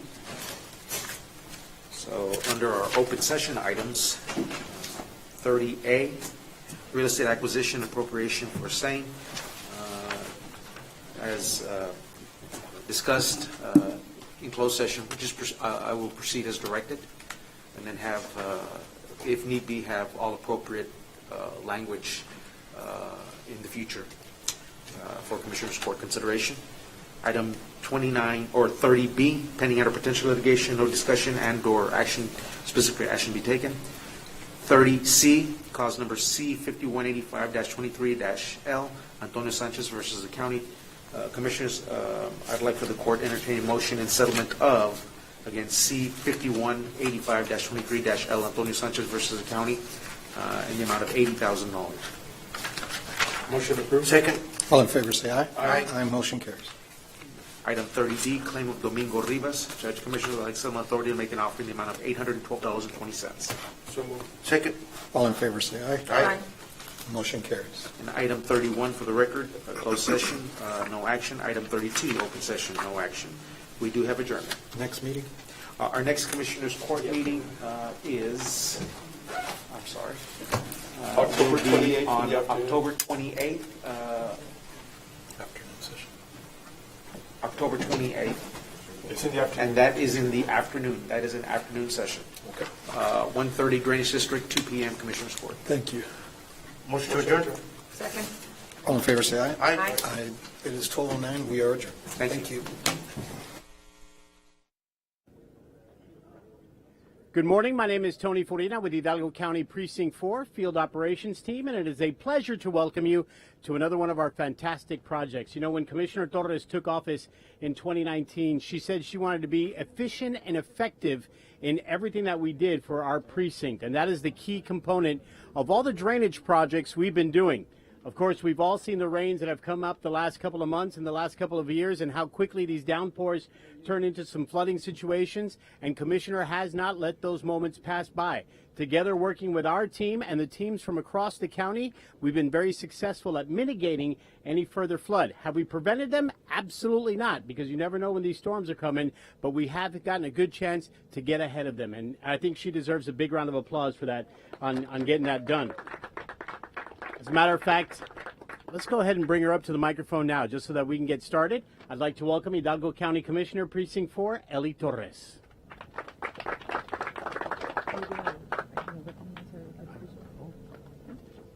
I would be remiss if I didn't recognize our officials that are here first. Thanks, Commish, for reminding me of that.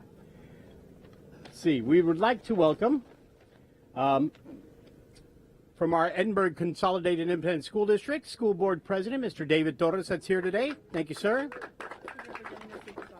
We'd also like to welcome, representing the Superintendent, Dr. Mario Salinas, we've got Anthony Garcia, Dr. Anthony Garcia, Anthony Garza, Dr. Leal from the Flores Zapata Elementary School. Thank you for being here, sir. Dr. Jaime Serna from Elias Longoria Middle School. Thank you for being here, sir. Our Hidalgo County Precinct 4 constables. We're glad that they're here, keeping everybody safe today. With Edinburgh CISD, we'd like to welcome School Board Secretary Letty Flores. Thank you, Letty. And pulling double duty, because she's also a Precinct 4 employee, we've got Trustee Letty Garcia that is here with us today. Representing the City of Edinburgh, we've got Councilman Jerry Lozano and Councilman Jason De Leon. Some key partners in this project here. We'll start with our friends from Hidalgo County Irrigation District Number 1, Robert Bell, President. Thank you, sir, for being here. Isael Posadas with SDI Engineering and Hidalgo County Irrigation District Number 1. Pilar Corpus with Hidalgo County Irrigation District Number 1. Thank you for being here. And none of this would be possible without the guidance from our friends at TxDOT. So we've got Pete Alvarez that is present today. Thank you, sir. Rex Costley that is here as well. And the guys that are responsible for moving all this water all the time, our friends at Hidalgo County Drainage District, led by Mr. Raul Cecin. Thank you, sir, for being here. I know that Jaime Salazar is around. Thank you, Jaime. Yvette Barrera, the Assistant General Manager. Thank you, ma'am, for being here today. And I think those are our guests. If I have missed anyone, Omar Ansaldua is here as well. You know what? There he is. And Mr. Chuck Guzman with Hidalgo County Irrigation District Number 1. Omar was hiding behind Chuck. That's why I wasn't getting a visual. But thank you all for being here. And now, Commissioner Eli Torres. All right, Charlie. Now you're Chuck. All right. It's a great morning here in Hidalgo County Precinct 4, and I want to welcome everyone to this groundbreaking for the North Ruth Road Siphon Project. This project holds great importance for our community.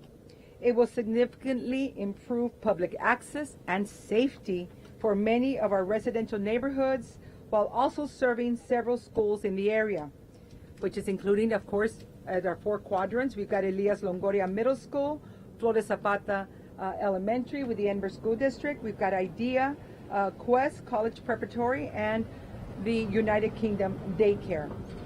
By making these improvements, we're not just upgrading infrastructure. We're creating safe routes for families, students, and educators every single day. At Precinct 4, we believe collaboration is a key factor for success. When we bring together different skills, knowledge, and perspectives, we create solutions that are stronger and more effective than anything we could achieve alone. The Ruth Road Siphon Project is an example of key collaboration between Hidalgo County Irrigation District Number 1, Hidalgo County Drainage District, the City of McAllen, in partnership and with the guidance of TxDOT. Today, I'd like to thank and recognize representatives from each entity. I want to thank my colleagues from the County Commissioners Court and administrative leaders at Hidalgo County for their support on this project. From the Hidalgo County Irrigation District Number 1, Mr. Charlie Guzman, his board members, and his team, as well as Mr. Isael Posadas, who's the district engineer and consultant with SDI Engineering. From our Hidalgo County Drainage District, Mr. Raul Cecin and his team, for always being by our side to offer support and their engineering talents and skills in representing the precinct with technical aspects for any and all projects. Also, I cannot thank McAllen Mayor Villalobos and the City Commission enough for all their participation in this project. Of course, without them, we could not have made this happen any sooner. Also, we want to thank TxDOT, our FAR District Office. We want to thank you for your support and guidance on this project. In addition, we want to thank all the elected officials and representatives from our local schools in Edinburgh, CISD, IDEA, and as well as our United Kingdom Daycare, and whose students and parents are the greatest beneficiaries. Thank you so much for being here. Last year, Precinct 4 paved North Ruth Road for improved travel and safety. Our road and bridge crews did a great and outstanding job in repaving the roadway starting at the county limits and going north within our jurisdiction. As we completed that work, we recognized the need to press on to improve the crossing that's right behind me. We met with our partners to discuss how we could make this a safer route for everyone. Through a collective effort, we developed a plan, entered into interlocal agreements, and combined funding and resources. That collaboration has led to the project now underway. This is just the beginning. We intend to continue to improve and added safety measures to this roadway by widening our bridge in the near future. But you've got to do this part before you do that part, right? So that's what's extremely important here. So in closing, this project was designed by the Hidalgo County Irrigation District Number 1, who will oversee the project management and construction. In a moment, you will hear from them and all the technical aspects of the project. This project comes at an approximate cost of about $654,000 and is scheduled to be in construction through mid-October. We ask that all the residents be patient over the next few months as the crews work daily to complete the project. This is something that's been in our books. We've been wanting to get this done for a long, long time, and like I said, it starts with the collaboration of the Irrigation District Number 1. We can't thank you enough. Can't thank everyone who came together to see this become a reality. And soon, in the near future, that little bridge that we all get nervous crossing will be widened and really be an arterial for this area of our precinct. So again, thank you everyone for being here. We thank you, and thank you once again for this great groundbreaking. Thank you. She talked about collaboration and how we all came together to work. She is the hub of that collaboration and making contacts and pulling people together to make sure that we can properly take care of this. I'd now like to invite Mr. Robert Bell, he is the president of the board for the Hidalgo County Irrigation District Number 1, to come say hello, as he said. He'd just like to say hi. Mr. Bell. I'm not near the speaker y'all just heard, so I welcome everyone in this morning, and we're certainly glad that we'll be able to get this project underway and get it started and get it finished, because we know it's been a real bottleneck here with all these schools. Can't believe all the schools around in this area here, and we got to protect our children. So anyway, wanted to thank everybody, and hopefully we'll get her done here real quick. Thank y'all. See, Mr. Bell is the best speaker so far because he had the shortest speech of all. So, Mr. Bell, we appreciate that. From SDI Engineering, we'd like to welcome Mr. Isael Posadas to come up and say a few words to tell us about the project that we have up ahead. Mr. Posadas. Thank you. So I was asked, my name is Isael Posadas with SDI Engineering. We've been representing the irrigation district for the last 15 years, so we're very happy to be doing that.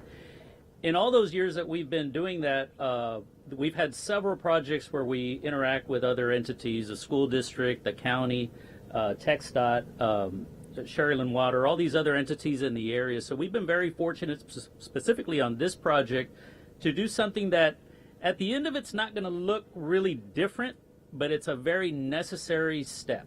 I mean, the idea here, and what I'm going to talk about is the technical stuff, the idea here is to get rid of this little bottleneck. Two things we're going to do is, one, eliminate the pool, what we call the pool. Historically, this is an area where, if you talk to some of the farmers, this is where they'd come to swim back in the day. It provided some relief from this kind of heat. But it's also been, as the traffic has increased, because we have, I did the count, around 2,500 students in the area, has become a highly trafficked area. There was always a concern. I remember talking about 3 years ago with Ms. Torres about this situation here, but it was always a matter of funding. How do we do it? And the fact is, this area, maybe people don't know, it's within the limits of McAllen, Precinct 4, City of Edinburgh, Edinburgh School District. So there's a lot of things that happen in this area here. So one thing we're going to do, again, eliminate the pool. So there's always been the fright that somebody would fall in unintentionally. And two, lower the roadway so in the future, when they do expand the road, it won't have the hump in the road. So on the technical side, we're extending about 400 feet of pipeline. We're going to basically bury the crossing that's here. If you look over there, you'll see there's the crossing pretty elevated. That's the reason there's a hump in the road. So we're going to lower that. So we're adding about 400 feet of 54-inch line, approximately 50 feet of 72-inch line. Now I'm going to speak in a very technical term. We're going to reduce the vertical elevation. So in the future, the City of McAllen, when it designs its road, it'll be lowered for the speed limit that we have here. The water that's carried here. Now we think, you know, farming's going away. Obviously, we've had a lot of development, but this is one of our main canals. This is the end of our main canal before it diverges into two different places. All the water that comes through here, this came from the Rio Grande Valley, 26 miles away in Peñitas. It gets pumped one time at the river, at the border, gets pumped one time, and then it travels all the way out to Edinburgh by gravity. And then when it gets to this point, it splits off and provides water to the east, all the farming in the northeast part of town of Edinburgh and North McAllen, and also to the north here. We are actually 100% provider to two irrigation districts north of us. We also provide cooling for Calpine just east of us. So this is a very important core waterway for the irrigation district. So when we want to do a project like this, it's not easy, because when you do a project like this, there's two things that are really bad words in our system: disruption and shutdowns. And you got to plan that around the farmer. You got to plan that around the cities that rely on us for delivery of water. Thankfully, we have the irrigation district staff that are working with our partners that receive the water to give them some water in time for us to do the shutdown so we can do the tie-ins. So I don't want to, it's not going to look very like a lot happened after this is done, but it's a very critical part of the work. You know, the widening, the shutting down of that, the lowering of the elevation. So I just want to say it hasn't been an easy project, but with the right partners, such as TxDOT, such as the County Drainage District, the County Precinct 4, the school district, and all of our other partners, it has worked. And it has worked in a very short amount of time, actually. You know, we talked about it 3 years ago, but we started the interlocals about 4 or 5 months ago, and everybody came together in that very short period of time. And so we're already underway. Foremost Paving is our contractor. We had them on staff already, or on contract already, and that made the process also quicker. So thank you for having us, and again, we look forward to completing the project and the next phases of it. All right. Thank you. Thank you, Mr. Posadas. The two key words that we took away was the safety and the unintentional people that were going to be into the pool. For some of you that intentionally were in the pool, back in the day, we'll find other locations for you to swim. Yes, sir? I was told that you were in there, and there was a couple other people that said, when I was younger, I used to rule the laps here. But we'll definitely find another place for you to swim. Next up, one of our premier partners. Everybody loves to see him when he's talking about the introduction of a product and a program that he's got coming up. But when there's work actually being done, he's not everybody's number one fan. But we'd like to welcome from the Texas Department of Transportation, General Engineer and Chief Engineer, Mr. Pete Alvarez. Good morning, everyone. Wow, what a pleasure it is to be here this morning. Several folks have already spoken, and to me, it's partnership at the end of the day. It's about coming together and identifying the needs of the community. Whether it's an on-system project or an off-system project, all these projects are interconnected, and we affect the entire community. We at TxDOT take great pride in providing customer service, providing resources, opportunities, providing general guidance to ensure that things are being done at the, following all state and federal rules and regulations, right? But at the end of the day, it's about the leadership. Commissioner, thank you for your leadership. The various partners that have already been identified, it is imperative that we continue to communicate. We continue to work with one another, identify the needs, and figure out a plan. What is the long-range plan? And so Tony mentioned future projects. When we're in construction, we're not everybody's favorite, right? But that's okay, because with construction comes progress. And when we deliver a project, right now we're doing a groundbreaking, but when we do the ribbon cutting that is complete, it's when really everybody starts to benefit. This is step one in many steps to come, but all these this type of project would benefit the entire region. I would be remiss without recognizing Rex Cosley, Deputy District Engineer, who has been instrumental, in working behind the scenes with the various technical staff to ensure that this project became a reality. Thank you once again for allowing me an opportunity to address the group. Looking forward to this project. All right, ladies and gentlemen, and with that, we will wrap up our program. We'll ask everyone to please stop by and grab a shovel as we have the turning of the dirt for this upcoming project. 1, 2, 3.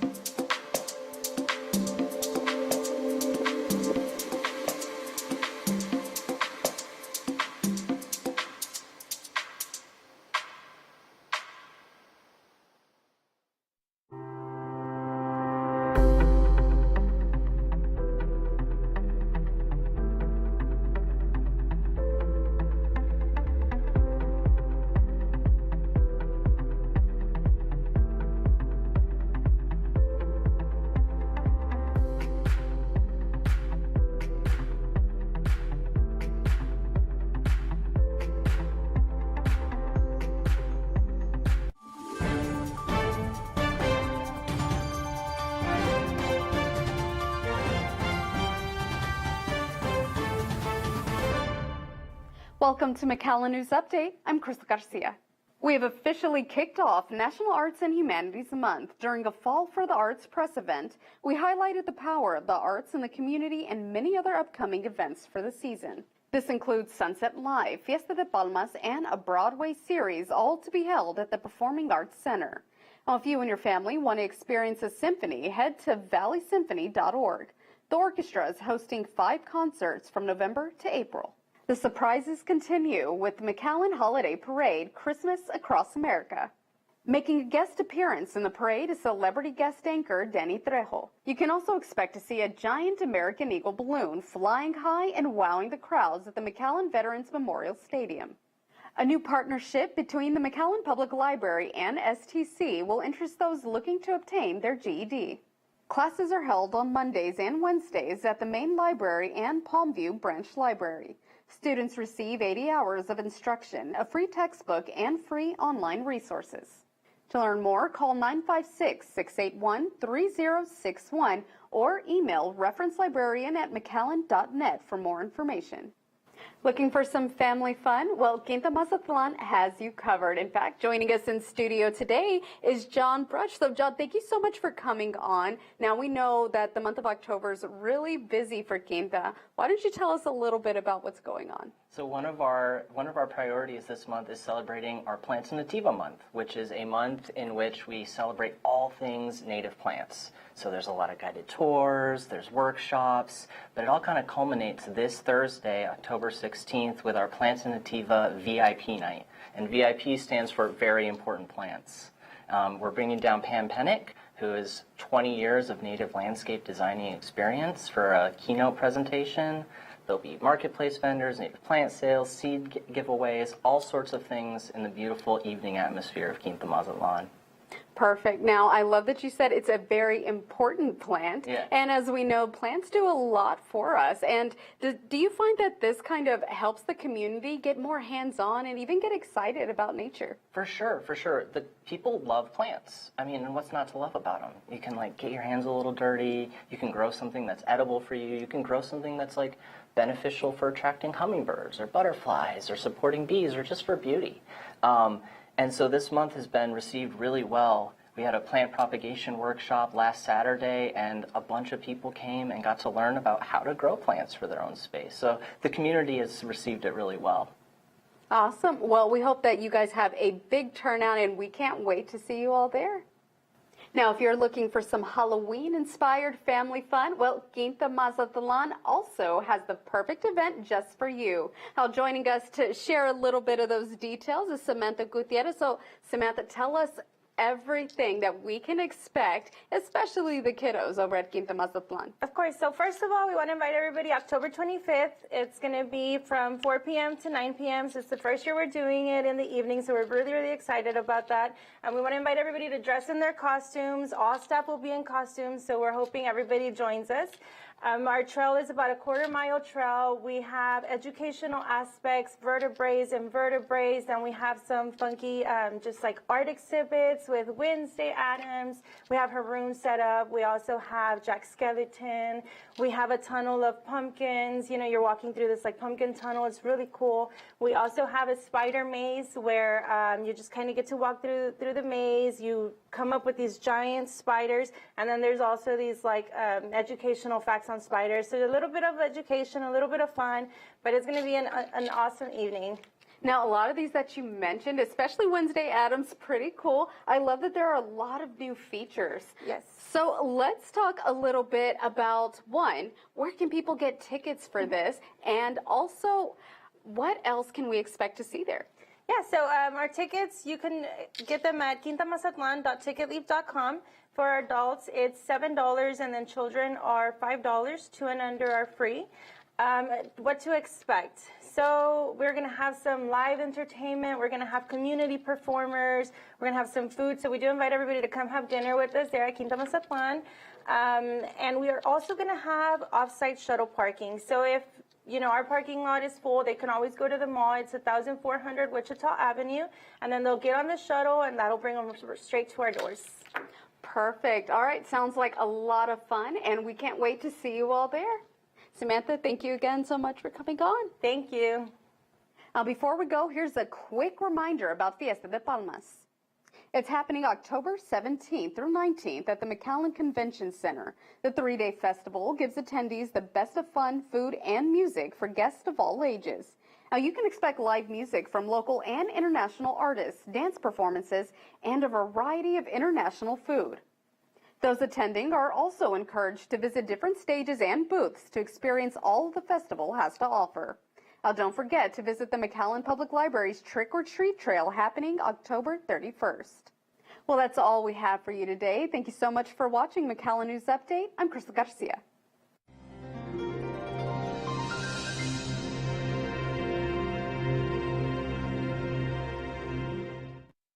I'm toning out.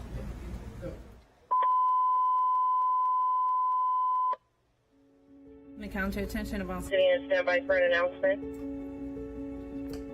All units prepare to copy. 3 years ago at this time, Officer Edelmiro Garza Jr. and Officer Ismael Z. Chavez responded to a call for service at the 3500 block of Fiesta Avenue. They were killed in the line of duty while answering this call. At this moment, the City of McAllen Police Department, in honor of the fallen officers Edelmiro Garza Jr. and Ismael Z. Chavez, observes radio silence. In remembrance of our fallen brother officers Edelmiro Garza Jr. and Ismael Z. Chavez, please stand by for a moment of silence.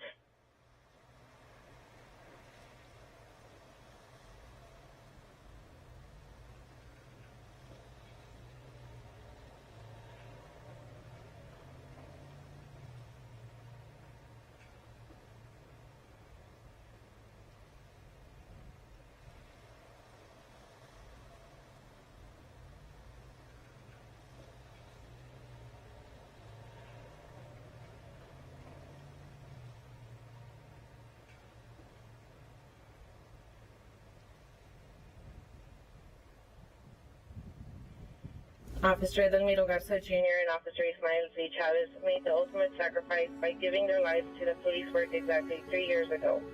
With this moment of remembrance, we honor them and pray for all that continue their mission every day thereafter. All units resume normal traffic on all channels.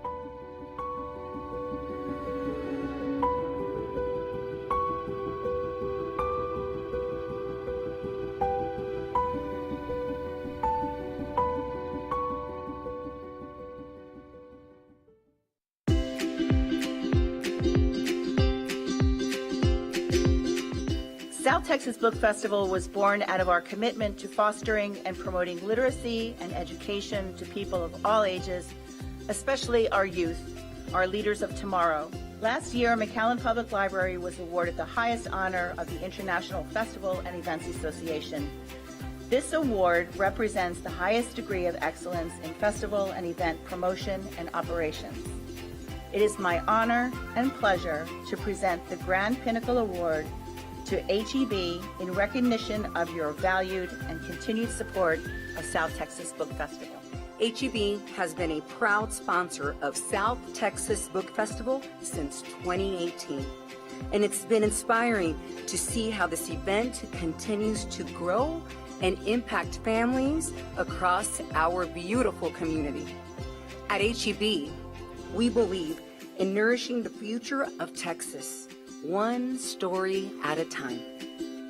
HEB is honored to present you and the McAllen Library with a sponsorship check for $25,000 in support of the South Texas Book Festival.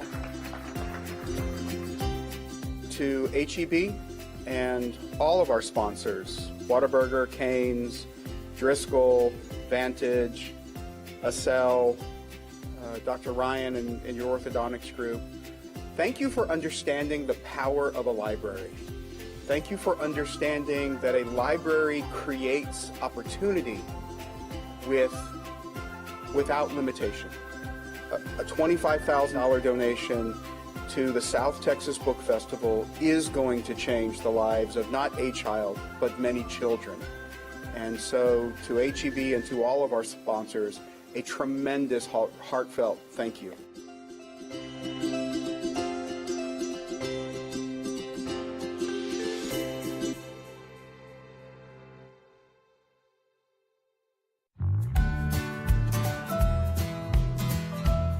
Hi, I'm Sarayi Garcia, the Deputy Director of McAllen Parks and Recreation Department.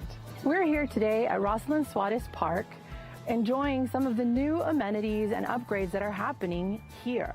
We recently were awarded CDBG funding, Community Development Block Grant funding, to improve the parking lot and add 650 linear feet of sidewalk to complete the walking trail around the park. So this project came in at $61,000, and we're glad to have this as the third installment of improvements that have happened at Suarez Park.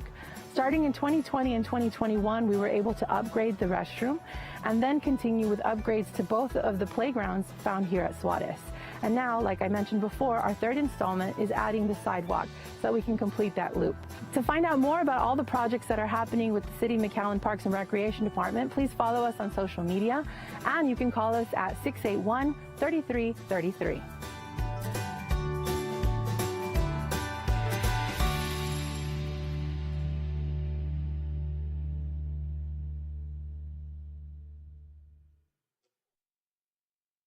What began as vision I have the pleasure daily of seeing the progress taking place is now one step closer to becoming a reality. This is something that's totally new, one of a kind in the United States. I think we're going to be having a great time here, and I'm talking about with kids, with UTRGV researchers working alongside children. We're talking about tourism. We're talking about just a bunch of things. The City of McAllen and Quinta Mazatlan held a topping off ceremony for the Center for Urban Ecology, a tradition that marks the placement of the final beam in a construction project. What a fantastic day for McAllen. The Q project is a major investment by the city, almost $86 million in new construction here on this expansion, and a tremendous opportunity to showcase the strength of McAllen and our partnership with educations of higher institutions. A center that'll immerse students, the community, and visitors in McAllen's one-of-a-kind environment, a beacon for ecotourism and education. Nature lovers and bird watchers from all over the world will be able to enjoy what the Q has to offer at McAllen's own World Birding Center. The state-of-the-art research center will allow students of all ages to not only get excited about nature, but also study, research, and even become scientific leaders in the field of urban ecology. Ecology is defined as a relationship between living organisms, and urban ecology is the relationship between all other living organisms and civilization, and we really need training in urban ecology. It's extremely important for the future of the human race. The Q is a unique opportunity for the community to engage, the university to engage, and us to do that together. The university will be here with its botany programs, with its food science programs, culinary programs, supporting future entrepreneurs of tomorrow. With countless hours of dedication, the Q is just 1 year from completion, but its impact on McAllen's economy is already being felt. Once finished, it is projected to generate nearly $500 million in economic impact for the city. So this type of project is definitely one that you come across, it's a once-in-a-career type of project, and so we were super excited to be a part of it. It makes me feel very proud that this is definitely a very unique project to the Valley and very unique to Texas, and I would say even very unique to the United States. A one-of-a-kind facility with 14 acres promoting ecological education, the Q is projected to support more than 1,000 jobs. I think it looks good. It's something that the city of McAllen should be proud of. I don't think it, in South Texas anyway, there's nothing to match it. So I'm very, very proud to be part of it. Proud of a large structure that marks the beginning of a new era for the city of McAllen. The Wings of Steel, or what I call Big Bird, that's going to be iconic. A lot of people are going to come down here to see that. All while experiencing education, ecotourism, and the environment. McAllen has such deep roots. The cultural roots here are incredible. But one of our mentors said, all we give our children is roots and wings. And so we wanted to add the wings to McAllen's rich cultural roots to create a place that the world would literally come to say, wow, look what they've done in McAllen. A major milestone, now almost complete. Quinta Mazatlan is beautiful, but now you add this, which will attract definitely nature lovers, bird watchers, and people to come and see and study plants, and those sort of matters. It's something that's very important to us to study the ecology, study nature, and especially for our kids. They're our future, and we need to give them something that's good and valuable that they can use, that they can utilize for the rest of their lives. For the City of McAllen, I'm Crystal Garcia.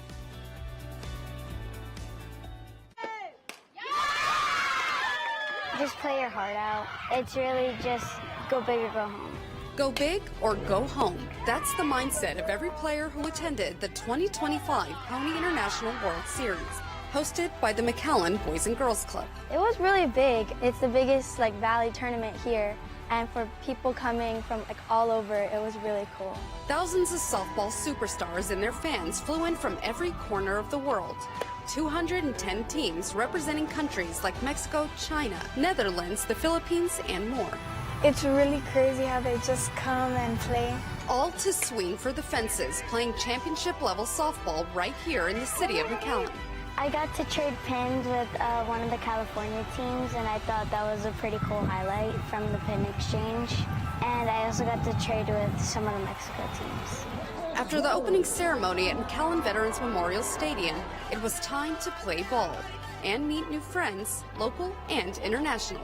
I saw some people from China, and I asked them what place they got. They didn't understand me. I did get to see some of the Japan teams over there. I did talk to some of the Mexico players. So what is it about this game that brings so many to the city? I just love being on the field and getting to play with my team. I really love when I pitch, and we won the 12U division for the Pony World Series. An experience that'll last a lifetime. For the City of McAllen, I'm Crystal Garcia.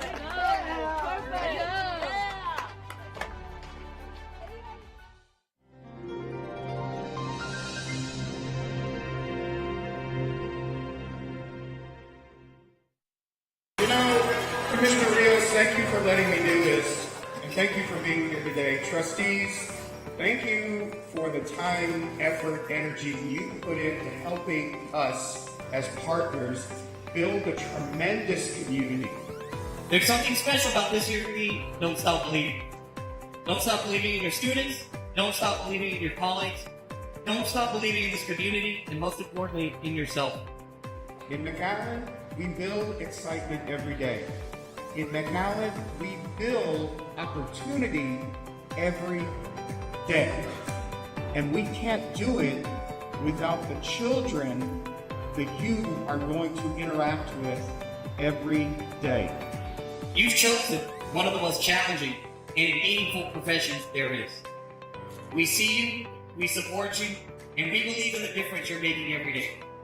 As city officials, we know that a strong school district means a strong city, and McAllen is stronger because of you. McAllen ISD isn't just a school district, it's one of the city's greatest partners. I promise you, this year, some future leader is going to walk through your classroom, and you are going to set them on a course to be the next group of leaders that helps us build this community.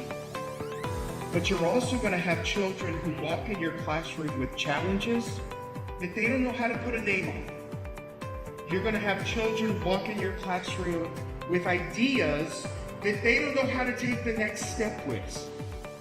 Into your classroom is going to walk a child who has the next best idea that is going to transform this country, this state, and this city. And you are going to help them find a path. You're going to be the gateway, you're going to be the bridge, the architect that shapes the course of their life. You are going to open their minds to ideas, concepts, places that they didn't know they can go. And we're going to be here at the city supporting you every step of the way. I'm proud to say that I'm proud of McAllen ISD. I sat in the same classrooms, walked the same halls, and learned from teachers who challenged and inspired me. Every single day, you're planting seeds of confidence, creativity, and resilience. You may not always see the results right away, but you are changing lives. When things get tough, and they will, don't stop believing.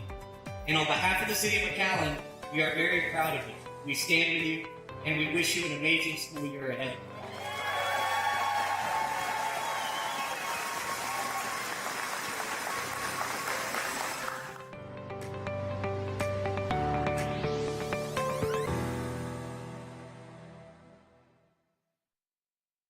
2025 National Youth of the Year is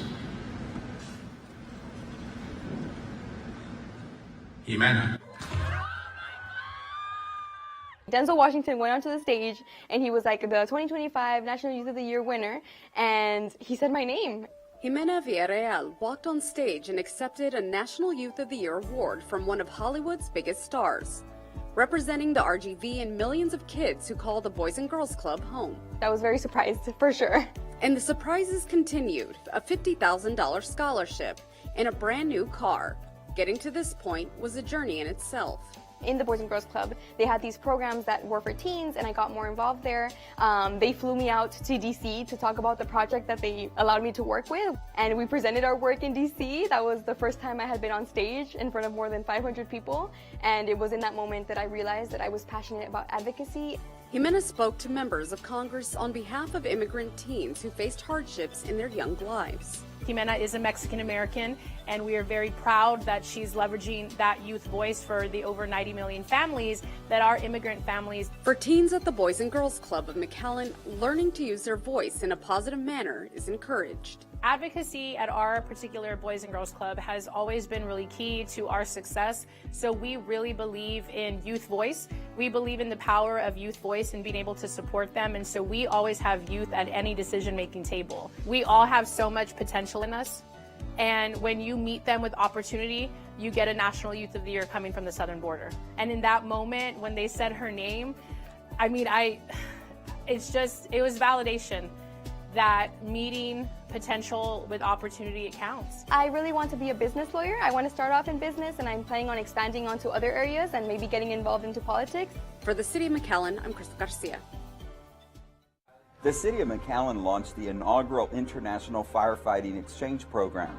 With several cities in the state of Tamaulipas, Mexico, the cities of Reynosa, Ciudad Victoria, and Tampico participated in training. According to McAllen Fire Department Chief Juan Gloria, this groundbreaking initiative provided a unique opportunity for firefighters for McAllen's sister cities, where they learned new firefighting techniques, strategies, and participated in hands-on exercises with McAllen firefighters.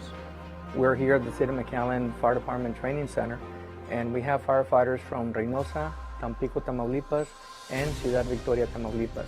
We have a total of 19 firefighters that are here, and this is part of an initiative, not just of the fire department, but our city leaders, our mayor, who is always looking for the opportunity to also reciprocate and do anything that we can for our sister cities. This day-and-a-half accelerated firefighter training program included 2 annual training courses, which covered a range of topics. Firefighters learned different techniques on structure fires, confined spaces, skills how to better utilize the water streams, ventilation, forcible entry, and vehicle extrication.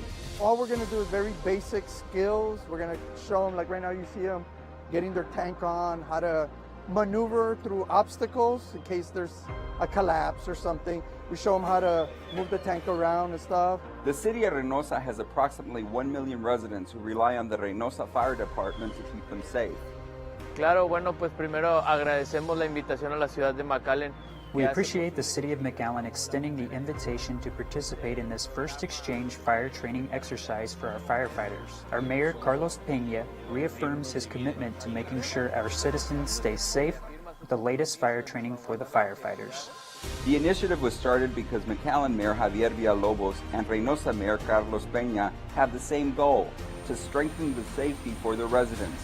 Anything that happens in McAllen has an impact one way or another in our sister cities in Mexico and vice versa. And so when it comes to safety, when it comes to, in this case, firefighting, it is very important for us that, we bring them in and that we consider ourselves as one. A safe Reynosa is a safe McAllen, a safe McAllen is a safe Reynosa. Instructor Lieutenant Alanis says it's a great and unique experience to train with his Mexican counterparts because McAllen can also learn from them how to fight fires. I'm excited to be here to be with them and just to share our experiences with them. The McAllen Fire Department plans on hosting many more international firefighting exchange programs to share and learn as they assist their neighbors in Mexico. For the City of McAllen, I'm Roy Cantu. Happy birthday to For Celine Garza and her family, a quick trip to the McAllen Recycling Center is opening up new possibilities for our autistic son, Gabriel. Gabriel has severe autism. He's nonverbal. He also suffers from seizures. So we're constantly just keeping him by our side and just monitoring him, make sure that his environment is safe. So it's like anything that keeps him entertained, things that he likes to do, anything that makes noise, like that just keeps him happy and keeps him in his special place. Celine says a couple of months ago, her husband had to shred some documents, so he brought Gabriel with him to the McAllen Recycling Center. And during that visit, her son was all smiles. She says the sound of the shredder and the texture of the paper fascinated him. Our daily life is just different every day. We never know what we're going to experience, what he's going to go through. He keeps us on our toes. Celine says Gabriel likes to shred paper at home. He takes a sheet of paper and cuts it up into small pieces. She adds she didn't know the significance until her husband brought him here. That's because here he can actually follow how the shredding process really works. I've known this family since Gabriel was 5. So he's 17, so 12 years. Denise Keller is Gabriel's former teacher and has remained a close friend to Gabriel's parents via Facebook. He was my student when he was in the McAllen ISD PPCD program, and he was one of my favorites. The parents were so great to get along with. They were so accommodating. We worked well together, and we just remained friends. I've been part of his life's Special Olympics, all different types of activities. After Gabriel's first trip to the recycling center to shred paper, Keller says Gabriel's parents told her of his newfound interest. She states that the 17-year-old's family wanted to make his birthday special by having it at the recycling center. I made a couple of calls. I called y'all's director, gave her the backstory of him, and she's like, let's make it happen. I think that would be great for him to have a birthday party where he doesn't want to be at Peter Piper. He wants to be here. The McAllen Public Works Director, Elvira Alonso, and her McAllen recycling staff, Robert Ramirez and Marco Ortiz, took matters in their own hands. Their office became party central, complete with balloons, gifts, and cupcakes, plus a few friends to celebrate Gabriel's birthday. Gabriel came in on his birthday and he wanted to be part of the recycling. So we went ahead and got all the, that day we put everything together. He came in, he looked very excited, and we went ahead and took him outside and had a tour of the recycling center. This turned into an incredible treat for the birthday boy. His birthday celebration here was amazing. Marco just made sure to give him that hands-on experience. Like, he brought over the shredded materials for Gabriel to feel and touch. Like I said, for him, it's all about texture. It's all about sounds. So it's like the feeling the different papers that were cut up, the glass that was recycled in the bottles. He was just like so happy to have access to that. And he went home and just continued to play with all of these things throughout the day. Celine believes Gabriel has always been a recycler at heart. He has had a fascination with shredding paper into small pieces. For Celine, what the recycling center workers did for Gabriel's birthday party meant the world to them. I'm very appreciative because it just makes it really nice. Denise says this is what doing the right thing looks like. Oh, it was, inclusion at its finest. Gabriel and his family continue to visit the recycling center once a month to shred documents. For the workers at the recycling center, a simple act of kindness was simple enough to make this young man smile. For the City of McAllen, I'm Roy Cantu.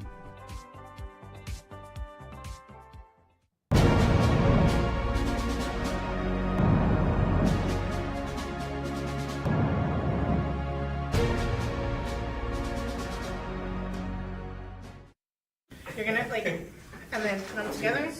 Relative. Some of McAllen's emergency responders are ahead of the class, learning a new skill to better assist the City of McAllen deaf or hard of hearing community if and when they respond in an emergency. It's kind of like an accent for signing, whatever your preference is. 8 McAllen firefighters are in class at Brown Middle School learning American Sign Language with the assistance of the McAllen Independent School District Regional Day School Program for the Deaf. I know a little bit of sign language, and it's been very helpful on getting a perspective of someone that's deaf or hard of hearing. The world of the deaf community is very different than ours. Victoria Gomez is the instructor for the emergency responders who are from the McAllen Fire Department and local area hospitals. Gomez is a paraprofessional at McAllen ISD Regional Day School Program for the Deaf by day, and after hours an ASL instructor for emergency responders. She says learning sign language hits home because she is deaf and her brother is too. So I teach the ABCs first, and then we start working on sentences, and then that way can just different sign language. Gomez says sign language can be overwhelming, but her teaching method is to simplify the vocabulary to phrases and words an emergency responder would use in the field. It depends, really. Some people think it's easy. It can be hard, just depends. It's very important to be able to communicate with deaf people. After hours, McAllen ISD has several American Sign Language classes ongoing at Brown Middle School. This class is for emergency responders. There is another class for parents, and still another community class where adults learn sign language. We have this wonderful opportunity for first responders to come and just learn some basic signs. We do have a rather large deaf community in our area, and so they most likely will encounter a deaf or hard of hearing person. And it just gives them a few words that they can use to help in emergency and already panicked situations. Ellis says the Rio Grande Valley deaf community is growing. She says it's vital to provide basic emergency services to them until an interpreter can be called in. It's very important. It's needed for just easy communication. It makes things a little bit quicker. Of course, we still need to call an interpreter once everything's calmed down, but they can go ahead and give some immediate feedback to the person they're trying to help. As Zamora and his fellow firefighters learn basic sign language, he believes with practice, they'll be ready to use this skill out in the field during emergencies. So if I say I'm a firefighter, I can either use the sign I am a firefighter, or I can just point at myself. And so a lot of this is, a lot of pointing. They say 80% of your communication is nonverbal, right? Same with signs. So you need to make sure if you're saying where, you're saying where, kind of really emphasize the gesture. Like you really want to know where are you hurting? Are you hurting? Zamora already does dozens of school presentations every year. He says he looks forward to doing fire safety presentations to deaf children because he wants them to feel comfortable. When I speak to children, I can tell that I personally see that they may feel left out. When I'm talking to children, I'm asking them questions, and I can engage in them a little bit more. I can tell them, hey, I'm a firefighter. I help people, and they feel included. You can see the difference in their faces. They kind of brighten up, and when they see just a simple sign, they love it. Firefighter Christian Rodriguez admits sign language can be intimidating, but he's starting with the basics and is hoping to learn with his fellow firefighters.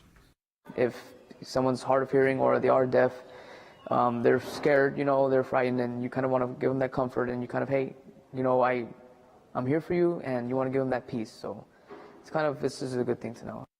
The instructors at the McAllen ISD Regional Day School for the Deaf and the McAllen firefighters are hoping the entire region benefits from their efforts because life decisions are made in the first seconds of an emergency. For the City of McAllen, I'm Roy Cantu. And now it's time to officially recognize Winford's neighborhood as our McAllen Shines Community Champion. Let's unveil. Let's hear it for Redford! Que se oiga! The intent was, look, we want to be good citizens. We want to be good residents. We want to have pride in our community. And we are. Today, we're here to celebrate Winford because honestly, to me, you all are a shining example of what McAllen Shines is. When you get to McAllen, you know you're there because it is clean, it is well maintained, It is a pristine community, and we work very, very hard every day to meet the challenge that the mayor and the commissioners have given us. We are going to continue to do more and better by making examples of residents just like our friends in Windfern. So thank you all very, very much. You know, this kind of things is when you lead by example. Is when a community like Windfern leads by example in the city of McAllen, and they go ahead, you know, and show the rest of our community how things are done and what can be accomplished. I'm very proud of you guys. Thank you for all that you guys do. You are true champions of McAllen Shines, and I'm very proud of you guys. And you know, to present this with the rest of the staff of the city of McAllen, you know, makes me very proud to be able to present you with this award.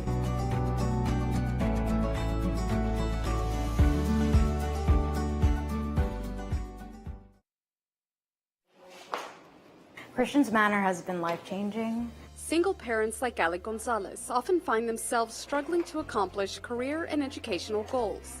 But one local organization is changing that. And let us help you get a college education so that you can go out and provide for yourself and for your family. For Ali, a McAllen mom of 3, this was exactly what she needed to hear. Ever since the beginning, provided stability and support in mental health services, putting a roof over our heads, and most importantly, guidance. Guidance that led Ali to become a certified pharmacy technician who is now studying to become a pharmacist. We really have a holistic viewpoint when it comes to helping these families break the cycle of poverty 2 generations at a time. So from the children all the way to the moms do receive mental health counseling. We also provide wraparound services. We connect them to different programs in the community that help with childcare or transportation challenges. To qualify, the parents must enroll in college, be at or below the poverty line, and meet with staff monthly. I finally felt safe. They were always rooting for you and always there. We started with 16 units in San Juan, and we're developing a property in South McAllen to be able to have 16 brand new apartments. We welcome any and all individuals who wish to support Christians Manor, whether it's sharing a social media post, whether it's donating, their time. Being a single parent is not ideal, and it comes with major challenges. But when it comes to my kids' love and support, that's all that matters to me. To learn more, go to christiansmanor.org. For the City of McAllen, I'm Crystal Garcia.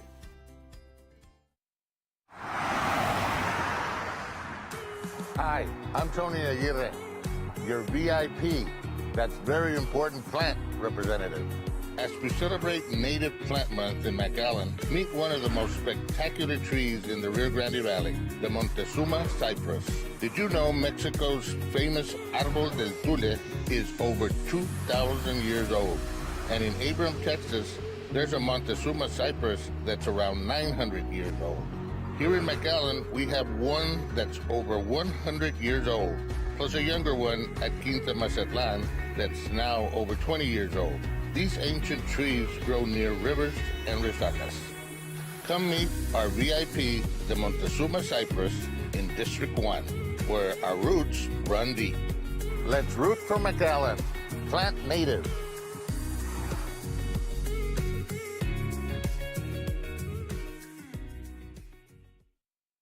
Si eres residente de la ciudad de McAllen y estás planeando construir una cochera abierta, a continuación le presentamos alguna información que deberá tomar en cuenta. Siempre se necesitan permisos de construcción para construir una cochera abierta. El setback o distancia mínima del frente de la propiedad en la mayoría de las casas unifamiliares es de 25 pies. Las distancias laterales mínimas en casas unifamiliares son de 6 pies, a menos que el terreno esté en una esquina donde el lado junto a la calle tiene una distancia de 10 pies. Si un residente desea construir una cochera abierta para sus vehículos dentro de cualquier distancia de la propiedad, frente lateral o trasera, debe solicitar una excepción especial, con una tarifa de solicitud no reembolsable de $350. Y es importante tomar en cuenta que la solicitud puede ser negada. Se requiere notificar a los vecinos, se lleva a cabo una audiencia pública y si la propiedad se vende, se debe volver a solicitar la excepción especial o quitar la estructura. Las cocheras abiertas para vehículos aprobados con una excepción especial no pueden usarse para almacenar objetos y no pueden exceder los 400 pies cuadrados de área. El personal de planificación de la ciudad de McAllen está disponible para conversar sobre opciones y restricciones específicas de su terreno. Puede contactarlos al 956-681-1250 para obtener más información. Do you need to submit a request but don't want to make a phone call? Use McAllen's 311 mobile app. Download it on your phone, submit a request, or get information on what's happening in McAllen. On the app, we have multiple tiles where you can watch the MCN channel, city commission meetings, or you can get information on after hours numbers, on brush pickup schedule, and so much more. It's as easy as 1, 2, 3. When you're submitting the request, it will give you the option to either submit a short video or a picture of whatever it is that you have a question on. And from there, sit back and know the City of McAllen has received your request and will work diligently to resolve the issue.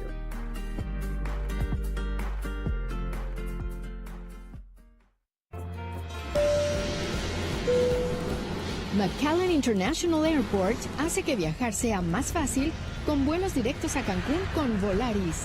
Vuela desde McAllen International Airport sin escalas a partir de $79 y disfruta de uno de los destinos más bellos de México. Viajar es mucho más fácil desde McAllen International Airport. Above, Beyond.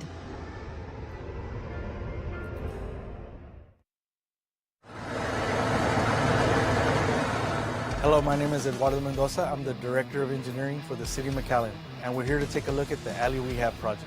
The city's alley rehabilitation project aims to upgrade aging unimproved alleys across the community.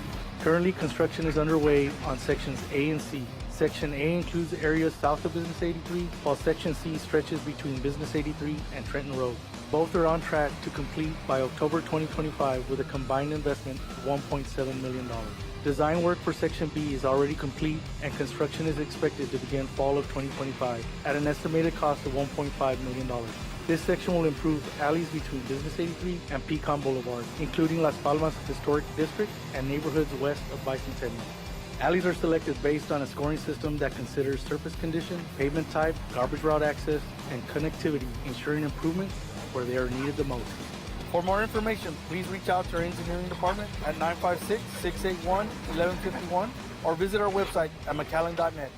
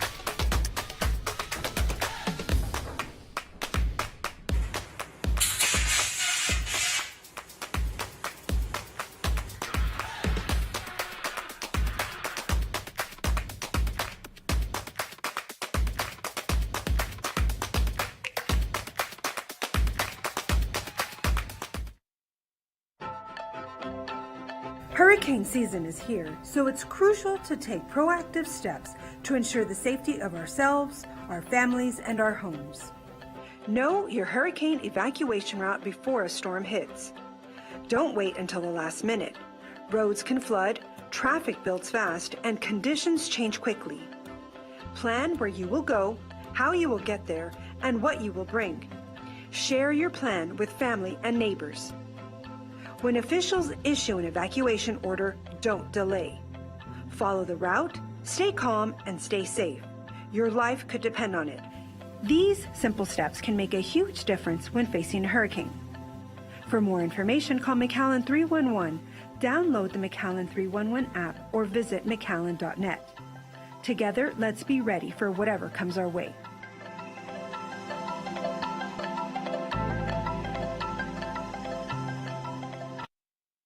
Bienvenidos a la ciudad de McAllen, al departamento de pasaportes.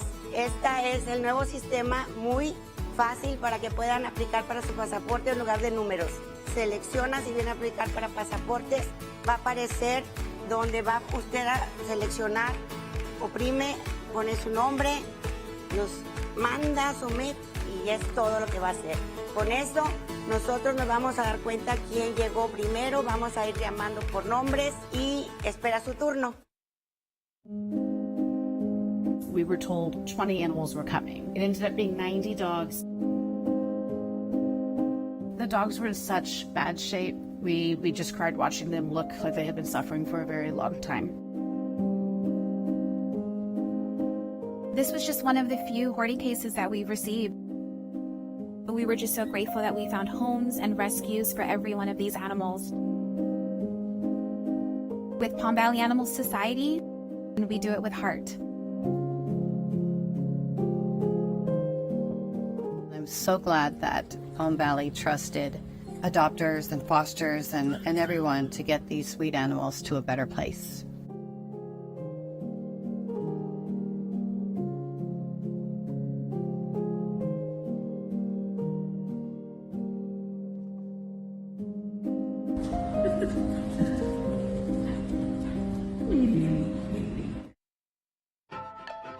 Hey pet lovers, hurricane season is here and it's time to make sure our furry friends stay safe too. First, create a pet emergency kit. Include food, water, meds, and comfort items like a favorite toy or blanket. Next, make sure your pet's ID tags and microchip info are up to date in case you get separated. Have a safe space ready, whether it's a pet-friendly shelter or a room in your home away from windows and noise. And don't forget, practice evacuating with your pet so that they're not scared if the time comes. Let's keep our pets safe and sound this hurricane season, their family too. These simple steps can make a huge difference when facing a hurricane. For more information, call McAllen 311, download the McAllen 311 app, or visit McAllen.net. Together, let's be ready for whatever comes our way.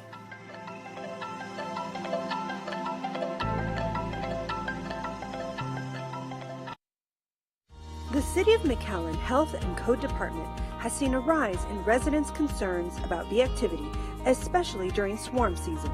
While bees are essential pollinators supporting vital crops, it's important to know how to safely coexist with them.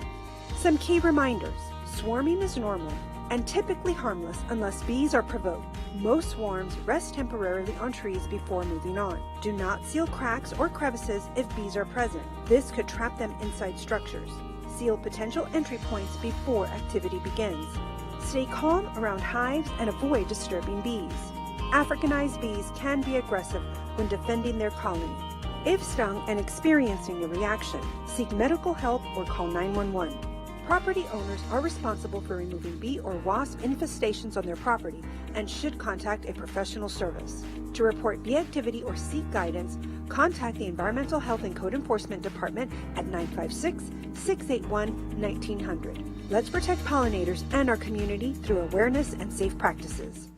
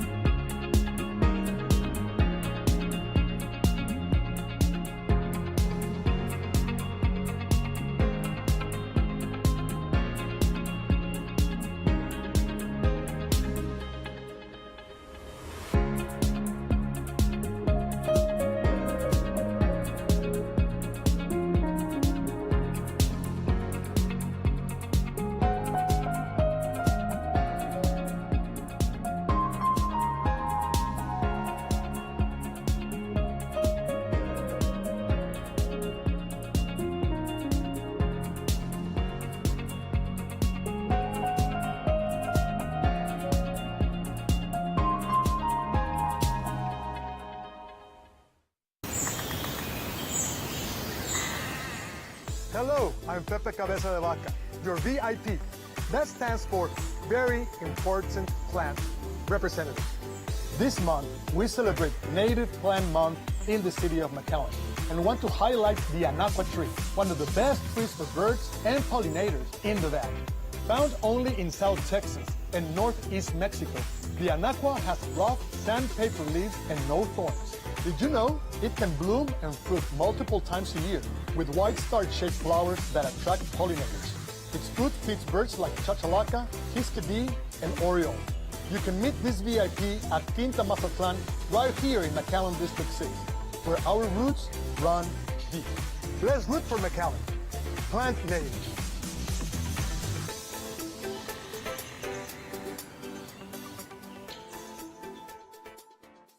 If you're a City of McAllen resident planning to build a carport, here's some information to keep in mind. Building permits are always required to build a carport. Minimum front yard setbacks on most single-family homes are already at 25 feet. Minimum side yard setbacks on single-family homes are 6 feet, unless the lot is in the corner where the side next to the street has a setback of 10 feet. Should a resident want to build a carport within any setback, front, side, or rear, a special exception needs to be applied for with a non-refundable $350 application fee, and it's important to keep in mind that denial is most certainly possible. Notification to neighbors is always required. A public hearing on the requested carport is conducted where residents in opposition and support will be able to speak, and if a property is sold, the special exception needs to be reapplied or the structure removed. Carports approved for the special exception cannot be used for storage of items, cannot be enclosed, and cannot exceed 400 square feet in area. Carports that were built without a permit, no matter how long ago they were built or by whom, are subject to enforcement of the codes. The City of McAllen planning staff is available to discuss options and specific lot restrictions with owners. You can contact them at 956-681-1250 for more information. Ask McAllen makes it easy for you to connect with the City of McAllen anytime, anywhere. Our new virtual assistant can help you get immediate answers to your questions, submit a service request, leave a message for city staff, and sign up for a text message alerts on topics that matter most to you. To start a conversation with Ask McAllen, text the word HELLO to MC311 or 62311, or visit our website, McAllen.net. Hello, my name is Danny Moline. I am the Director for the McAllen Parks and Recreation Department, and welcome to Camp McAllen. If you're looking for outdoor adventure, this hidden 20-acre gem in North McAllen is the place to be. From archery and hiking to kayaking, fishing, and camping, there's something for everyone. Or if you prefer to relax, take a seat under the gazebo and enjoy the peaceful surroundings. Camp McAllen is now officially open and free to the community to use. Regular hours of operations are Tuesday through Sunday from 8 a.m. to 8 p.m. Please note that closing times may vary depending on the season. Do you need equipment? We've got you covered. Our storefront offers rentals including kayaks, tents, fishing poles, and archery gear. The store is open Tuesday through Thursday from 9 a.m. to 12 p.m. and again from 4 p.m. to 7 p.m. and Friday through Sunday from 4 p.m. to 7 p.m. As always, safety comes first. The McAllen Parks and Recreation Department encourages all visitors to read and follow the posted rules to ensure a fun and safe experience for everyone. So whether you're coming alone or bringing family and friends, we invite you to enjoy your new park, Camp McAllen, and make memories in the great outdoors. For more information, please contact the McAllen Parks and Recreation Department at 956-681-3320 or visit McAllenParks.net.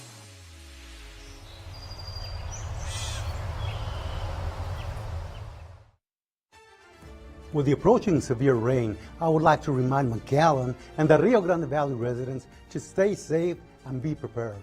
If possible, avoid driving. Stay home. If you must drive, make sure you leave with plenty of time to account for slippery roads, potential road closures, and possible congestion. The most important thing to remember is to never drive around traffic barriers and to avoid flooded roadways. Make sure to be well prepared in case you lose power.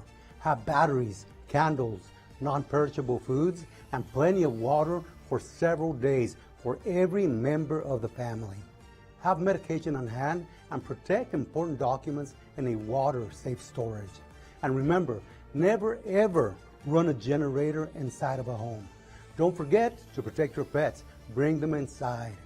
Please follow the City of McAllen on official channels, including MCN 1300 on Spectrum, the City of McAllen website, 311 mobile app, City of McAllen YouTube channel, and of course, on all our social media pages to stay well informed about any emergency messages, including possible evacuation orders if issued. Residents are encouraged to have an emergency plan in place and sign up for emergency alerts by texting the word McAllen to 99411 on the City of McAllen website or by calling 311 for further information. Stay safe this hurricane season.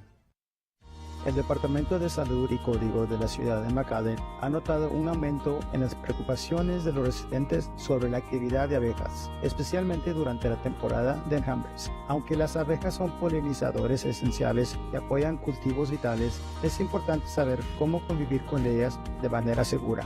Recordatorios clave. El enjambre es normal y por lo general inofensivo a menos que las abejas sean provocadas. La mayoría de los enjambres descansan temporalmente en los árboles antes de seguir su camino.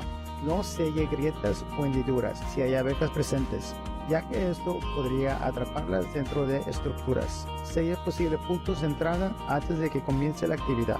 Mantenga la calma cerca de los panales y evite molestar a las abejas. Las abejas africanizadas pueden ser agresivas al defender su colonia. Si le pican y presenta una reacción, busque ayuda médica o llame al 911. Los propietarios son responsables de remover infestaciones de abejas o avispas en su propiedad y deben contactar un servicio profesional. Para reportar actividad de abejas o recibir orientación, comuníquese con el Departamento de Salud Ambiental y Código al 956-681-1900. Protejamos a los polinizadores y a nuestra comunidad mediante la conciencia y prácticas seguras. Hi, I'm Mark Vega, General Manager, McAllen Public Utility. Here's a quick update on our brackish groundwater desalination plant. McAllen has commenced early planning and preliminary engineering efforts for a prospective brackish groundwater desalination facility. The facility would be located at the site of the existing Northwest Water Treatment Plant. The conceptual project would include multiple brackish groundwater wells along with the desalination facility. The project could potentially provide the city with an additional 6 to 10 million gallons a day of water to help supply existing and future customers. Early work has commenced, which includes the installation of multiple test wells. The test wells will help obtain water quality and quantity data that is needed to advance design of the overall facility. McAllen Public Utility is working with both the Texas Water Development Board as well as the Bureau of Reclamation on funding assistance for this project.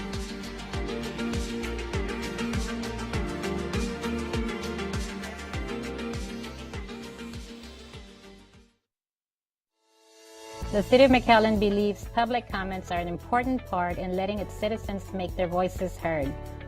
Whether it's a new idea for improvements to public park space, issues about speeding vehicles down your street, traffic congestion improvement suggestions, or any other issues you wish to bring to the attention of the City Commission, the City of McAllen provides its citizens with an opportunity to provide input before each City Commission meeting.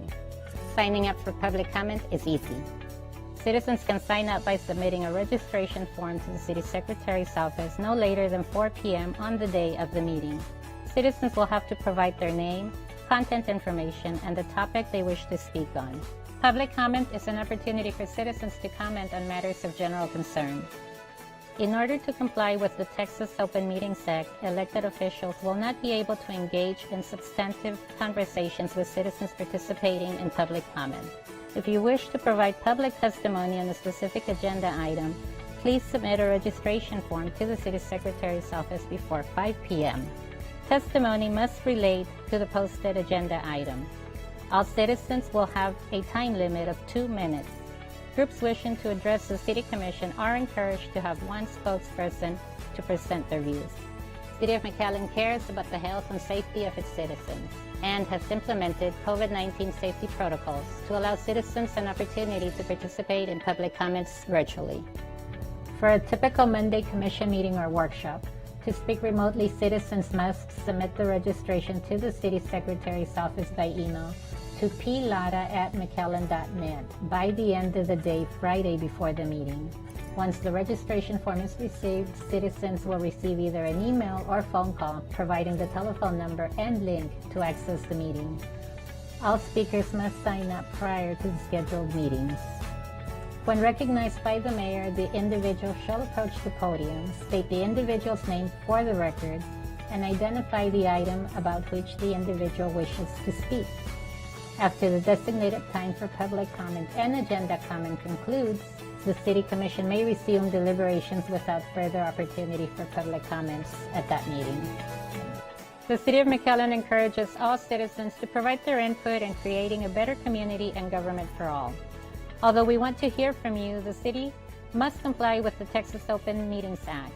For more information on signing up for public comment, or to obtain registration forms, please contact the City Secretary's office at 956-681-1020. That's 956-681-1020, or visit us on the second floor of McAllen City Hall at 1300 Houston Avenue. Thank you, and see you at the podium. It's really important that our pet owners take on a very proactive approach to be responsible with their pets during the summer heat. It is so critical that people understand that their dogs need to be well hydrated during extreme heat. Also, have shelter, have someplace cool where these dogs can take shade and be preserved from the intense heat that we experience here in South Texas. The people that like to exercise their dogs, which is a very good thing, but that asphalt increases in temperature, sometimes up to 150 degrees. Anyone who is found to be neglectful and have exposed their pet to any kind of unnecessary cruelty, there is a fine, there is a citation that will be issued, and it's under the animal cruelty law.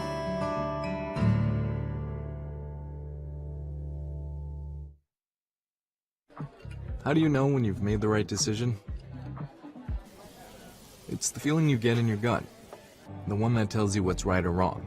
It's the one that says, sure, I can have a drink, or the feeling that says, okay, I've been drinking, now what? It's the voice inside you that says, I'm buzzed, better leave the car when it's time to go. Plan ahead, catch a sober ride. Buzz driving is drunk driving. Hurricane season is here, so it's crucial to take proactive steps to ensure the safety of ourselves, our families, and our homes. Assemble an emergency kit with items to sustain you for at least 3 days. Key components include water, 1 gallon per person per day, non-perishable food, a flashlight, batteries, a first aid kit, medications, and important documents like identification and insurance papers in a waterproof bag. Don't forget to include unique items for children, pets, or special medical needs. These simple steps can make a huge difference when facing a hurricane. For more information, call McAllen 311, download the McAllen 311 app, or visit McAllen.net. Together, let's be ready for whatever comes our way.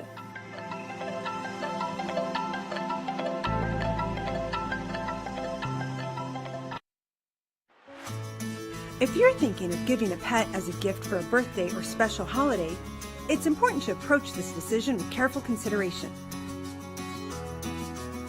Getting a pet may seem like a great idea in the moment. However, there is a lot to consider when getting a pet. It's a commitment for 10 to 15 years, including food, water, medicine, and cleanings. Pets become your responsibility, even on holidays and vacations. If you are not sure you or your special someone are ready for this long-term commitment, then consider fostering. And great news! Palm Valley Animal Society offers many options for fostering pets for a day, the weekend, or even longer.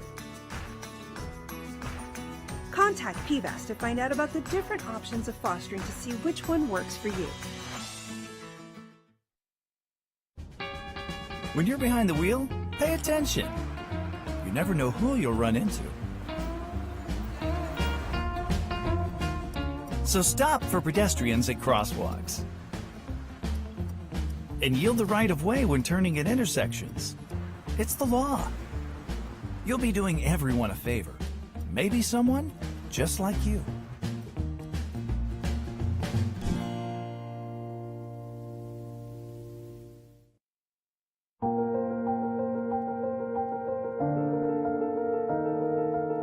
The best time for planting trees in the Rio Grande Valley runs from October to February. Planting them during this time gives young trees time to develop root systems that can withstand our intense summer heat. After determining that you have selected the right tree for the right place, dig a hole with an irregular shape, not round, keeping the sides of the hole rough and uneven. The hole should be at least twice as wide as the diameter of the tree's container and no deeper than the soil in the container. You want the root ball to rest on firm soil when planted. After removing the tree from the container, loosen the outer roots of the root ball, especially if they have begun to circle the inside of the container. Set the tree in the center of the hole with the top of the soil of the root ball about 1 inch above ground level because the tree will eventually settle some after planting. After ensuring that the tree is standing straight, backfill the hole with the same soil removed during the digging, not improved soil, tamping it down as you fill, and create a small wall or berm about 3 feet in diameter around the tree to contain water. Cover the area inside the berm with about 2 inches of chipped wood mulch or dried leaves, keeping it about 4 inches away from the tree trunk. Mulch helps shield the roots from heat and helps the soil retain moisture. Afterwards, water the tree slowly until water puddles within the berm. When watering, water around the tree inside the berm and try to avoid wetting the trunk. Water the tree thoroughly 3 times per week for the first month unless it rains. Water it thoroughly twice per week for the second month, once per week for the third month, and afterwards twice per month or as needed for the remainder of the first year.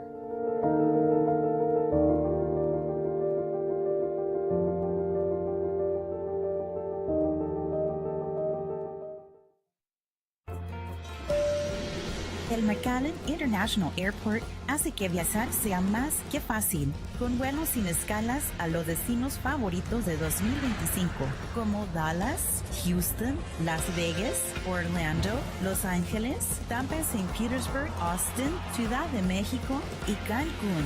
Viajar es más que fácil en el McAllen International Airport. Above, beyond.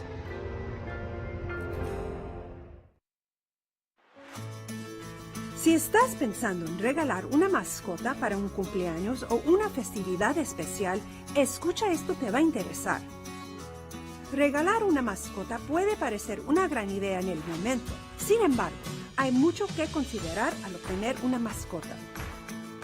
Es un compromiso de 10 a 15 años que incluye alimentos, agua, medicamentos y limpiezas.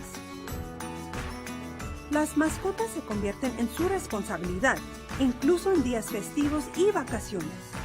Si no está seguro de que usted o su persona especial estén preparados para este compromiso a largo plazo, entonces considere la crianza temporal. Y buenas noticias.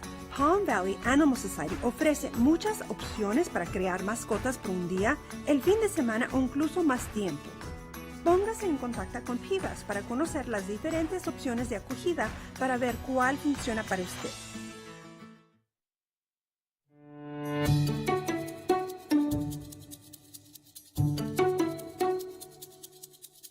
Yeah, Sparky, so Fire Prevention Week is right around the corner. Whoa, what is going on here? Sparky says do not leave a stove unattended while cooking, and to keep hot handles in. Also, do not leave anything that can burn near the stove. Pay attention to fire prevention.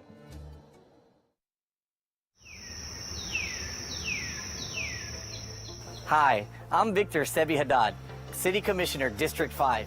Your VIP. That means very important plant representative. This month, we celebrate Native Plant Month in McAllen. Let me introduce you to a very special tree, the Texas ebony. This tree is older than the city of McAllen. It may be over 250 years old, dating back to the late 1700s. McAllen became a city in 1911, so this tree was here first. The Texas ebony grows in South Texas and eastern Mexico, where it's called ébano. Its white, puffy flowers smell sweet and attract bees and other insects. Did you know it gives some of the best shade and helps cool your home? Visit Quinta Mazatlan, where our roots run deep. Let's root for McAllen. Plant native.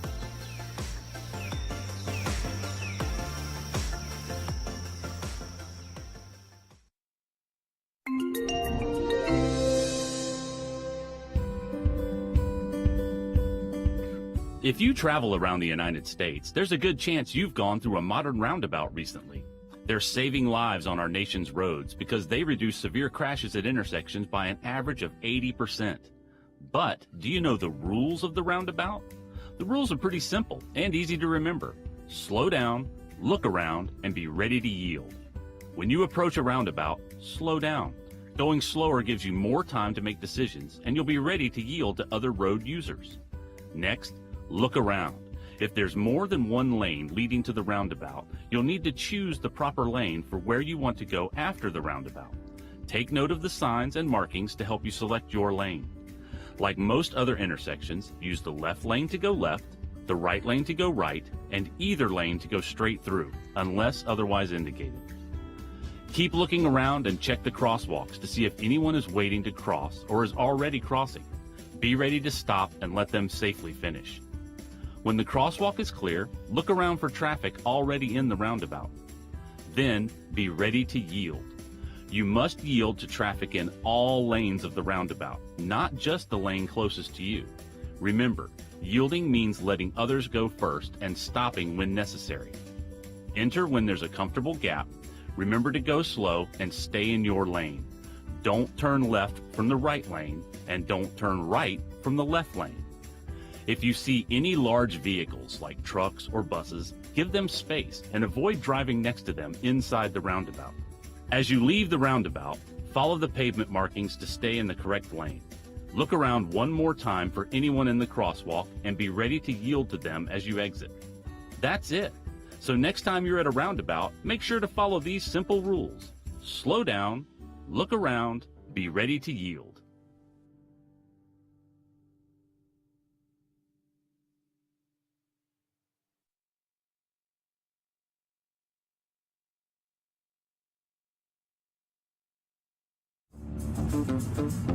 Sir, would you like some extra excitement with that order? Please move beyond. Move beyond the daily grind at McAllen International Airport with a non-stop flight to Las Vegas. Or try your luck in Dallas, Houston, Los Angeles, Austin, Orlando, Tampa, Cancun, or Mexico City. Move beyond at the Valley's preferred airport to Vegas, McAllen International Airport.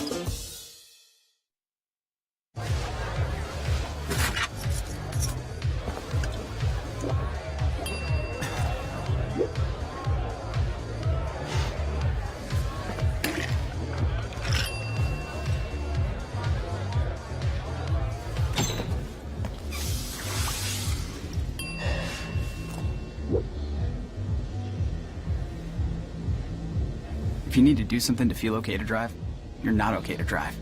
Don't drive buzzed. My name is Abril Paz, and I am the City of McAllen. What I love the most about working for the City of McAllen is knowing that the work I do has a direct positive impact on our community. The City of McAllen isn't your typical job. It's a place where you can grow, learn, and be part of something meaningful.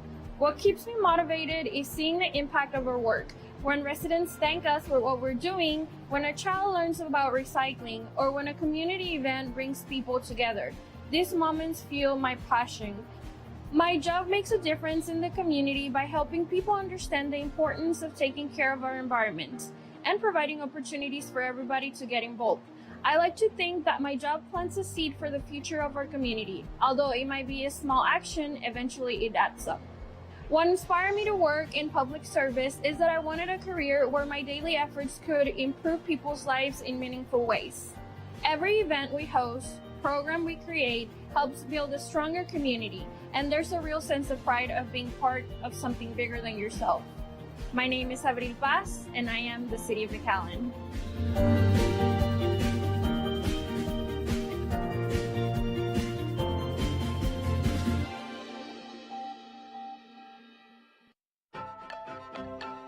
Hurricane season is here, so it's crucial to take proactive steps to ensure the safety of ourselves, our families, and our homes. Secure your home and outdoor items to minimize damage. Reinforce doors, windows, and garage doors, and trim trees and shrubs near your home.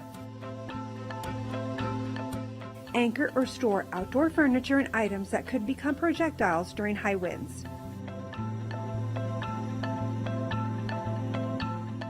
These simple steps can make a huge difference when facing a hurricane. For more information, call McAllen 311, download the McAllen 311 app, or visit McAllen.net. Together, let's be ready for whatever comes our way.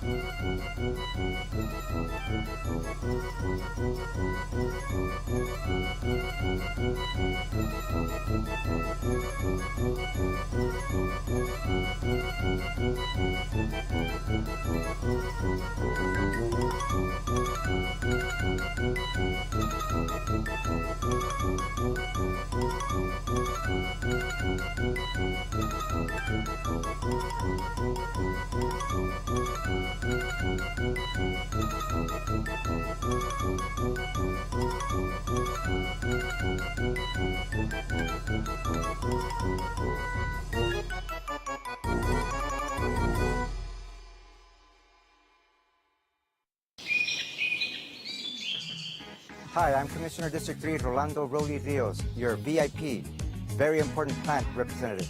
As we celebrate Native Plant Month in McAllen, meet a tree that smells like spring, the Huizache tree, also called sweet acacia. Did you know forests grow in different stages? Some trees, like the Huizache, are important pioneer species that help new forests grow. Huizache trees deserve a place in our urban forests because they are drought tolerant, have a beautiful bloom, and support wildlife. Come meet your VIP, the Huizache tree at Las Palmas Park in District 3, where our roots run deep. Let's root for McAllen. Plant native.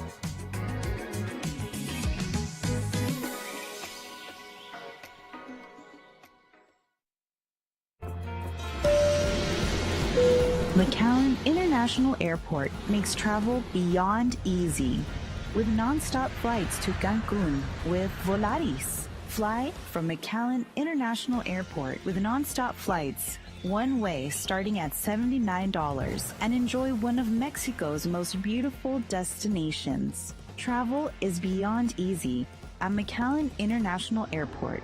Above, beyond.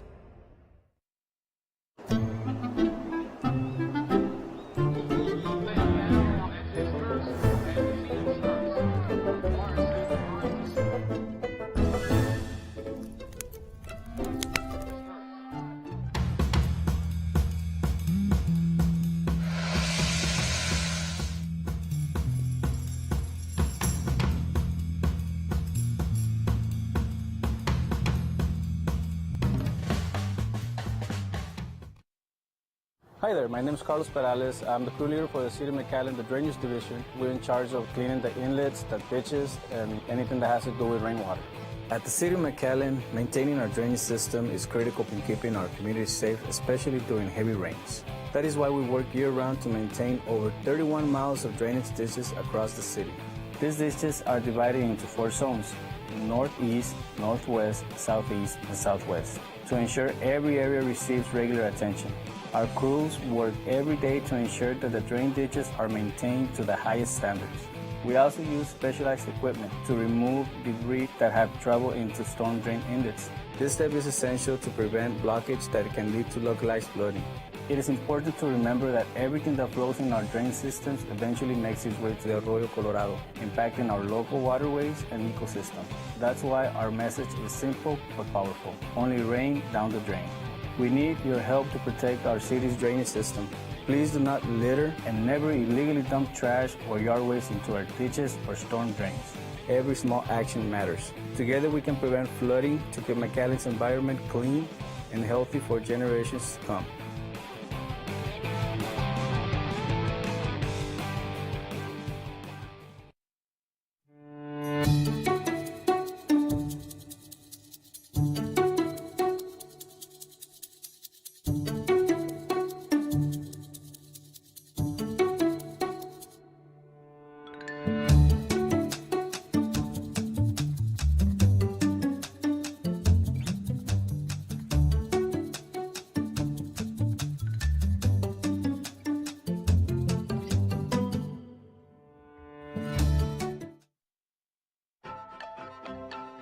Hurricane season is here, so it's crucial to take proactive steps to ensure the safety of ourselves, our families, and our homes.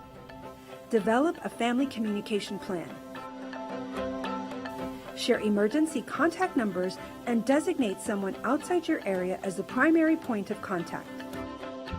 Ensure everyone in your household knows how to access emergency alerts and information, whether through a weather radio, apps, or local news.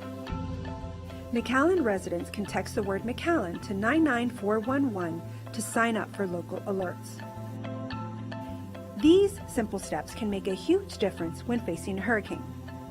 For more information, call McAllen 311, download the McAllen 311 app, or visit McAllen.net. Together, let's be ready for whatever comes our way.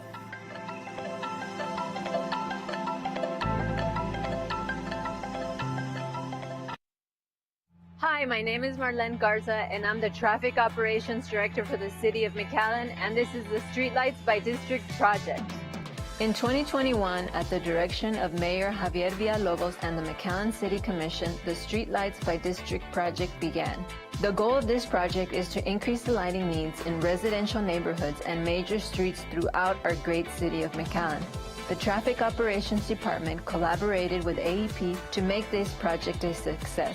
As of June 2025, I'm proud to report that Districts 1, 2, and 4 have been completed. The remaining districts of 3, 5, and 6 are currently being scheduled for installation based on AEP schedule and availability of materials. This is a project that will see the addition of 800 streetlights added citywide, over 1,000 streetlight upgrades along the city's major corridors. For more information or to report any traffic issues, please call the Traffic Operations Department at 956-681-2715 or visit www.mcallen.net.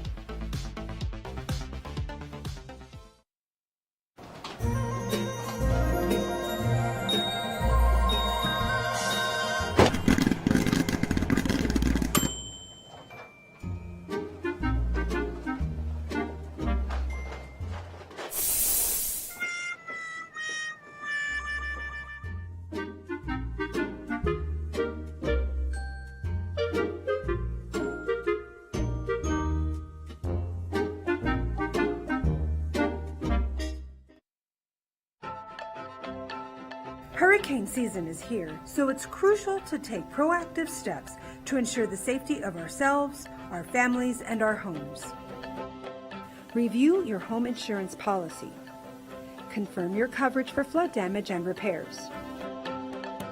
If you don't already have flood insurance, consider adding it, as standard policies may not cover such damages.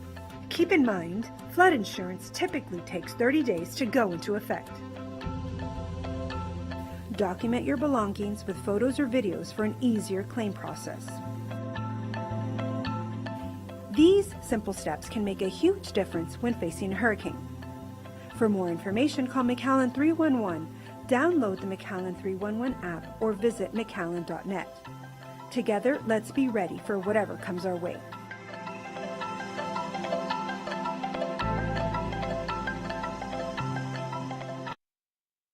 Hi, my name is Robert Nino, and I'm a code enforcement officer for the City of McAllen. Whether you're sprucing up your yard, helping a neighbor, or organizing a neighborhood cleanup, you can borrow essential tools at no cost from our community tool shed. Available tools include lawnmowers, weed eaters, rakes, shovels, wheelbarrows, and much more. Tools are loaned out on a first-come, first-served basis, so be sure to plan ahead. Getting started is simple. Come to our offices at 311 North 15th Street and bring a valid photo ID or proof of McAllen residency. Tools are loaned out for up to 72 hours with a one-day extension available if needed. Pickup and return days are Monday, Wednesday, and Friday from 8:30 a.m. to 5 p.m. You can find the Toolshed application online at McAllen.net under the Health and Code Department page. While you can fill it out ahead of time, all applications must be submitted in person at our office. As a friendly reminder, we ask that all tools be used responsibly to ensure the safety of you and our community. Have questions? Call us at 956-681-1900. Let's work together to keep McAllen beautiful, one project at a time.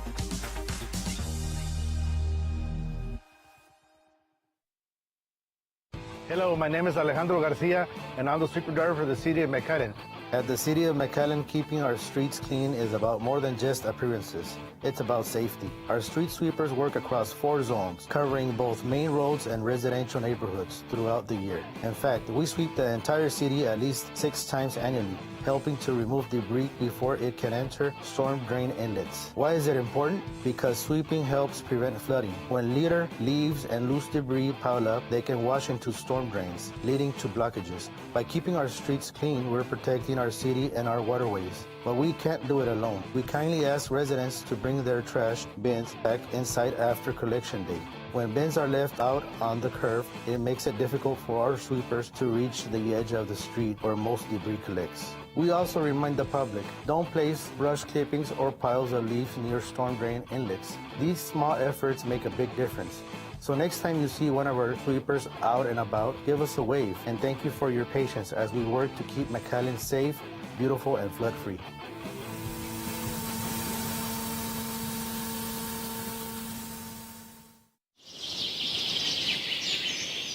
Hi, I'm Mayor Villalobos, your VIP. That's very important plant representative. As we celebrate Native Plant Month, I'm proud to showcase our incredible Tamaulipan thorn forest. These native forests support thousands of birds, butterflies, and other wildlife, helping keep McAllen beautiful, healthy, and a top destination for ecotourism. Did you know trees in McAllen provide over $5 million in ecosystem services each year? They clean out our air, store carbon, and reduce water runoff. That's a big deal. So come meet your VIPs at Camp McAllen, the McAllen Nature Center, and Quinta Mazatlan, where our roots run deep. So let's root for McAllen, plant native.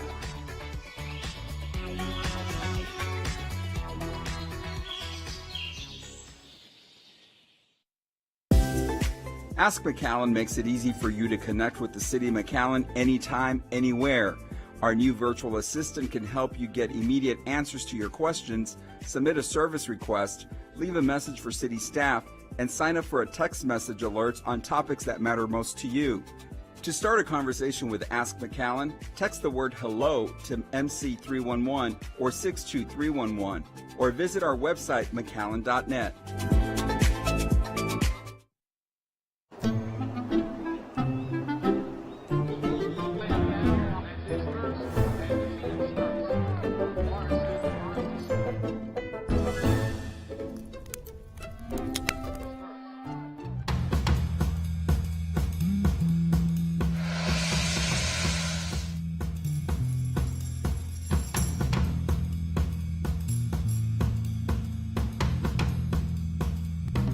Pay attention to fire prevention.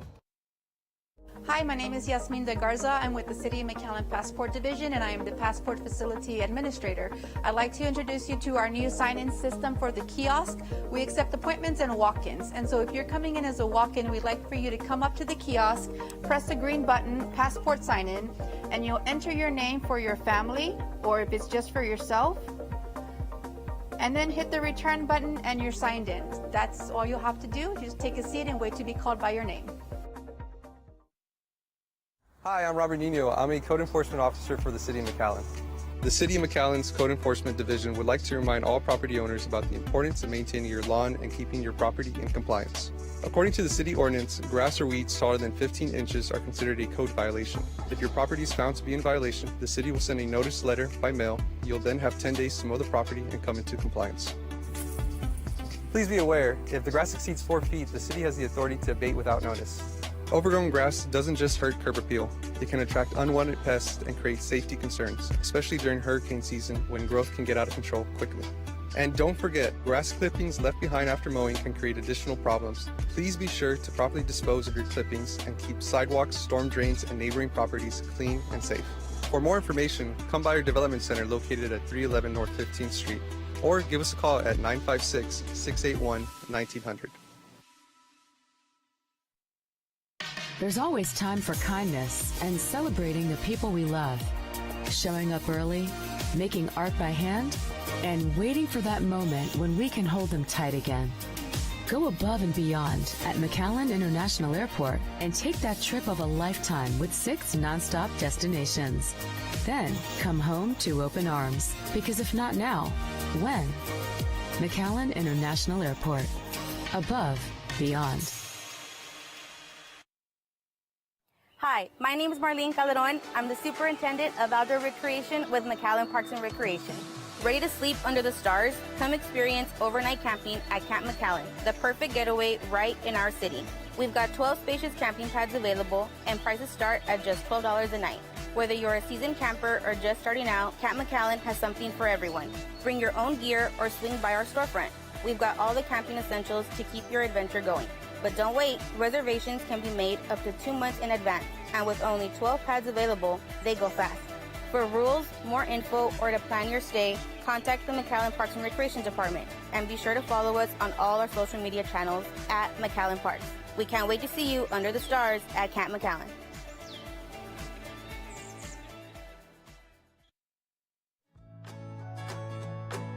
The City of McAllen is a place where you can dream big thanks to a dedicated traffic team that is committed to lighting the way to a safer, healthier, and happier McAllen each day. Today, McAllen is recognized as the safest city in Texas and a community that encourages active living and unmatched quality of life.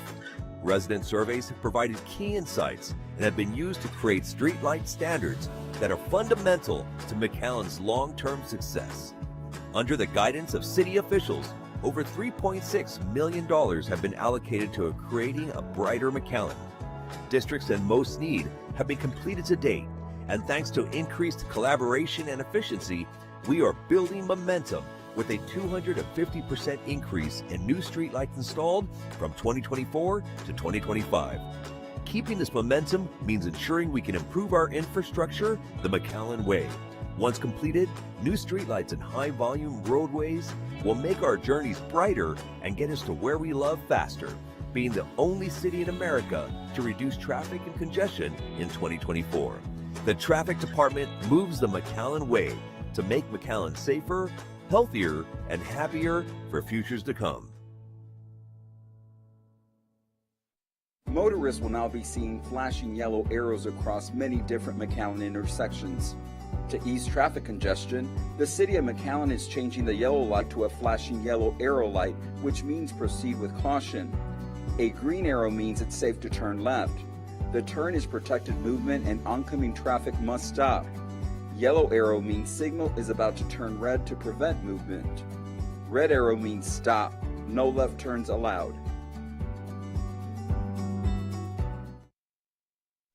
La ciudad de McAllen cree que los comentarios públicos son una importante parte en dejando que sus ciudadanos tengan sus voces escuchadas.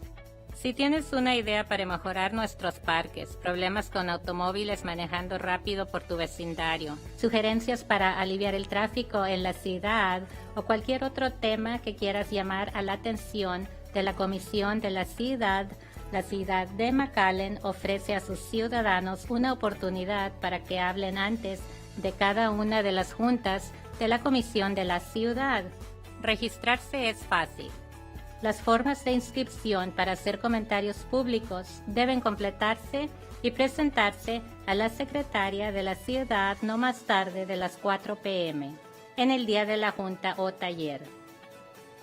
Con el fin de cumplir con la Ley de Reuniones Abiertas de Texas, los funcionarios electos no podrán entablar conversaciones sustantivas con los ciudadanos que participan en comentarios públicos. Las formas de comentarios sobre la agenda deben completarse y enviarse a la secretaria de la ciudad antes de que comience la reunión a las 5 p.m. El comentario público no excederá de 2 minutos. Se les sugiere a los grupos que desean dirigirse a la comisión de la ciudad que tengan solo un portavoz para presentar las opiniones de los grupos. La salud y el bienestar de sus ciudadanos es importante para la ciudad de McAllen y por eso ha creado protocolos de seguridad contra el COVID-19 para dar una oportunidad de participar en comentarios públicos virtualmente. Para una reunión, taller o junta típica de la comisión del lunes, para hablar virtualmente, los ciudadanos deben enviar las formas de inscripción a la oficina de la secretaria de la ciudad por un correo electrónico a pelara@mcallen.net al final del día el viernes antes de la reunión. Cuando la forma de inscripción se reciba, los ciudadanos recibirán un correo electrónico o llamada telefónica proporcionando el número de teléfono e enlace para llamar y acceder a la reunión. Todos los ciudadanos deben registrarse antes de las reuniones programadas. Cuando sea reconocido por el alcalde, el individuo se acercará al podio, indicará su nombre para el registro de la reunión e identificará el tema sobre el que desea hablar. Una vez concluido el tiempo designado para el comentario público, la comisión de la ciudad puede reanudar las deliberaciones sin más oportunidad de comentarios públicos en esa reunión. La ciudad de McAllen anima a sus residentes a dejar que sus voces sean escuchadas para crear una mejor comunidad y gobierno para todos.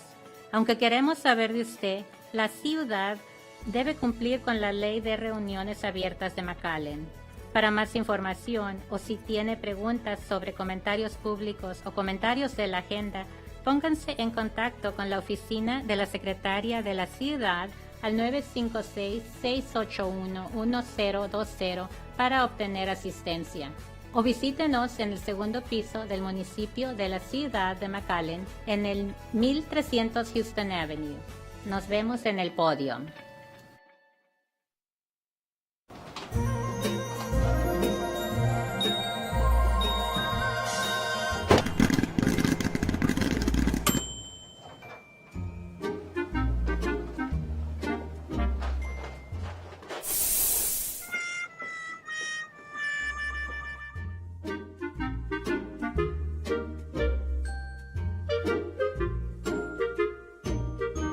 Cooking safety starts with you.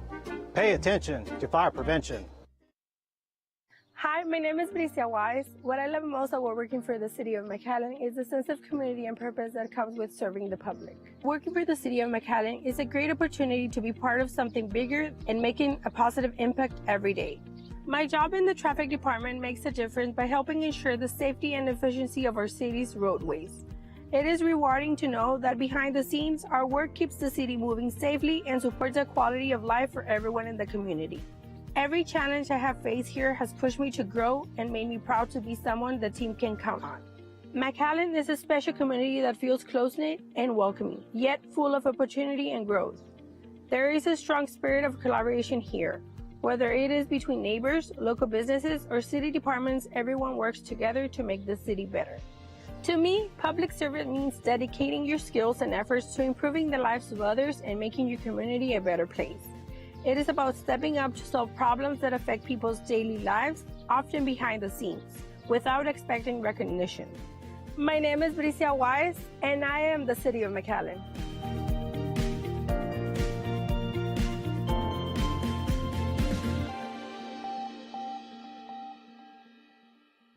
Hi, my name is Marlene Calderon. I'm the Superintendent of Outdoor Recreation with McAllen Parks and Recreation.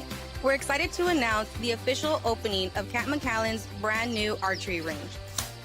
The range will be open every Thursday and Saturday from 4 to 7:30 p.m. You can rent all the equipment you need from our storefront or bring your own gear as long as it follows our safety rules. The cost to use the range is just $5. If you have any questions, stop by our storefront or give us a call at 956-681-3320. We can't wait to see you out here at Camp McAllen, aiming for fun at the archery range. Boom. When we all pay attention out on the road, we all stay safe. And it's up to everyone to know and follow traffic laws, like paying attention to all traffic signals and crossing only at intersections and crosswalks. That way, everyone has a good day. Maybe someone just like you.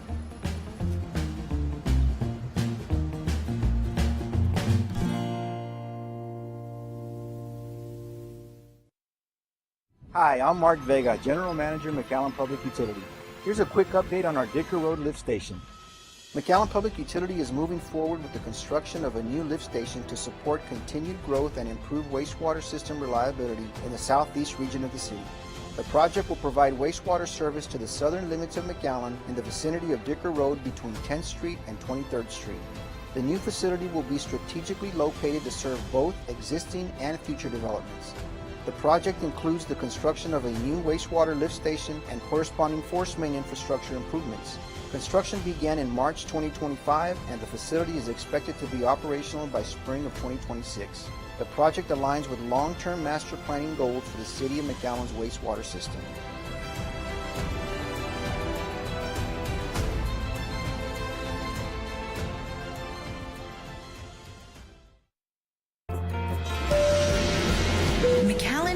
International Airport makes travel beyond easy with nonstop flights to 2025's favorite destinations like Dallas, Houston, Las Vegas, Orlando, LA, Tampa, Austin, Mexico City, and Cancun. Travel is beyond easy at McAllen International Airport.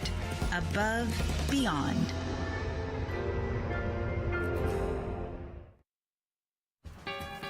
More and more people are riding bikes.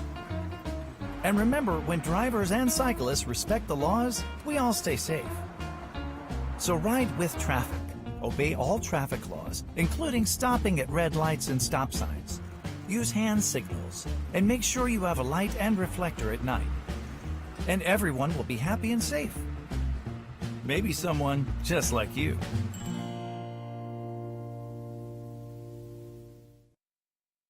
Hello, my name is Denny Moline. I am the Director for the McAllen Parks and Recreation Department, and welcome to Camp McAllen.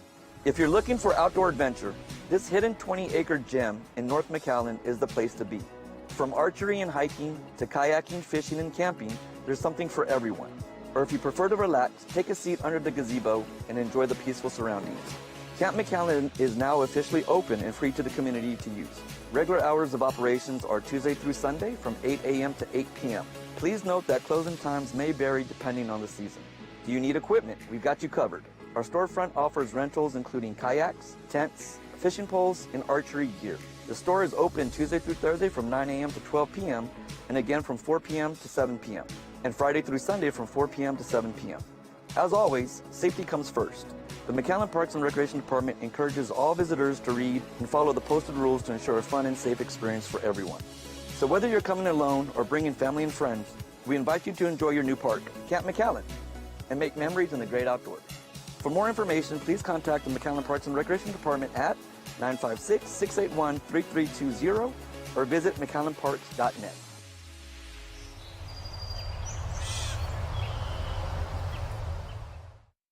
Hi, my name is Mark Vega, General Manager of McAllen Public Utility. Here's an update on our new AMI Smart Meter Replacement Project. Our AMI project is nearing completion with over 45,000 smart meters installed and the full swap out expected by the end of 2025. This initiative, which began in the fall of 2022, is funded by an $18 million SWIFT loan from the Texas Water Development Board. The project is set to deliver significant benefits for both McAllen Public Utility and its customers. These benefits include improved operational efficiency, enhanced system reliability, reduced water loss, streamlined meter reading, and better demand forecasting. Our customers will benefit by the use of a brand new portal, which will give them greater control and transparency with their water system data. Things like early leak detection and more accurate billing will be tremendous benefits to our ratepayers and citizens.